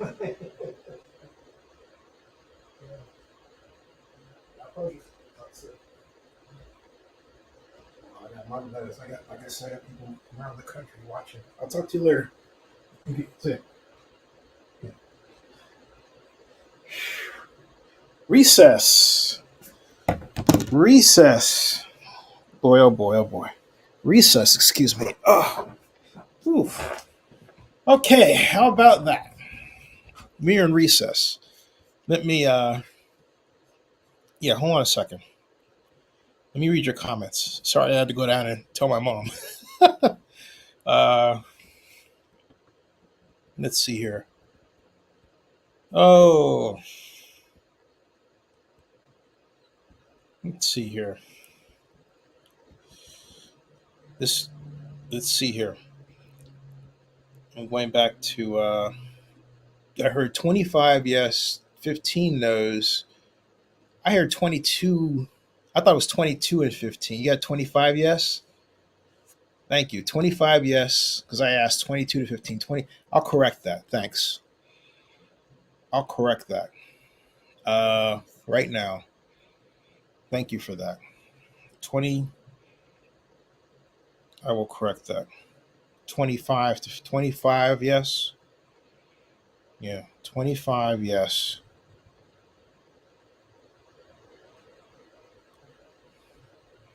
25 to 15.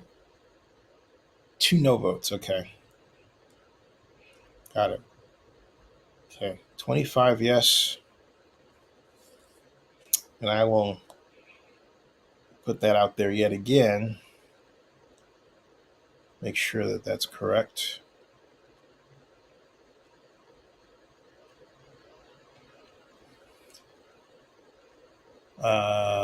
Okay. 25 yeah. Okay, now put that out there.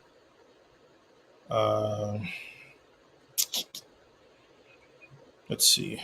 There's that.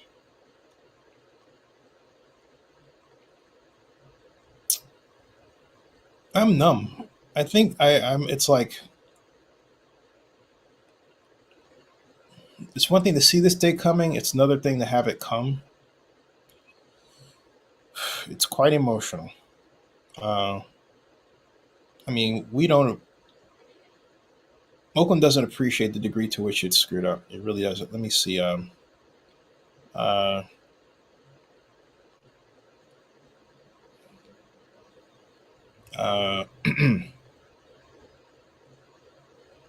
So while we have recess, hold on a second.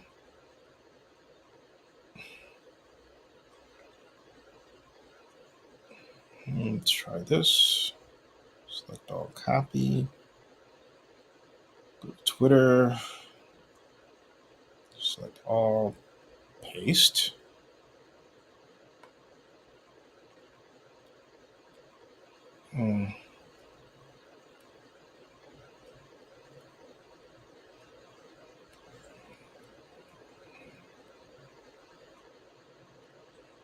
There.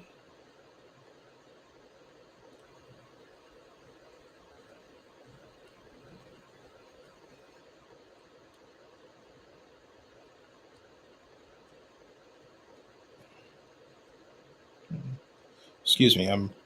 If you want to interview on this,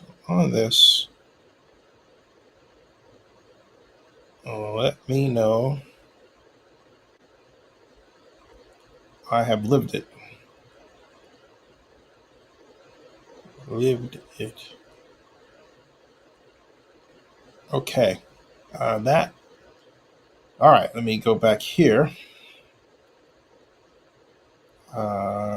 Share.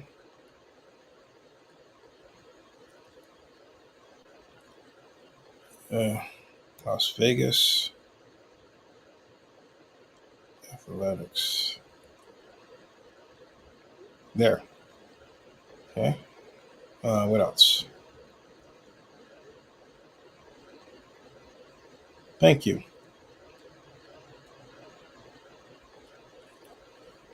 Unbelievable, folks. Unbelievable.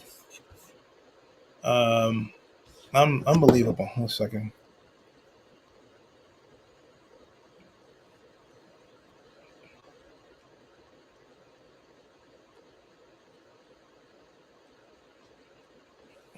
All right.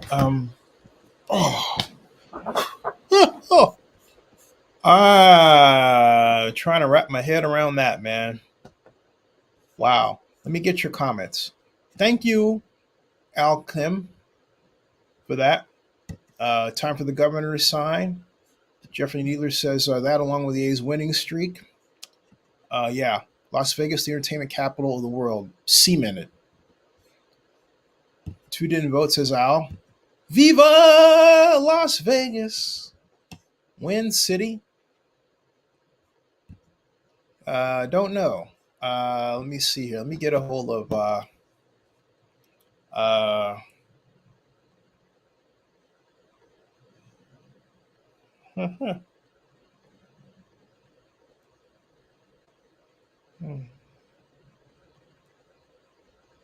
how do get your dad on?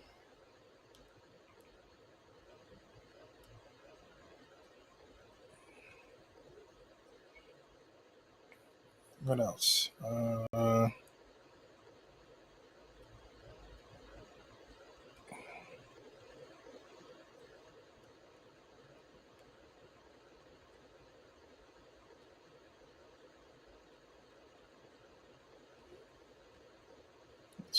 Excuse me.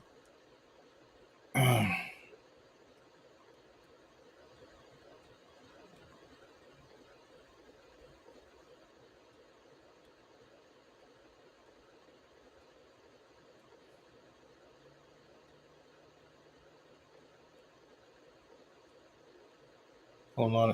I'm just tweeting out. I'm all over the place at the same time, folks. I'm trying to get the word out that this, happened, and texting people. Las Vegas Athletics.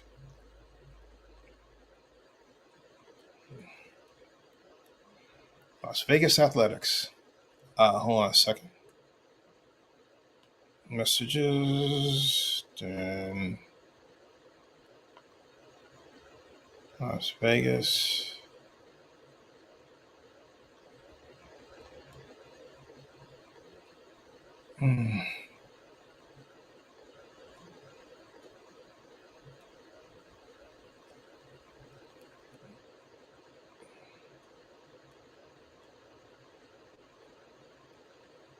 Athletics.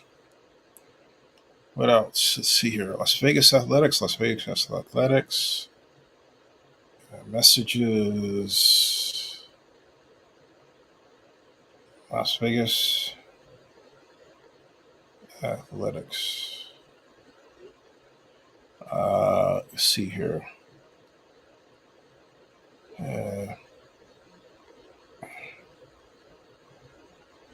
Las Vegas. Let's see here. Las Vegas A's. Las Vegas A's.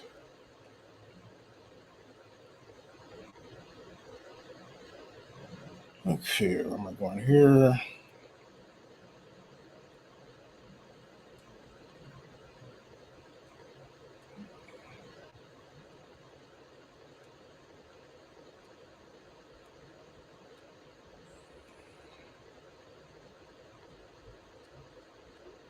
Athletics. Let's see here.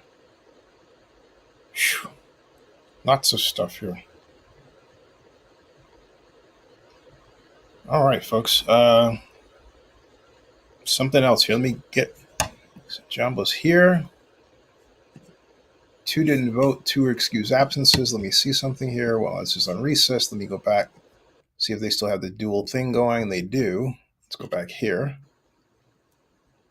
That's the assembly floor session there. I know they're supposed to go back to the Senate, right? These folks are walking in here.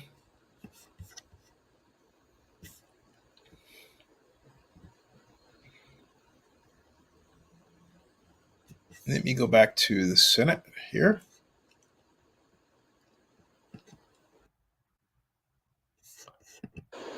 Recess. All right.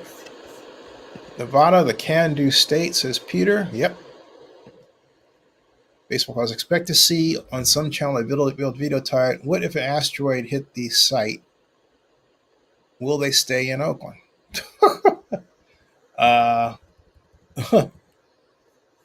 Or an alien spacecraft. And yesterday's Stanley Cup victory as well. Mr. Roberts says Vegas in 8 weeks did what Oakland couldn't do in 8 years. I'll repeat that. Vegas in 8 weeks could do. Vegas in 8 weeks did what Oakland couldn't do in 8 years. Peter says there should be a big ceremony at the governor's office on the signing. It says a baseball on the strip. History has been made and will be made again. Vegas Mark says, I was out for an hour. Does it go back to the Senate or straight to the governor? It goes back to the Senate as I understand it. Yeah, back to Senate. Peter says, Zennie, we thank you on your coverage on this bill. This was the best civics lesson that you gave. Thank you. Senate will come back to order. Hold on a second. Order business number 6, messages from the Assembly. Assembly Chamber, Carson City, June 14th, 2023. To the Honorable the Senate, I have the honor to inform your honorable body that the Assembly amended and on this day passed as amended Senate Bill number 1, Amendment number 2, and respectfully request your honorable body to concur in said amendment. Signed, Susan Furlong, Chief Clerk of the Assembly. End of messages. Thank you. Order business number 14, unfinished business. Senate Bill 1, introduced by the Committee of the Whole, revises provisions governing economic infrastructure projects. The Assembly has amended this bill with Amendment number 2. Does the Senate wish to concur or not concur in this matter? Thank you. Senator Cannizzaro. Thank you, Madam President Pro Tempore. I move that the Senate concur in the Assembly amendment. Senator Cannizzaro has moved to concur in Assembly amendment to Senate Bill number 1. Are there any further remarks? Hearing none. All those in favor, aye. Oh, I'm sorry, just a minute. Yeah. Senator Gokachia.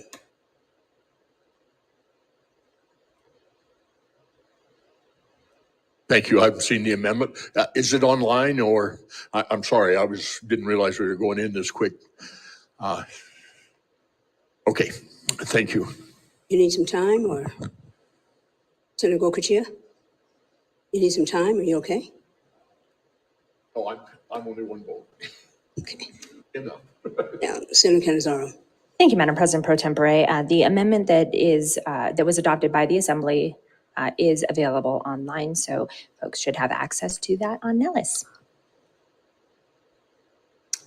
Thank you. Senator Gochi, have anything else to say or is your light just on? Go ahead, ma'am. Okay. Okay, hearing none, all those in favor signify by saying aye. Nay. And the ayes have it. The motion is carried. Senate Bill number 1 with this amendment number 2 has been passed and ordered enrolled in the Assembly to be notified of our action. That concludes order business 14. Thank you. Order business number 16.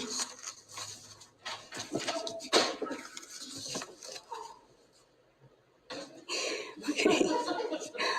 All right, so order business, Senator Orenshaw. Thank you, Madam President Pro Tem. I'm going to be very brief. I just know this might be the last time I get to serve with my colleagues from Senate Districts 19, 18, and Senate District 1. And it's been so amazing serving with you. You have been inspiration to me, a friend to me. Senator 1, I can't tell you how wonderful it's been. My colleague from Senate District 1, President Pro Tem, sitting with you, and the inspiration you've been to me. My good friend from Senate District 18, you know, we had lots of fun in the assembly, and appreciated getting to know you and getting to earn your friendship. And then my colleague from Senate District 19, I was lucky enough to get to serve with some of the great champions for rural Nevada, John Marvel, John Carpenter, Dean Rhodes, and my colleague from Eureka. I count certainly up there with Dean Rhodes, John Carpenter, John Marvel as one of the great champions for rural Nevada, and I know I'll never get to serve with someone like him again. So it's been truly an honor serving with you all, and hope I get to see you again, but if not, get to see you in our private lives. Thank you. Thank you. Thank you, Senator Orenshaw. Any further remarks? It's been my pleasure to serve as well, but I'll be back. Not in this realm, but at some other time. Order business number 9, motions, resolutions, and notices. At this time, I will appoint Senators Hammond and Harris as a committee to notify the Assembly that the Senate is ready to adjourn sine die. I will also appoint Senators Lang and Nguyen committee to notify the governor that the Senate is ready to adjourn sine die. Will the committees please attend to their businesses and return to the Senate chamber as quickly as possible? We are in recess. Okay. So that's recess for Senate. There. Let's see what's going on with the Senate recess. Assembly is here. Let's go back to that. That's the Assembly. So anyway, okay. I got that one. Peter says, anyway, thank you for your coverage on this bill. The Assembly will come back to order. Excuse me. I will now appoint a committee of 3 consisting of Assembly members Watts, Mosca, and Urick to wait upon His Excellency Joe Lombardo, Governor of the State of Nevada, to inform him that the Assembly is ready to adjourn sine die. I will now also appoint Assembly members Torres, Gorlow, and MacArthur to wait upon the Senate and inform them that the Assembly is ready to adjourn sine die. The committees will be about their business.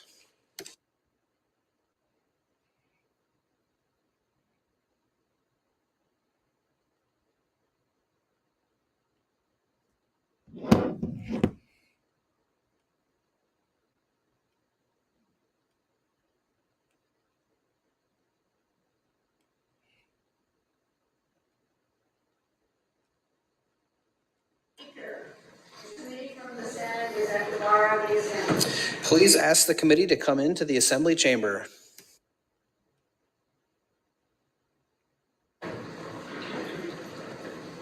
Welcome. Mr. Speaker, members of the Assembly, the Senate has concluded their business and you are ready to adjourn.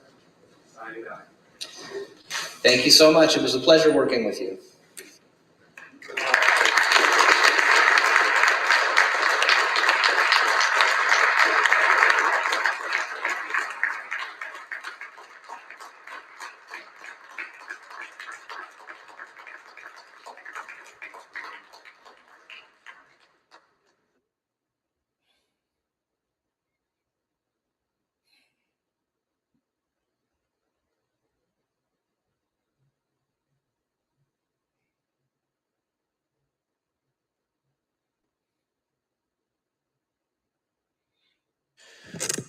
Order business 7, messages from the Senate. Senate Chamber, Carson City, June 14, 2023. To the Honorable the Assembly, I have the honor to inform your Honorable Body that the Senate on this day concurred in Assembly Amendment 2 to Senate Bill 1, Sherry Rodriguez, Assistant Secretary of the Senate. We will stand at ease while we await the return of our 2 committees.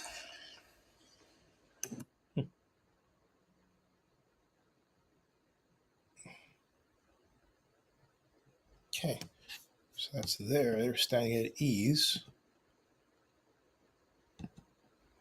While they're staying at ease, let me check on the Senate floor. It's recess. So they're waiting for the return of the committees. Okay. All right. Anyway, says Zennie, we thank you for your coverage on this bill. That was the best civics lesson that you gave. Thank you. We are all endeared to you. Oh, I thank you. I feel I made a friend in you. Certainly did. And I made a friend in you. God bless you. God bless you, Peter. God bless you as well. It's very nice. So basically, all that's left is for the Senate to approve the Assembly's changes. Yep. Governor's signature and Major League Baseball approval. That's it. All these are formalities. All these are formalities. Maxim says, kudos to Nevada. I've said Las Vegas is going to be a powerhouse. Phenomenal. Yep. Welcome back into the chamber. Do you have a message for the Assembly? Mr. Speaker, the Assembly has informed the Senate that the Assembly is finally ready to adjourn tonight's item, and the Senate has expressed their well wishes. Thank you. Welcome back.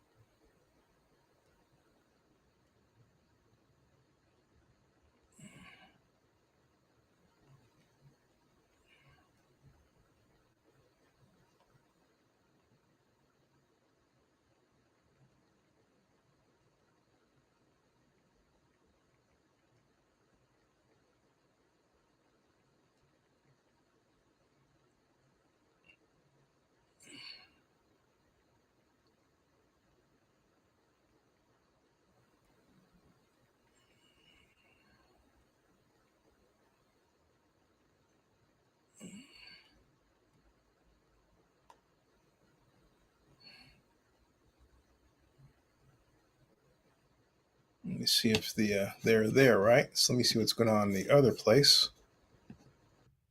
So you've got still recess. All right. So back here. Okay. All right.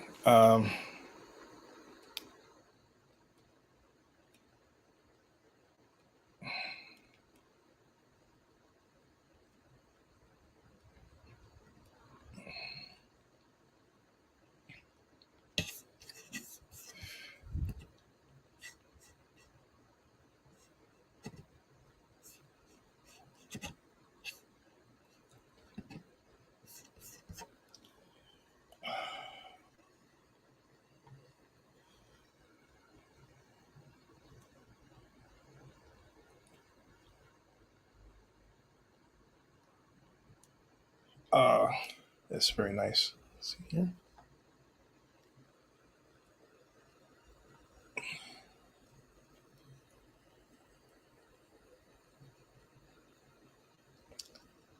Hey, thank you very much, Peter, says Zennie. That's me after the vote in the Nevada Assembly. No words needed on this. Laugh out loud. Thank you, Zennie, for all your dedication and hard work. God bless you, my dear friend. Peter, nice to have you as a new friend. And thank you and everybody for watching wherever you are located in this great country of ours, this great world of ours. And it's bittersweet. Go A's. It's bittersweet because of how it impacts Oakland.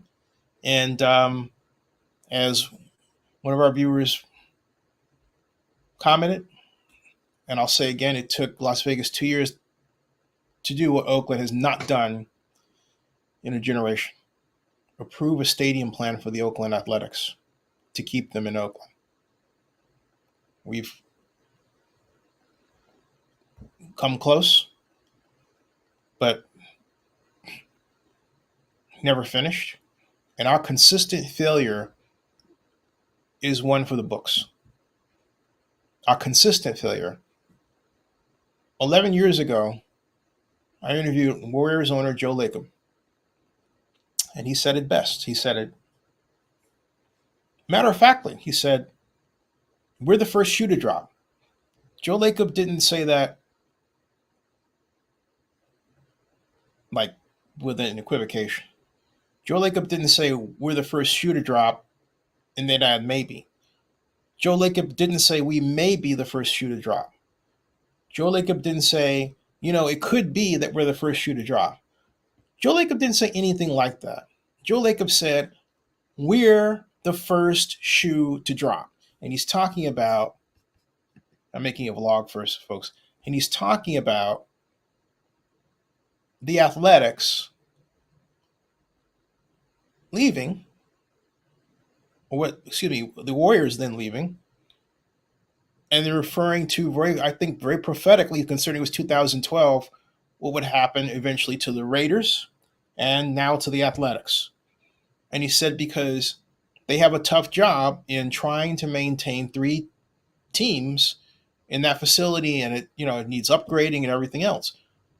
But how many times have we had artist renditions, talks, meetings, threatens to finance everything from a simple addition of outside restaurants to something called Coliseum City. Then the Athletics came up with the idea for Howard Terminal. And, well, really, they didn't. The group Let's Go Oakland did. But that first version was killed by Vivian Kahn and her friends at Jack London Square. Vivian now lives in Petaluma. The second version of Howard Terminal, essentially, was killed by Oakland's own inaction, which makes it worse. Worse. We had it in our grasp, and we let it get away because we acted just like Oakland has acted throughout my entire history with my great loving city. We acted like we had all the time in the world. And as I said, when I worked to bring the 2005 Super Bowl to Oakland, we lost to Jacksonville.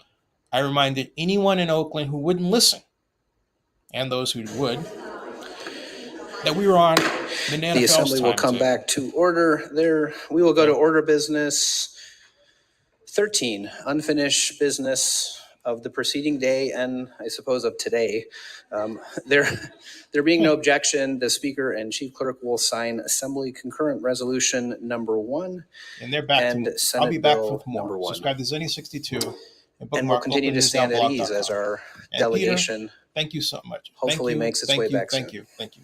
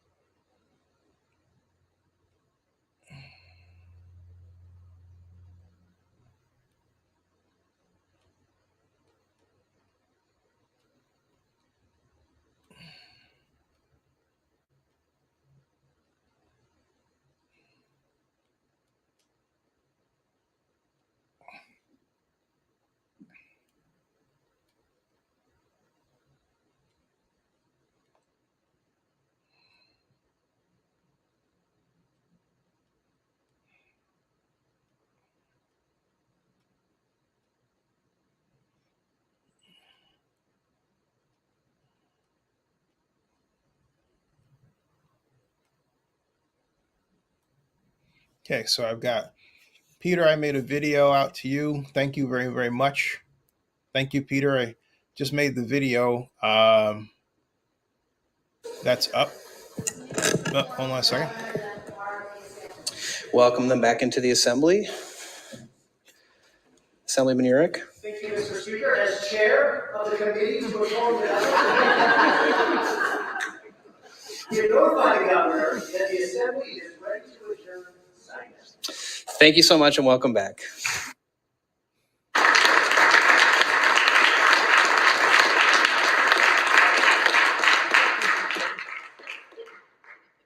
These are people with regular jobs. Well, I believe that takes us back to order of business 15, remarks from the floor. Assemblyman Miller. Thank you, Mr. Speaker. As we prepare for yet another sine die, I think they call this one sine die with a vengeance. We want to give a tremendous shout of thank you and praise to our amazing staff, the LCB staff that has kept this ship running from a full legislative session, a second shorter session, and then a third medium session. So if you all will join me in celebrating our amazing staff who has worked around the clock to keep this ship on its path.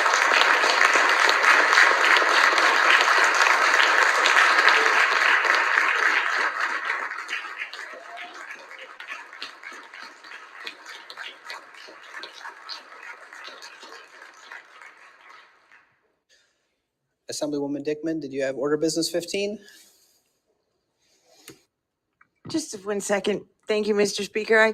I feel like with this extended session, it's just a little harder to say goodbye to everyone. It's like we're family and now we got to say bye for 18 months. So I'm going to miss you all. Thank you.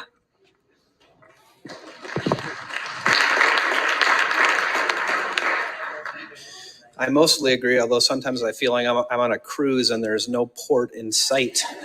But mostly have enjoyed the dinners and the company. So thank you all. Assemblyman Miller, I think there's one more motion yet to be made. So please. Yes, thank you, Mr. Speaker. As this body is not, has had to adjourn and sine die in memory of several folks throughout its history. And so, Speaker, I move that as we adjourn, as we sine die the 35th special session of the Assembly of the Legislature of the State of Nevada, that we do so in memory of former Speaker Melvin D. Close, Jr.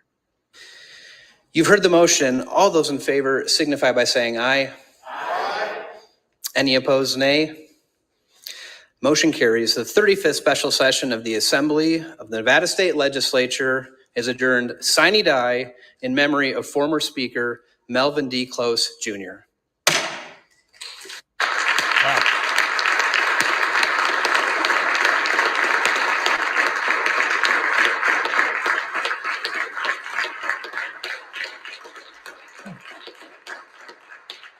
That's it, folks. And there is food in the kitchen if anyone's hungry. If you want to have one last dinner together. Wow. And IFC members, we have to go finish business in room 4100. See you guys up there.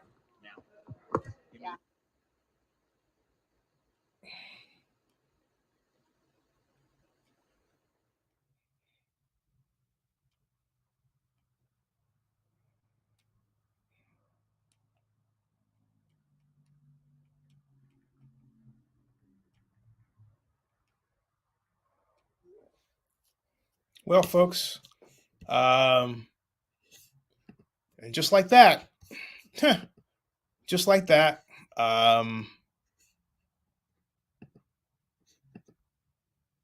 to believe. Wow.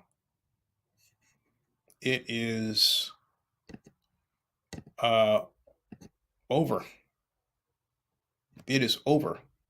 I'm going to get your comments. Okay, there's that one. I think Maxim said that, yeah, I got that one. Vegas Mark said, and then MLB approval, and then it's really over. Because Al Davis would never hire Josh McDaniel, brought me here. If Major League Baseball cannot approve in time for the June 13th to 15th meeting, yeah, they'll do it by teleconference. That's what I read too. So it's really over. Vegas just showed Oakland and the county, and the country. This is how you get things done. Let me make a quick phone call. You're probably just gonna call a friend of mine and congratulate him. There he is. Hold on a second.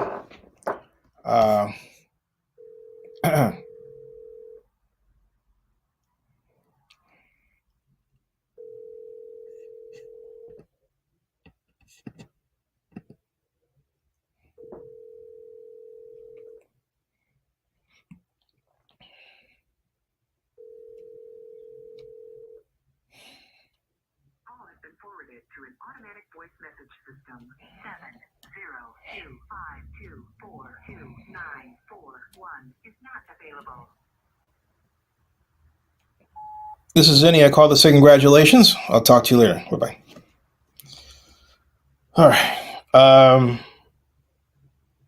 Wow. This is something else.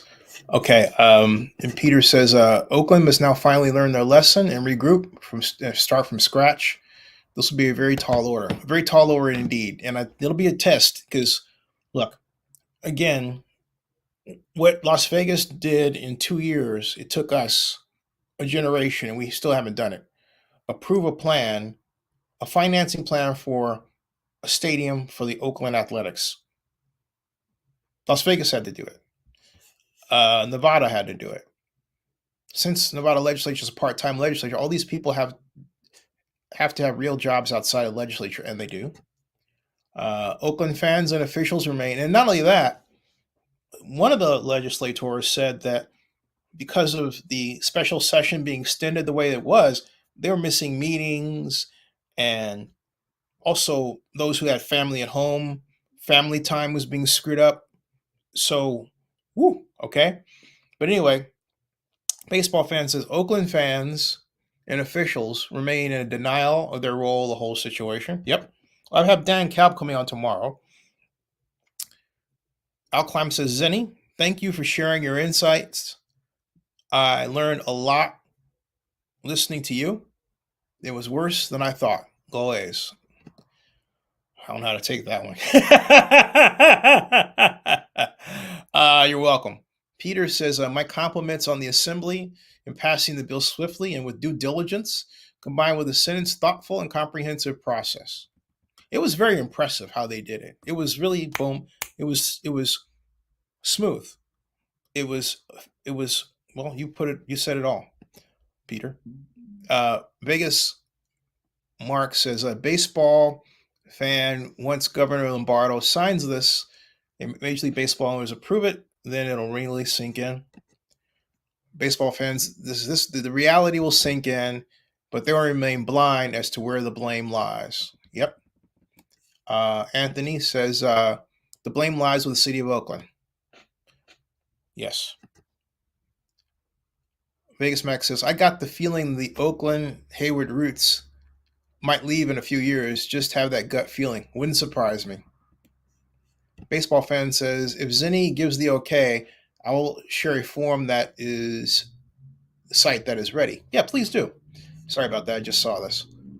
Peter says, Zennie, if you haven't done this in the past, you should consider being a professor of civics. Oh, thank you. Thank you. The youth of America needs intellectual, intelligent minds like yourself. You know what? Actually, I'll pursue that. My mom would say that. She says, yes. She was like, I've been telling him that all the time. Vegas Mark says, I really hope the second Senate vote is tonight. Then we can celebrate governors. Well, I think we actually had that, right? Oh, I see what you're getting at. I think they did something to commit sort of formality. But anyway, Vegas Mark says, imagine if whoever is in charge of the background music at the Coliseum plays a song Viva Las Vegas is at their final game there. Logan says, come on, another recess once again. And then any chance, well, all that's done. Any chance Major League Baseball votes tomorrow on this to make the move official? We'll find out. Peter says if Major League Baseball can't get approval by this weekend, they can get the owners together by teleconference in the very near future to vote on this. Regardless, it's a formality and may be unanimous. Vegas Mark says Golden Knights are Stanley Cup and the Las Vegas Athletics are reality. Word of the week. Joseph Webster says, I just wanted to thank Peter, Vegas Mark, and Mark Thompson for keeping it real and supporting Vegas. Vegas Mark says, I declare this week to be called Vegas Week because of the Golden Knights and the A's. Mark Thompson says, thanks, and I love this city and living here in Las Vegas. I am a proud resident of Nevada, to say the least. Mark Thompson says, Vegas Week sounds great to me. Joseph Webster says, I moved at 6, almost 7, and have been here since 1998 of May. Been a little over 25 years, and I consider Vegas my hometown. So happy to see it accomplish so much. Vegas Mark says, the hard part is over. The remaining steps are formality. Joseph Webster says, Vegas Mark and Mark Thompson, you the homies, love you all. Peter and Anthony, pretty dope too. Logan Corin says, they will not stay in Oakland. Mark Thompson says, next is NBA in Las Vegas. That's the big ticket right there too. Mark Thompson says, I hope LeBron retires as soon as possible so he can get that ball rolling as well. Al Carbo says, well, now it goes to Joe Lombardo's desk. Jose says, congrats, Vegas. You now have a baseball team. I wonder if the Lombardo signing is on here. They just have the interim finance committee. Let's see what they're doing. And they're on recess. Let's see here. I wonder if Governor Lombardo, if that's the case, maybe we can find Governor Lombardo.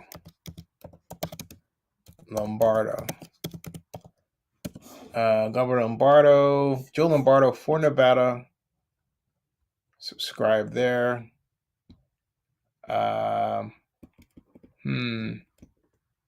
He has his campaign site, but he doesn't seem to have a YouTube site. Yeah. I hate when YouTube prioritizes. Okay, they have the Nevada State Legislature, and that's that. As far as, so I would assume that Lombardo is, folded in there. So I'll just go back to the state legislature here. Keep that there. All right. So I do that. Then it says, you would think Vegas would want an expansion team. Imagine being happy giving money to Fisher and Cobble. I think, to be honest with you, that's I think you're a little too personal, and a lot of people are a little too personal with that. Because look, before there was, let's just kind of go back here, all right? Mark Davis got $750. He was vilified. Joe Lacob managed to skedaddle to San Francisco. He was less vilified because, well, hey, it's okay. It's still in town. I didn't like it in one bit. I still haven't been to Chase Center. I mean, I'd like to go at some point, but I haven't been dying to go there. I haven't. Because I feel the Warriors should be in Oakland. I feel Oakland should have an NBA team. But the soul of Oakland was ripped away by a new Oakland that doesn't appreciate its own soul because it didn't fight to maintain it. That's the saddest part of all. Okay? The expansion fee, that's why. The A's moving here avoids that. MLB waived it. Yep. Now we just have to wait for the governor.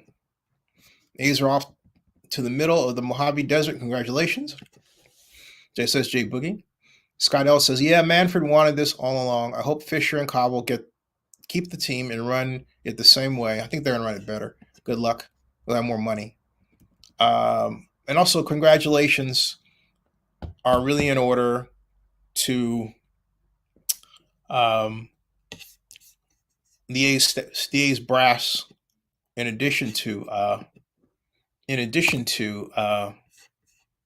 Dave Cobble, in particular Catherine Aker, and hey, Jason Warner, thank you very much. Jacinto, thank you. So he said 250. Wow, Jason, I don't know where you're at now, if you're still around. Oh, thank you for the 250. That was awesome. Thank you. Wow. Thank you for the 250. That was awesome. I salute you. Oh my God, I salute you. That is huge. Thank you so very much for the 250. Thank you, thank you, thank you. Thank you, Jashino. Thank you. Wow. $250. Nice. Thank you, sir. Thank you. Wow. Desmond Castro. Okay, so let's hear about the all-important sales tax hike for us folks here in Clark County. There is not going to be a sales tax hike at all. See, that's what people don't understand. This is a new property, and I'm glad you brought that. And the sales tax is generated there. All right. We'll go for the bond issue. Okay. But it doesn't necessarily call for a sales tax hike at all. So Desmond says, clearly you didn't read the bill, educate yourself first. Well, I wouldn't be that nasty about it. Hey, Desmond Castro, are you the coffee and cigar guy? And if so, are you also Tony Busby? Because coffees and cigar are Tony Busby's version of Breakfast of Champions. Tony Busby is the famous class action lawyer who launched the lawsuit against Deshaun Watson. And even though I disagree with that, I consider Tony a friend. Vegas Mark says, we're getting a couple of angry Oakland fans here. Well, it's hard. Okay, I'm not going to sugarcoat it. I wanted to run this doggone thing. So, but I said a year ago, they were gone.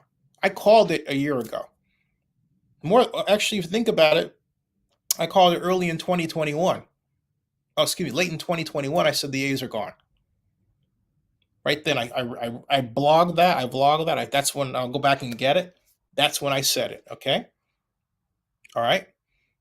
Halmo says, Zennie, I learned so much from you during the last year. I thank you for teaching me so much about financing all the different steps that go into public funding towards stadiums and other projects. I thank you. Thank you so much. I will now look at things in detail. Thank you. Scott L. says, the fact Manfred let Fisher and Cobble run the A's like this for years is scary. Fisher can get away with anything. It seems he doesn't want to spend money. Scott, there are people who, I'm not saying you can agree with this, disagree with it, but it is what it is, all right?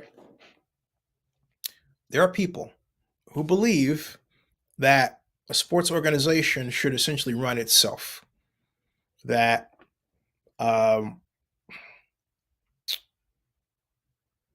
it should produce its own, it should carry its own weight. And given the cost of living in the Bay Area and how it increased, given the fact that you have an income tax there compared to Nevada, given that you have a stadium where the A's do not get a substantial portion of the revenue. For example,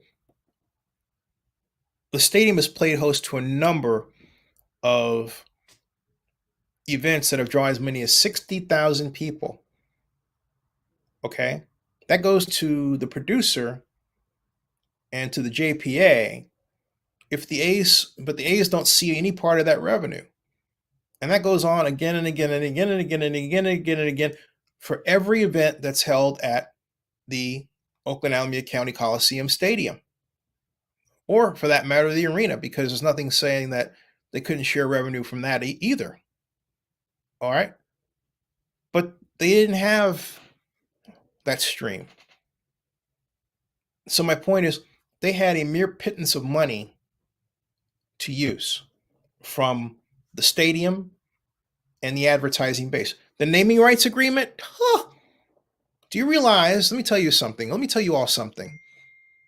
Do you realize that over the history of the Joint Powers Authority, which goes back to 1996,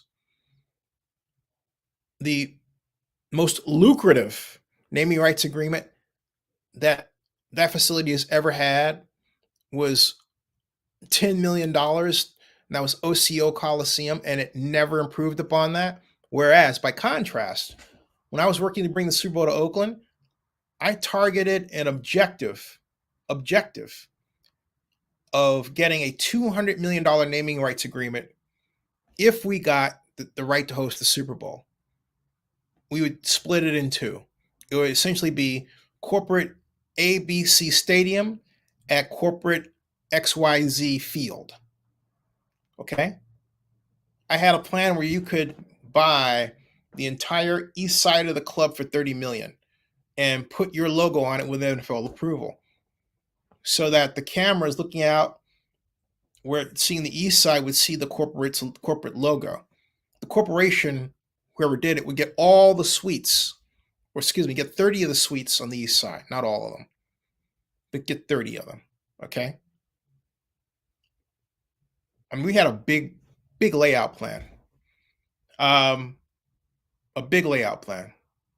And I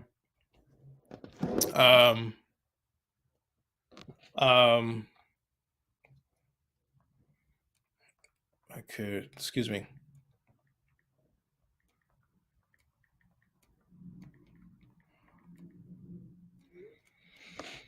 Hold on a second.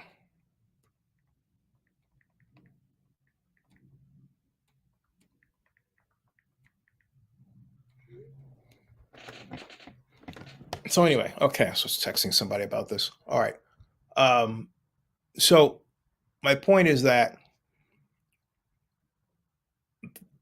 when you have such a low revenue stream, when you have naming rights agreements that are just 10 million versus 200 million, I was going to take part of that. I only needed 10% of that to finance the Super Bowl effort. Jerry Brown, when he was the mayor, said, well, if you're going to raise that, I want that money. And I said, I'll make you a deal.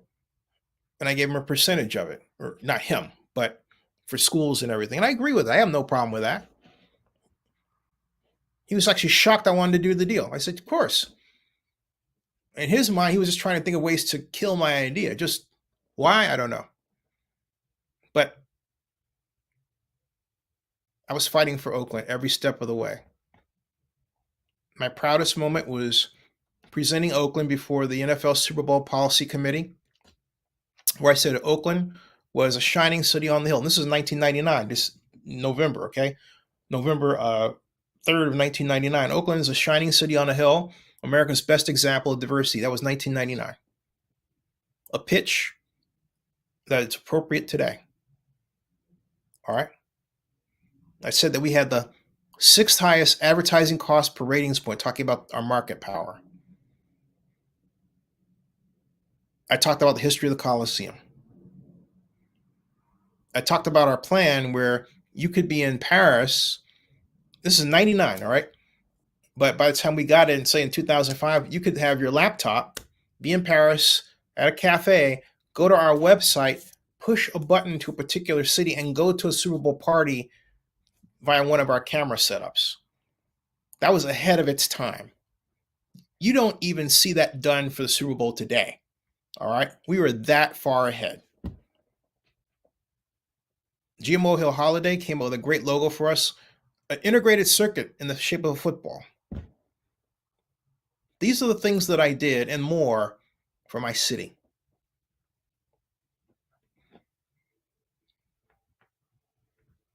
And belief. And I remember Jim Stieg, the Senior Vice President of Special Events for the NFL, said, Zennie, we want to thank you for showing Oakland what it means to bid for a large-scale event. So that's what I did. So you say, damn, looks, yeah. It says, Governor Lombardo, John, and Dave are doing the victory dance. Corey Ford says, Oakland government got to be feeling redefined right now. Uh, interesting. Oakland had 25 years. How about 37? Oakland government had their issues, but this is Manfred and Fisher. Okay. Kate Moose says, Zennie, it sounded like the Senate moved to concur with the Assembly amendment. Does that mean it's official and waiting on the governor's signature? That's correct. Okay. Uh-huh. Yep.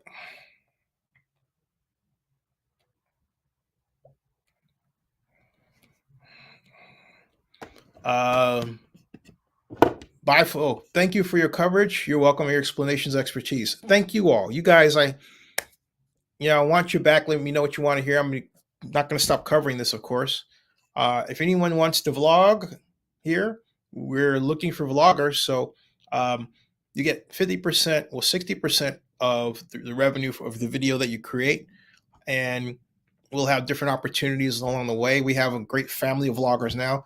Zennie, Zennie 62 media.com. Check out our website. By Felicia. Now it's by Libya or by Shang. Scott says, SB 293 Skinner asked Zennie why the Senate bill was their ticket to keeping the A's and see how smart you think you are. Oh boy. Yeah, that's unbelievable.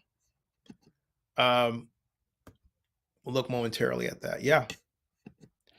Libby should have never blasted my city. And she did. It was bad. I even got the great Wayne Newton on to talk about that. Libby should have never blasted my city, Vegas Mark says. She got what she deserved. And Shang, well, she just took over where Libby left off, I guess. She did. Sadly. Bingo. Vegas Mark says, Vegas Golden Knights and now Las Vegas Athletics on to victory. Yep, congrats, Vegas Mark, to you. Maximum Royalty, congratulations to your city. Y'all deserve the athletics. Job well done. Fast and efficient, the way it should be. Congratulations, Las Vegas. Lauren says, good riddance because it's over. Peter says, I'm sorry, Zennie. Did you send me a video? It's on my Twitter. I don't see it. Is it on my Twitter? Yeah, it's on. I didn't tag you. I should have. But it is on my Twitter if you check that. He might have by now. Vegas Mark says, bright light, city gonna set my soul on fire. Viva Las Vegas. Viva Las Vegas. I can't play the actual song for copyright reasons. The song Viva Las Vegas is now Vegas national anthem fight song. Yep. Maximus Royalty says, Zennie, great job on the breakdowns. You're the man. Thank you. And I am humbled by these compliments and 250. Thank you. Wow. Is the A's finally coming to Las Vegas now with a new stadium? Roman Cherry says, yep. What's left is pure formality. Tim Trout says, for people who are mad at these for leaving Oakland, they've tried for over 20 years or more to get something done. Yep. Peter Maddich says, LeBron stated that he's interested in investing in an NBA expansion team in Las Vegas when he retires. He stated that several times I've heard the same thing. That his desert is made of gold, man. Isn't it true? And as I see, hey, thank you for the $250. Thank you. Going to throw up giving 250. Here come the haters all piling on with the hate. Mark Thompson, I hope it's not some type of angry Oakland fan raid. Peter says, people forget that the NBA had their summer league, and that's a staple. And last year's final sold out. The NBA is in love with Vegas. Yep. Peter says, USA Basketball consistently have their training camps in basketball for the Olympics and World Championship tournament at UNLV. Matt Smith says, did the Senate vote again? Where are we at? Hey, adjourned. Done deal. The naming rights for the new Major League Baseball ballpark in Las Vegas will be through the roof in revenue and probably break a record in annual dollars. Jason says, can't go to a public vote either, so it's over. Las Vegas A's. Vegas Mark says, Peter Magic, I'm guessing Bally's want the naming rights and call it Bally's Park. Anthony Summon says, baseball in Vegas. Waiting for the man of the hour. Go, Joe. Yeah. Oh, glad you said that. Nevada legislature. We just had the interim finance committee here upcoming. They're still upcoming in 38 hours. Yeah. So I don't see anything. I presume Governor Lombardo. Let me call the legislature and see here.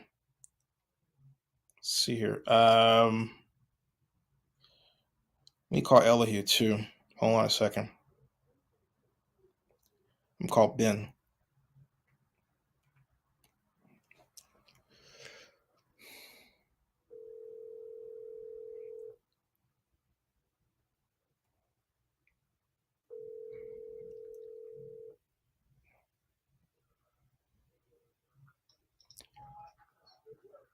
Hey, it's Las Vegas A's. Hanging in there. Yeah, they just passed it about now 30 minutes ago plus. And so it's just a governor's signature away from being the done deal. That's it. Wow. After the boycott, did you see that? Yeah, I saw it. But, as I said, unfortunately, a number of people, it was too little too late, and it's sad, but that's the story of our city. We don't take anyway, enough about it. I mean to go and I was going to see if you had time to come on the show at some point and talk about the possibility. They still may use your design, or what you thought in general about what's going to happen, because now it's a reality. They are head in that direction, man. I'm talking to the guy who came up with the Stadium 51. It's like, so anyway, but anyway, that's why I called you. See if you were, if and when you're able to do it. If not now, when, I'll see that.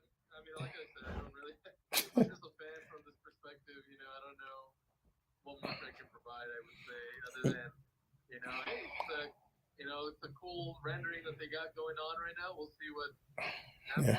Yeah, I think yours was better. I think like the one that they have out, look, now that we have a site and work around it, I think they have the right location, the way it's like oriented. I think it's the right move. Yeah. In terms of like the roof could be changed so many different ways, but because they still want to develop casinos and hotels around there, so you have to have room for that on the sides of the street, the sides of the strip. So. Hey folks, I'm talking to, this is Ben Garcia. Hold on a second. Hey everybody, a clap for Ben Garcia, because he's the guy that really gave everybody a vision. You really did, Ben, if you think about it. You gave everybody a vision of what baseball would look like in Las Vegas. You're actually the first to do that. You realize that? Yeah, I did. After a while, I just realized, nobody else had a rendering out there. No. This guy, Stadium 51, folks, lobby for it, because now, since they're not really going to use that design, what he did is even more possible than ever. Ben is an architectural genius. Check out stadium51.com, folks. There's your shout out again, Ben. I appreciate it. All right. Hey, man, thanks a lot. I'm going to get out of your hair, all right? Yeah, of course, man. All right, see ya. Okay, yeah. Plus, he's a cool young man, great guy. Great guy. We love Zennie. I love you all, too. You guys have been fantastic. Ace Cards as an alternate logo. Ha!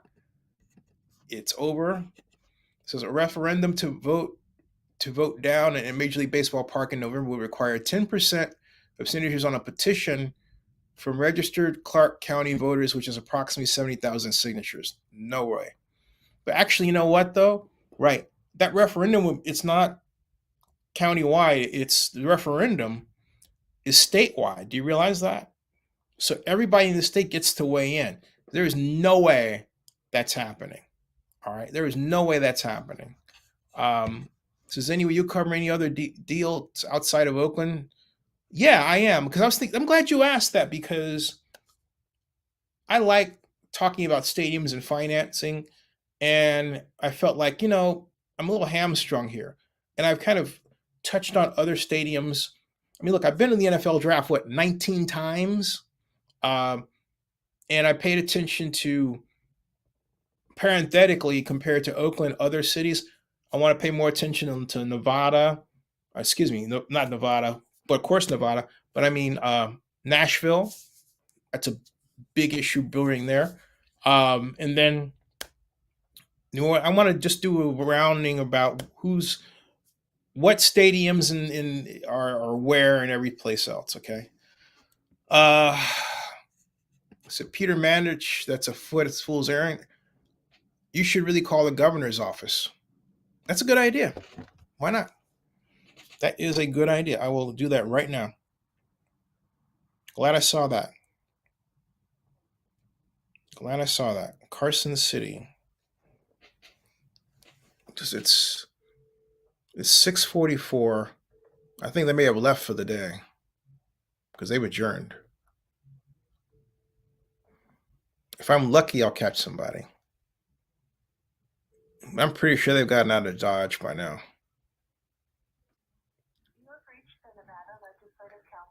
Yep. If you have received this message, we are either on the other line or away from our desk. Please leave a message and we will return your call. Thank you. Record your message. I'm not going to bother leaving a message. They're gone. They are gone.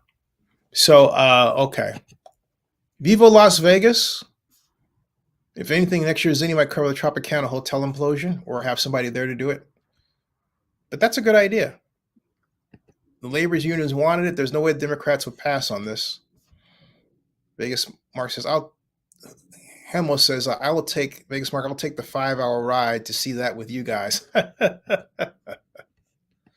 It'd be cool to meet everybody in person. Ben for president. Aaron Knopf says, Zennie, thank you for your coverage. You are the man. Thank you. And he says, hey, Ben, thank you. Thank you. Vegas Mark says, not many old Vegas hotels left. No. Says, yeah, that's the sad part. But Vegas had looked even more beautiful. And Toppin says, what's interesting is that it passed by 2/3 when only needed over 50%. It really wasn't close. Nope. Casey Pratt just posted a tweet from the Oakland mayor reacting to Nevada legislature voting on the stadium bill. Okay, let's see where what that says here. Not that. I'll be nice. Let's see here. Oh, all right. Statement from Mayor Shang Tao. On, I might have that in this. You know what? I may have that on my I might have that in my inbox. Hold on a second. Tao Shang THO.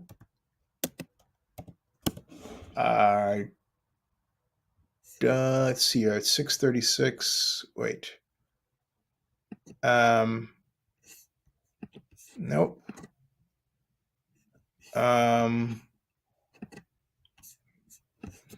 Let me see here. Then I might have to lap this up and spend some time with Mom downstairs. And and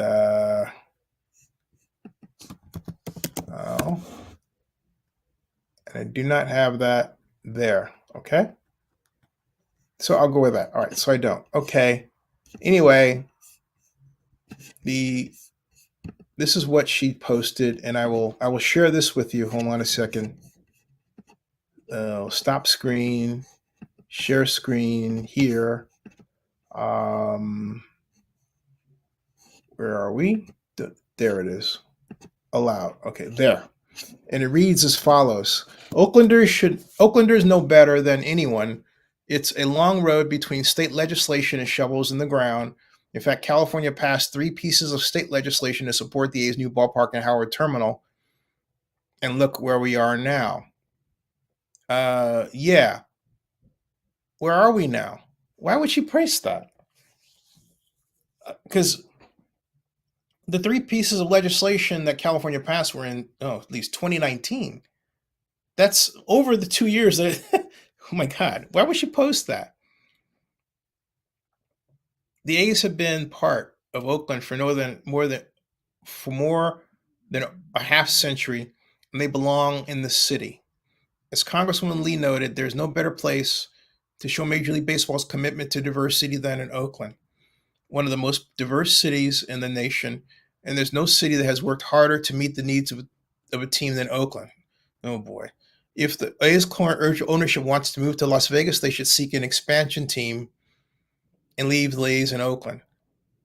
Whatever happens in Nevada, our focus is on doing what's best for Oakland, and our commitment to fiscal responsibility and expanding economic opportunity for all of our residents will not waver. Okay. Okay, fine. Okay, fine. Gotcha. All right. Says the media made it seem like it was close. No doubt about it. Otherwise, we would have become the Atlantic City of the West. Oakland bias.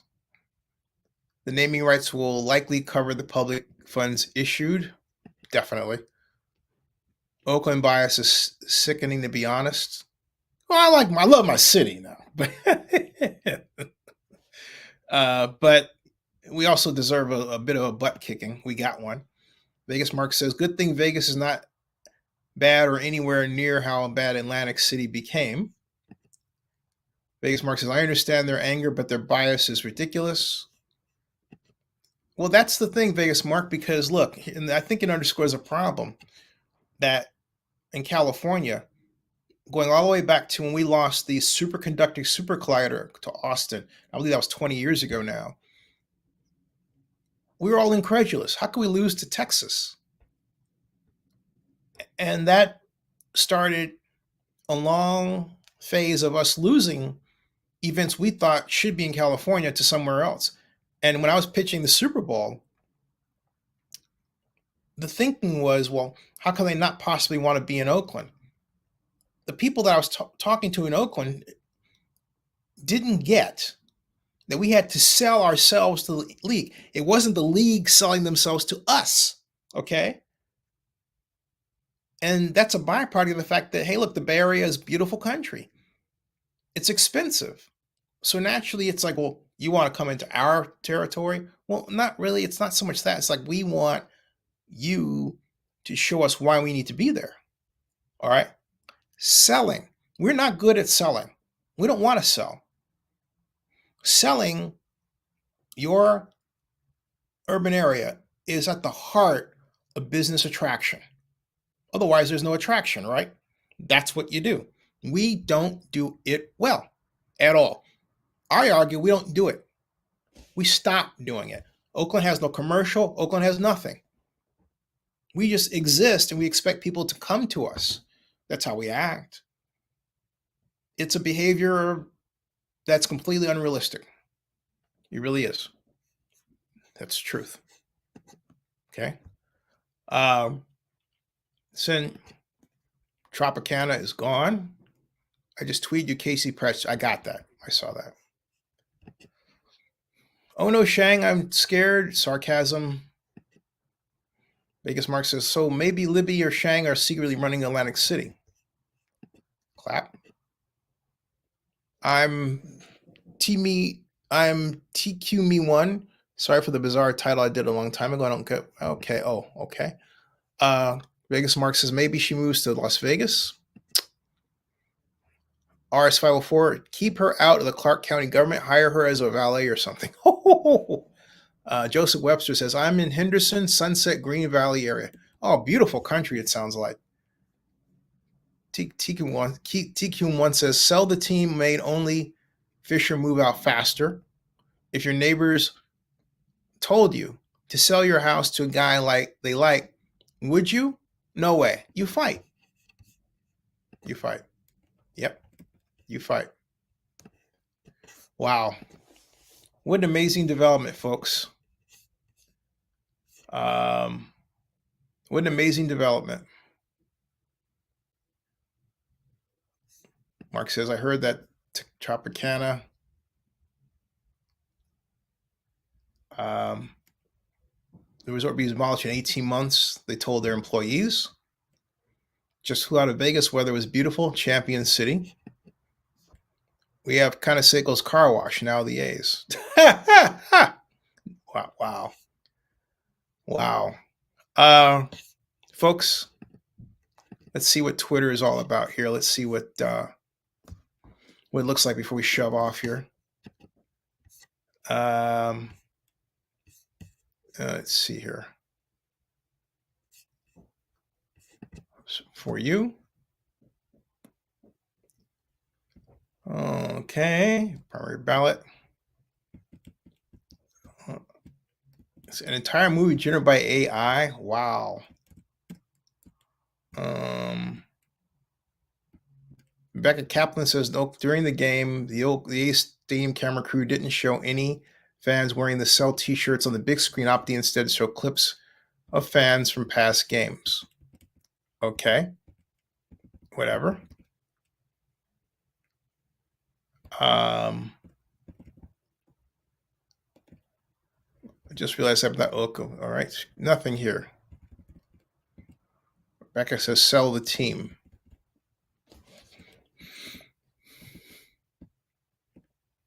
All right. Let me see if I can get a hold of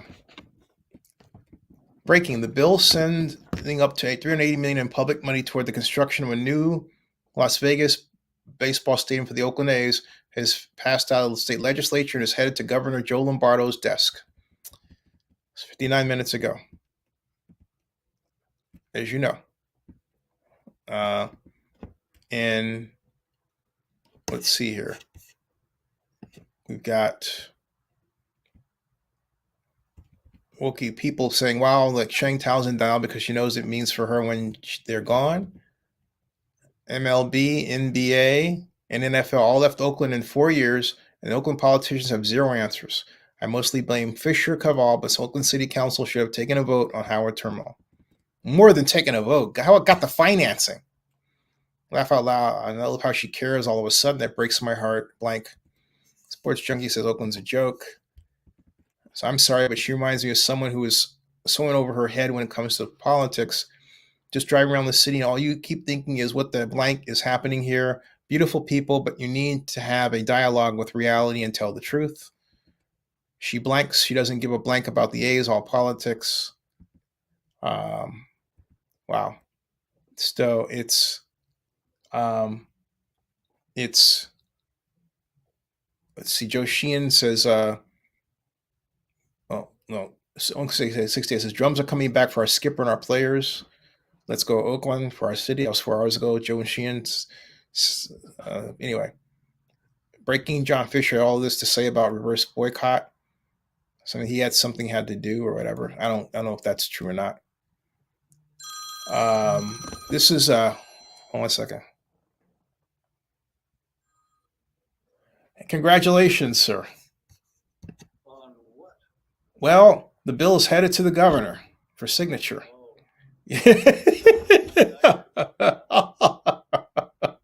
and a little formality, right? Oh, and congratulations on the Knights, and thank you for the photograph. Wow. The Knights will definitely take the congratulations on. That was a big moment for the city, having its first real major professional. The Aces obviously won the WNBA championship, and I don't mean to take anything away from their accomplishment. Yeah. Hey, when this was one on home ice. Yeah, it was. I loved every minute of it. Hey, when can I have you on to talk about Hamzong now that all this is blown over? And I'd love to get the name out there because you've been behind the scenes on this for quite some time, and then you can take a breather in a way. Not, in terms of sports, but. Cool. Yeah, definitely. I'll set that up. And Mike, it's I just want to congratulate you, man. This is it's something else. And as I said, I'm in the middle of the live, and these guys have been great. They're from all around the country, and a lot of people here in Las Vegas, or not here in Las Vegas, they're from Las Vegas, but they're watching my program. And Las Vegas did in 2 years, what Oakland hasn't done in a generation, and that is form a stadium financing plan and have it passed. Can you imagine that? Well, I can because I've seen it. Yeah, right. You're the one with the most reference on it to compare it. I didn't live through what you lived through in Oakland. All right, Guy, I have a heavy heart because, as you know, I wanted to do this project, and I believed, and I will take to my grave that if I were in charge, this wouldn't have happened. And because I learned a lot from watching people like yourself, and then people like the great Dan Doctoroff in New York, and I know how this is supposed to work. I know it in my heart. I know it in my blood. I went to school to do this. So I not only didn't get my chance, I was rebuffed. And for people who didn't and demonstrably prove they didn't know what they were doing. Even the mayor said so. So I don't know. But Elihu Harris, when he was my boss, still my friend, he told me a long time ago when I was working for him, Zennie, take those brains and use them on yourself, because as you can tell, a lot of people around here don't care.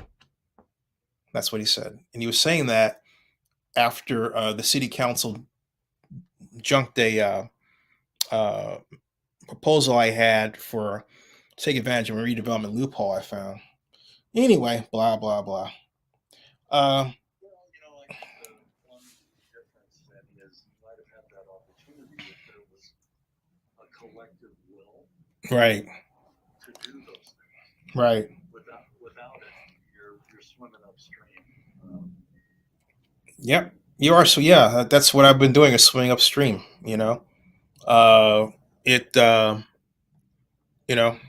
it's yeah, swimming upstream. So anyway, yeah. Sometimes you're lucky and think the stars align. Mm-hmm. And this is just a different kind of place in that regard.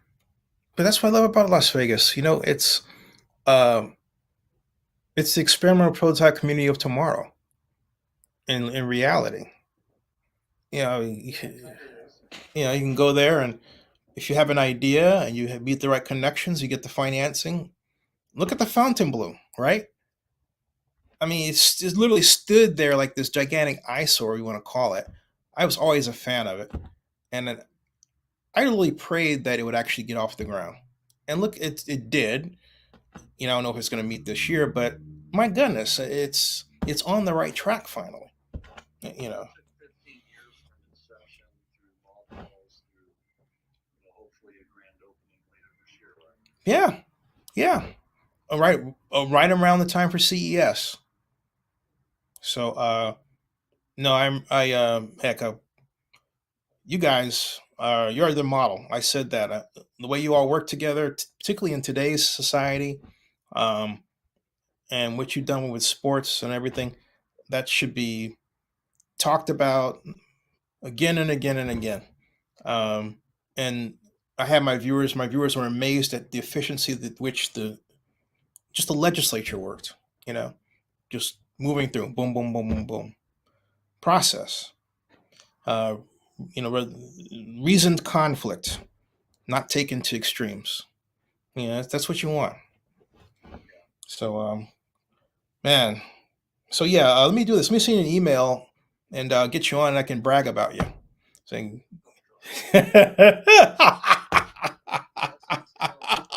all right. I'll talk to you later. Okay, see you. Okay, I can say that now. That is the principal. Guy Hobbs is a friend of mine. from Hobbs Ong. And let's see here. I had, going back here, Hobbs Ong, if you're wondering who that is, Hobbs Ong is the organization that was responsible for the Raiders bond issue. And prior to that, then after that, of course, the A's bond issue in terms of the design, the multiple layered tax structure. Guy Hobbs is a mensch.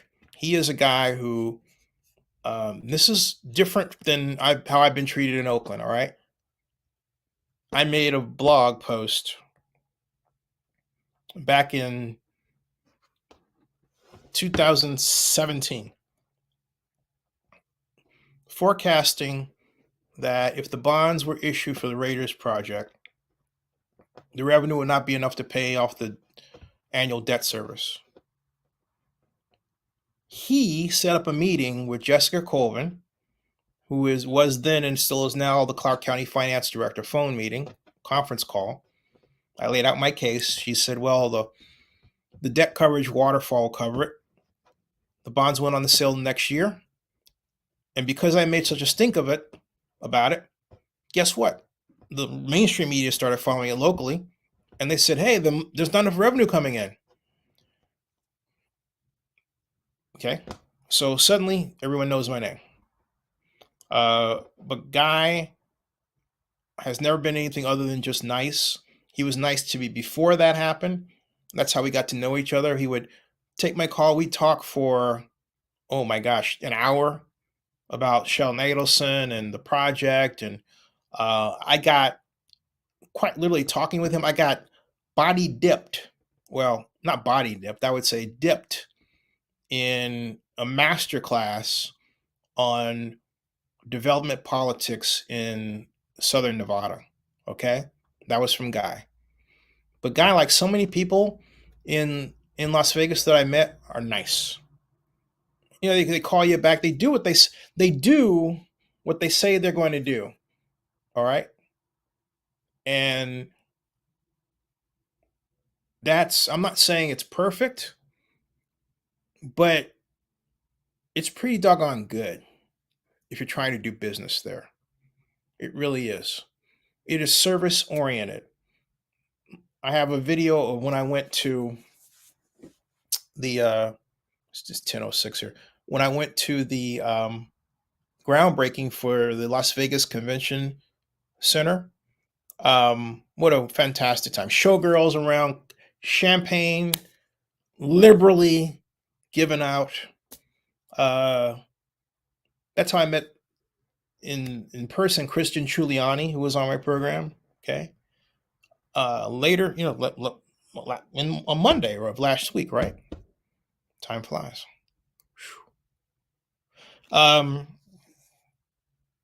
Just fantastic people. Really are. It's unbelievable. Oakland loses 3 teams in 5 years. Yep. Vegas will get NBA or MLS teams soon. The debate is which one arrives first. Here's the bad part. Few people in Oakland will learn a lesson from this, aside from you, of course. Oh, that's right. Ken Seiko does have a wash in Vegas. Awkward. And Vegas Mark says a Zennie with a Jose Canseco as a special guest would be dope. Hey, I like that. Vegas Mark says sell the team, huh?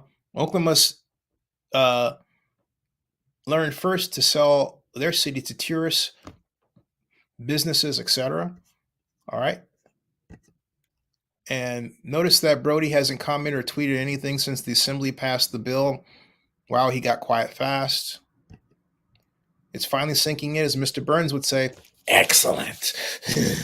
Okay. I couldn't resist. Brody made claims it would not pass, I think. Wow, Zennie really having an I am moment here. Don't know what that means. Brody was getting emotional on the A's pregame.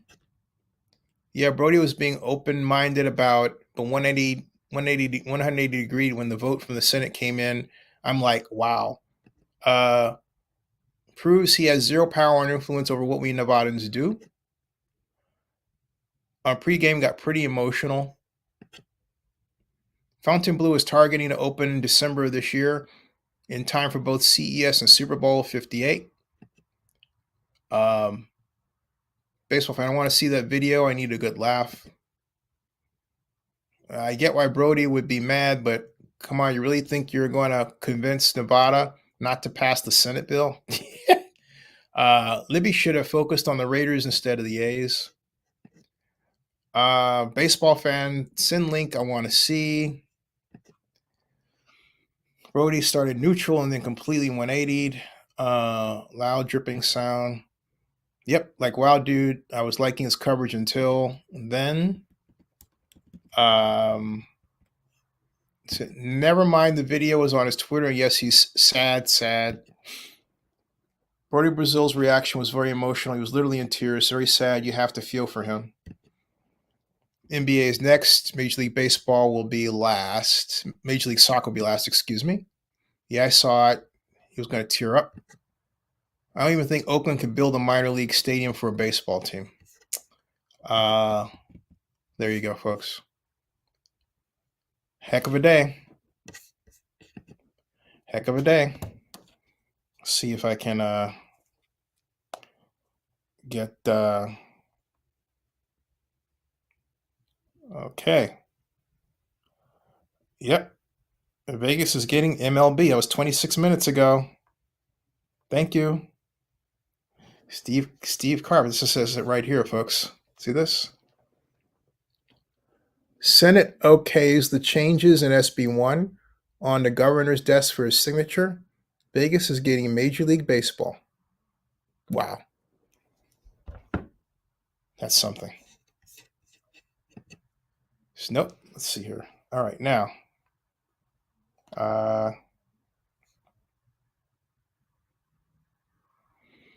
Let's see if I can get a hold of Ellie here.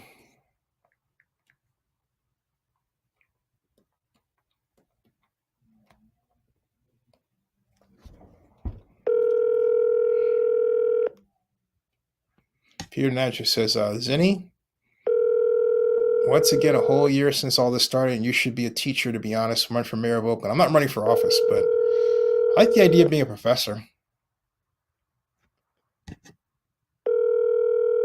But you can't compare Vegas politicians to Oakland. Las Vegas has a lot of gross desert land to build on, not much the case in Oakland. I don't think that's the problem. That's not the issue. Elihu? Hello? Please leave your message for 51021. Okay. Well, all right, can't get a hold of him. All right. So I'm going to shove off for right now, folks. It is 10:11 p.m. I've been on for 7 hours, 55 minutes, almost 8 minutes. Peter says there'll probably be an ESPN 30 for 30 documentary. Hold on a second before I close out. I'll be interviewing people. I've got Dan Kalb on tomorrow at 5:30. Oakland Councilman Dan Kalb on tomorrow at 5:30, 8:30 at night. All right. And so, wow. Hold on a second. We can get a hold of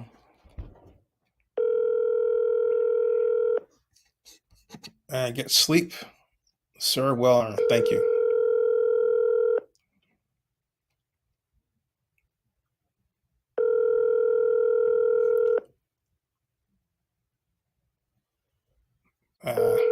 He's probably busy. Huh.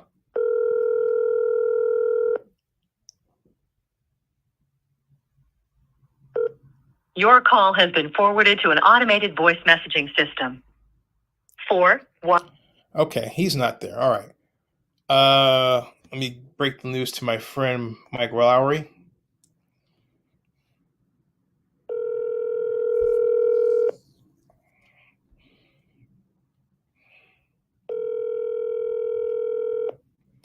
Thank you. Yeah.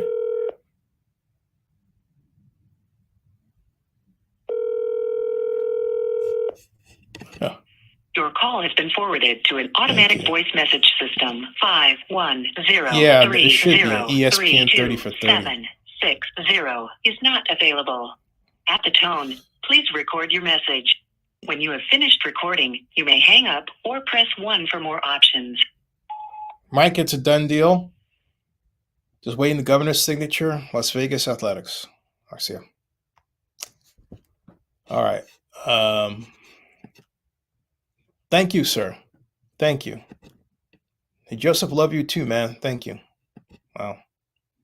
Peter says, thank you again, Zen. You need a well-deserved vacation after this. Thank you. And thank you for the $250. I'm going to take my mom. I'm going to buy something for mom. And yes, I have to go shopping tomorrow, right? That'd be great. And yes, keep an eye out for the Rays and maybe some light on the San Diego Arena deal too. Yes. But thank you again, Zenny. You'll owe you a lot. Oh, hey, I owe you all a lot. You know, I mean, it's fantastic to do this and then realize you have an audience of people nationally in great other parts of the world. It's great to feel like you're part of it. So I love this. And I'm, especially when someone sends you $250, it's a great incentive to keep doing more. Right. All right. But I'm going to go down and give my mom a hug and a kiss and spend some time with her and watch Star Trek. Hey, we got Comic-Con coming up. And Zennie62 Media is credentialed for Comic-Con again since 2000. Every year since 2010. Zennie62 is credentialed for San Diego Comic-Con. Live long and prosper in your world. Congratulations, Las Vegas. Stay tuned, everybody. And God bless you all. You guys have been chicken soup for the soul. Yeah, chicken soup for the soul. Thank you. Thank you all. Thank you. Love you very much. Thank you. And it's just broadcast.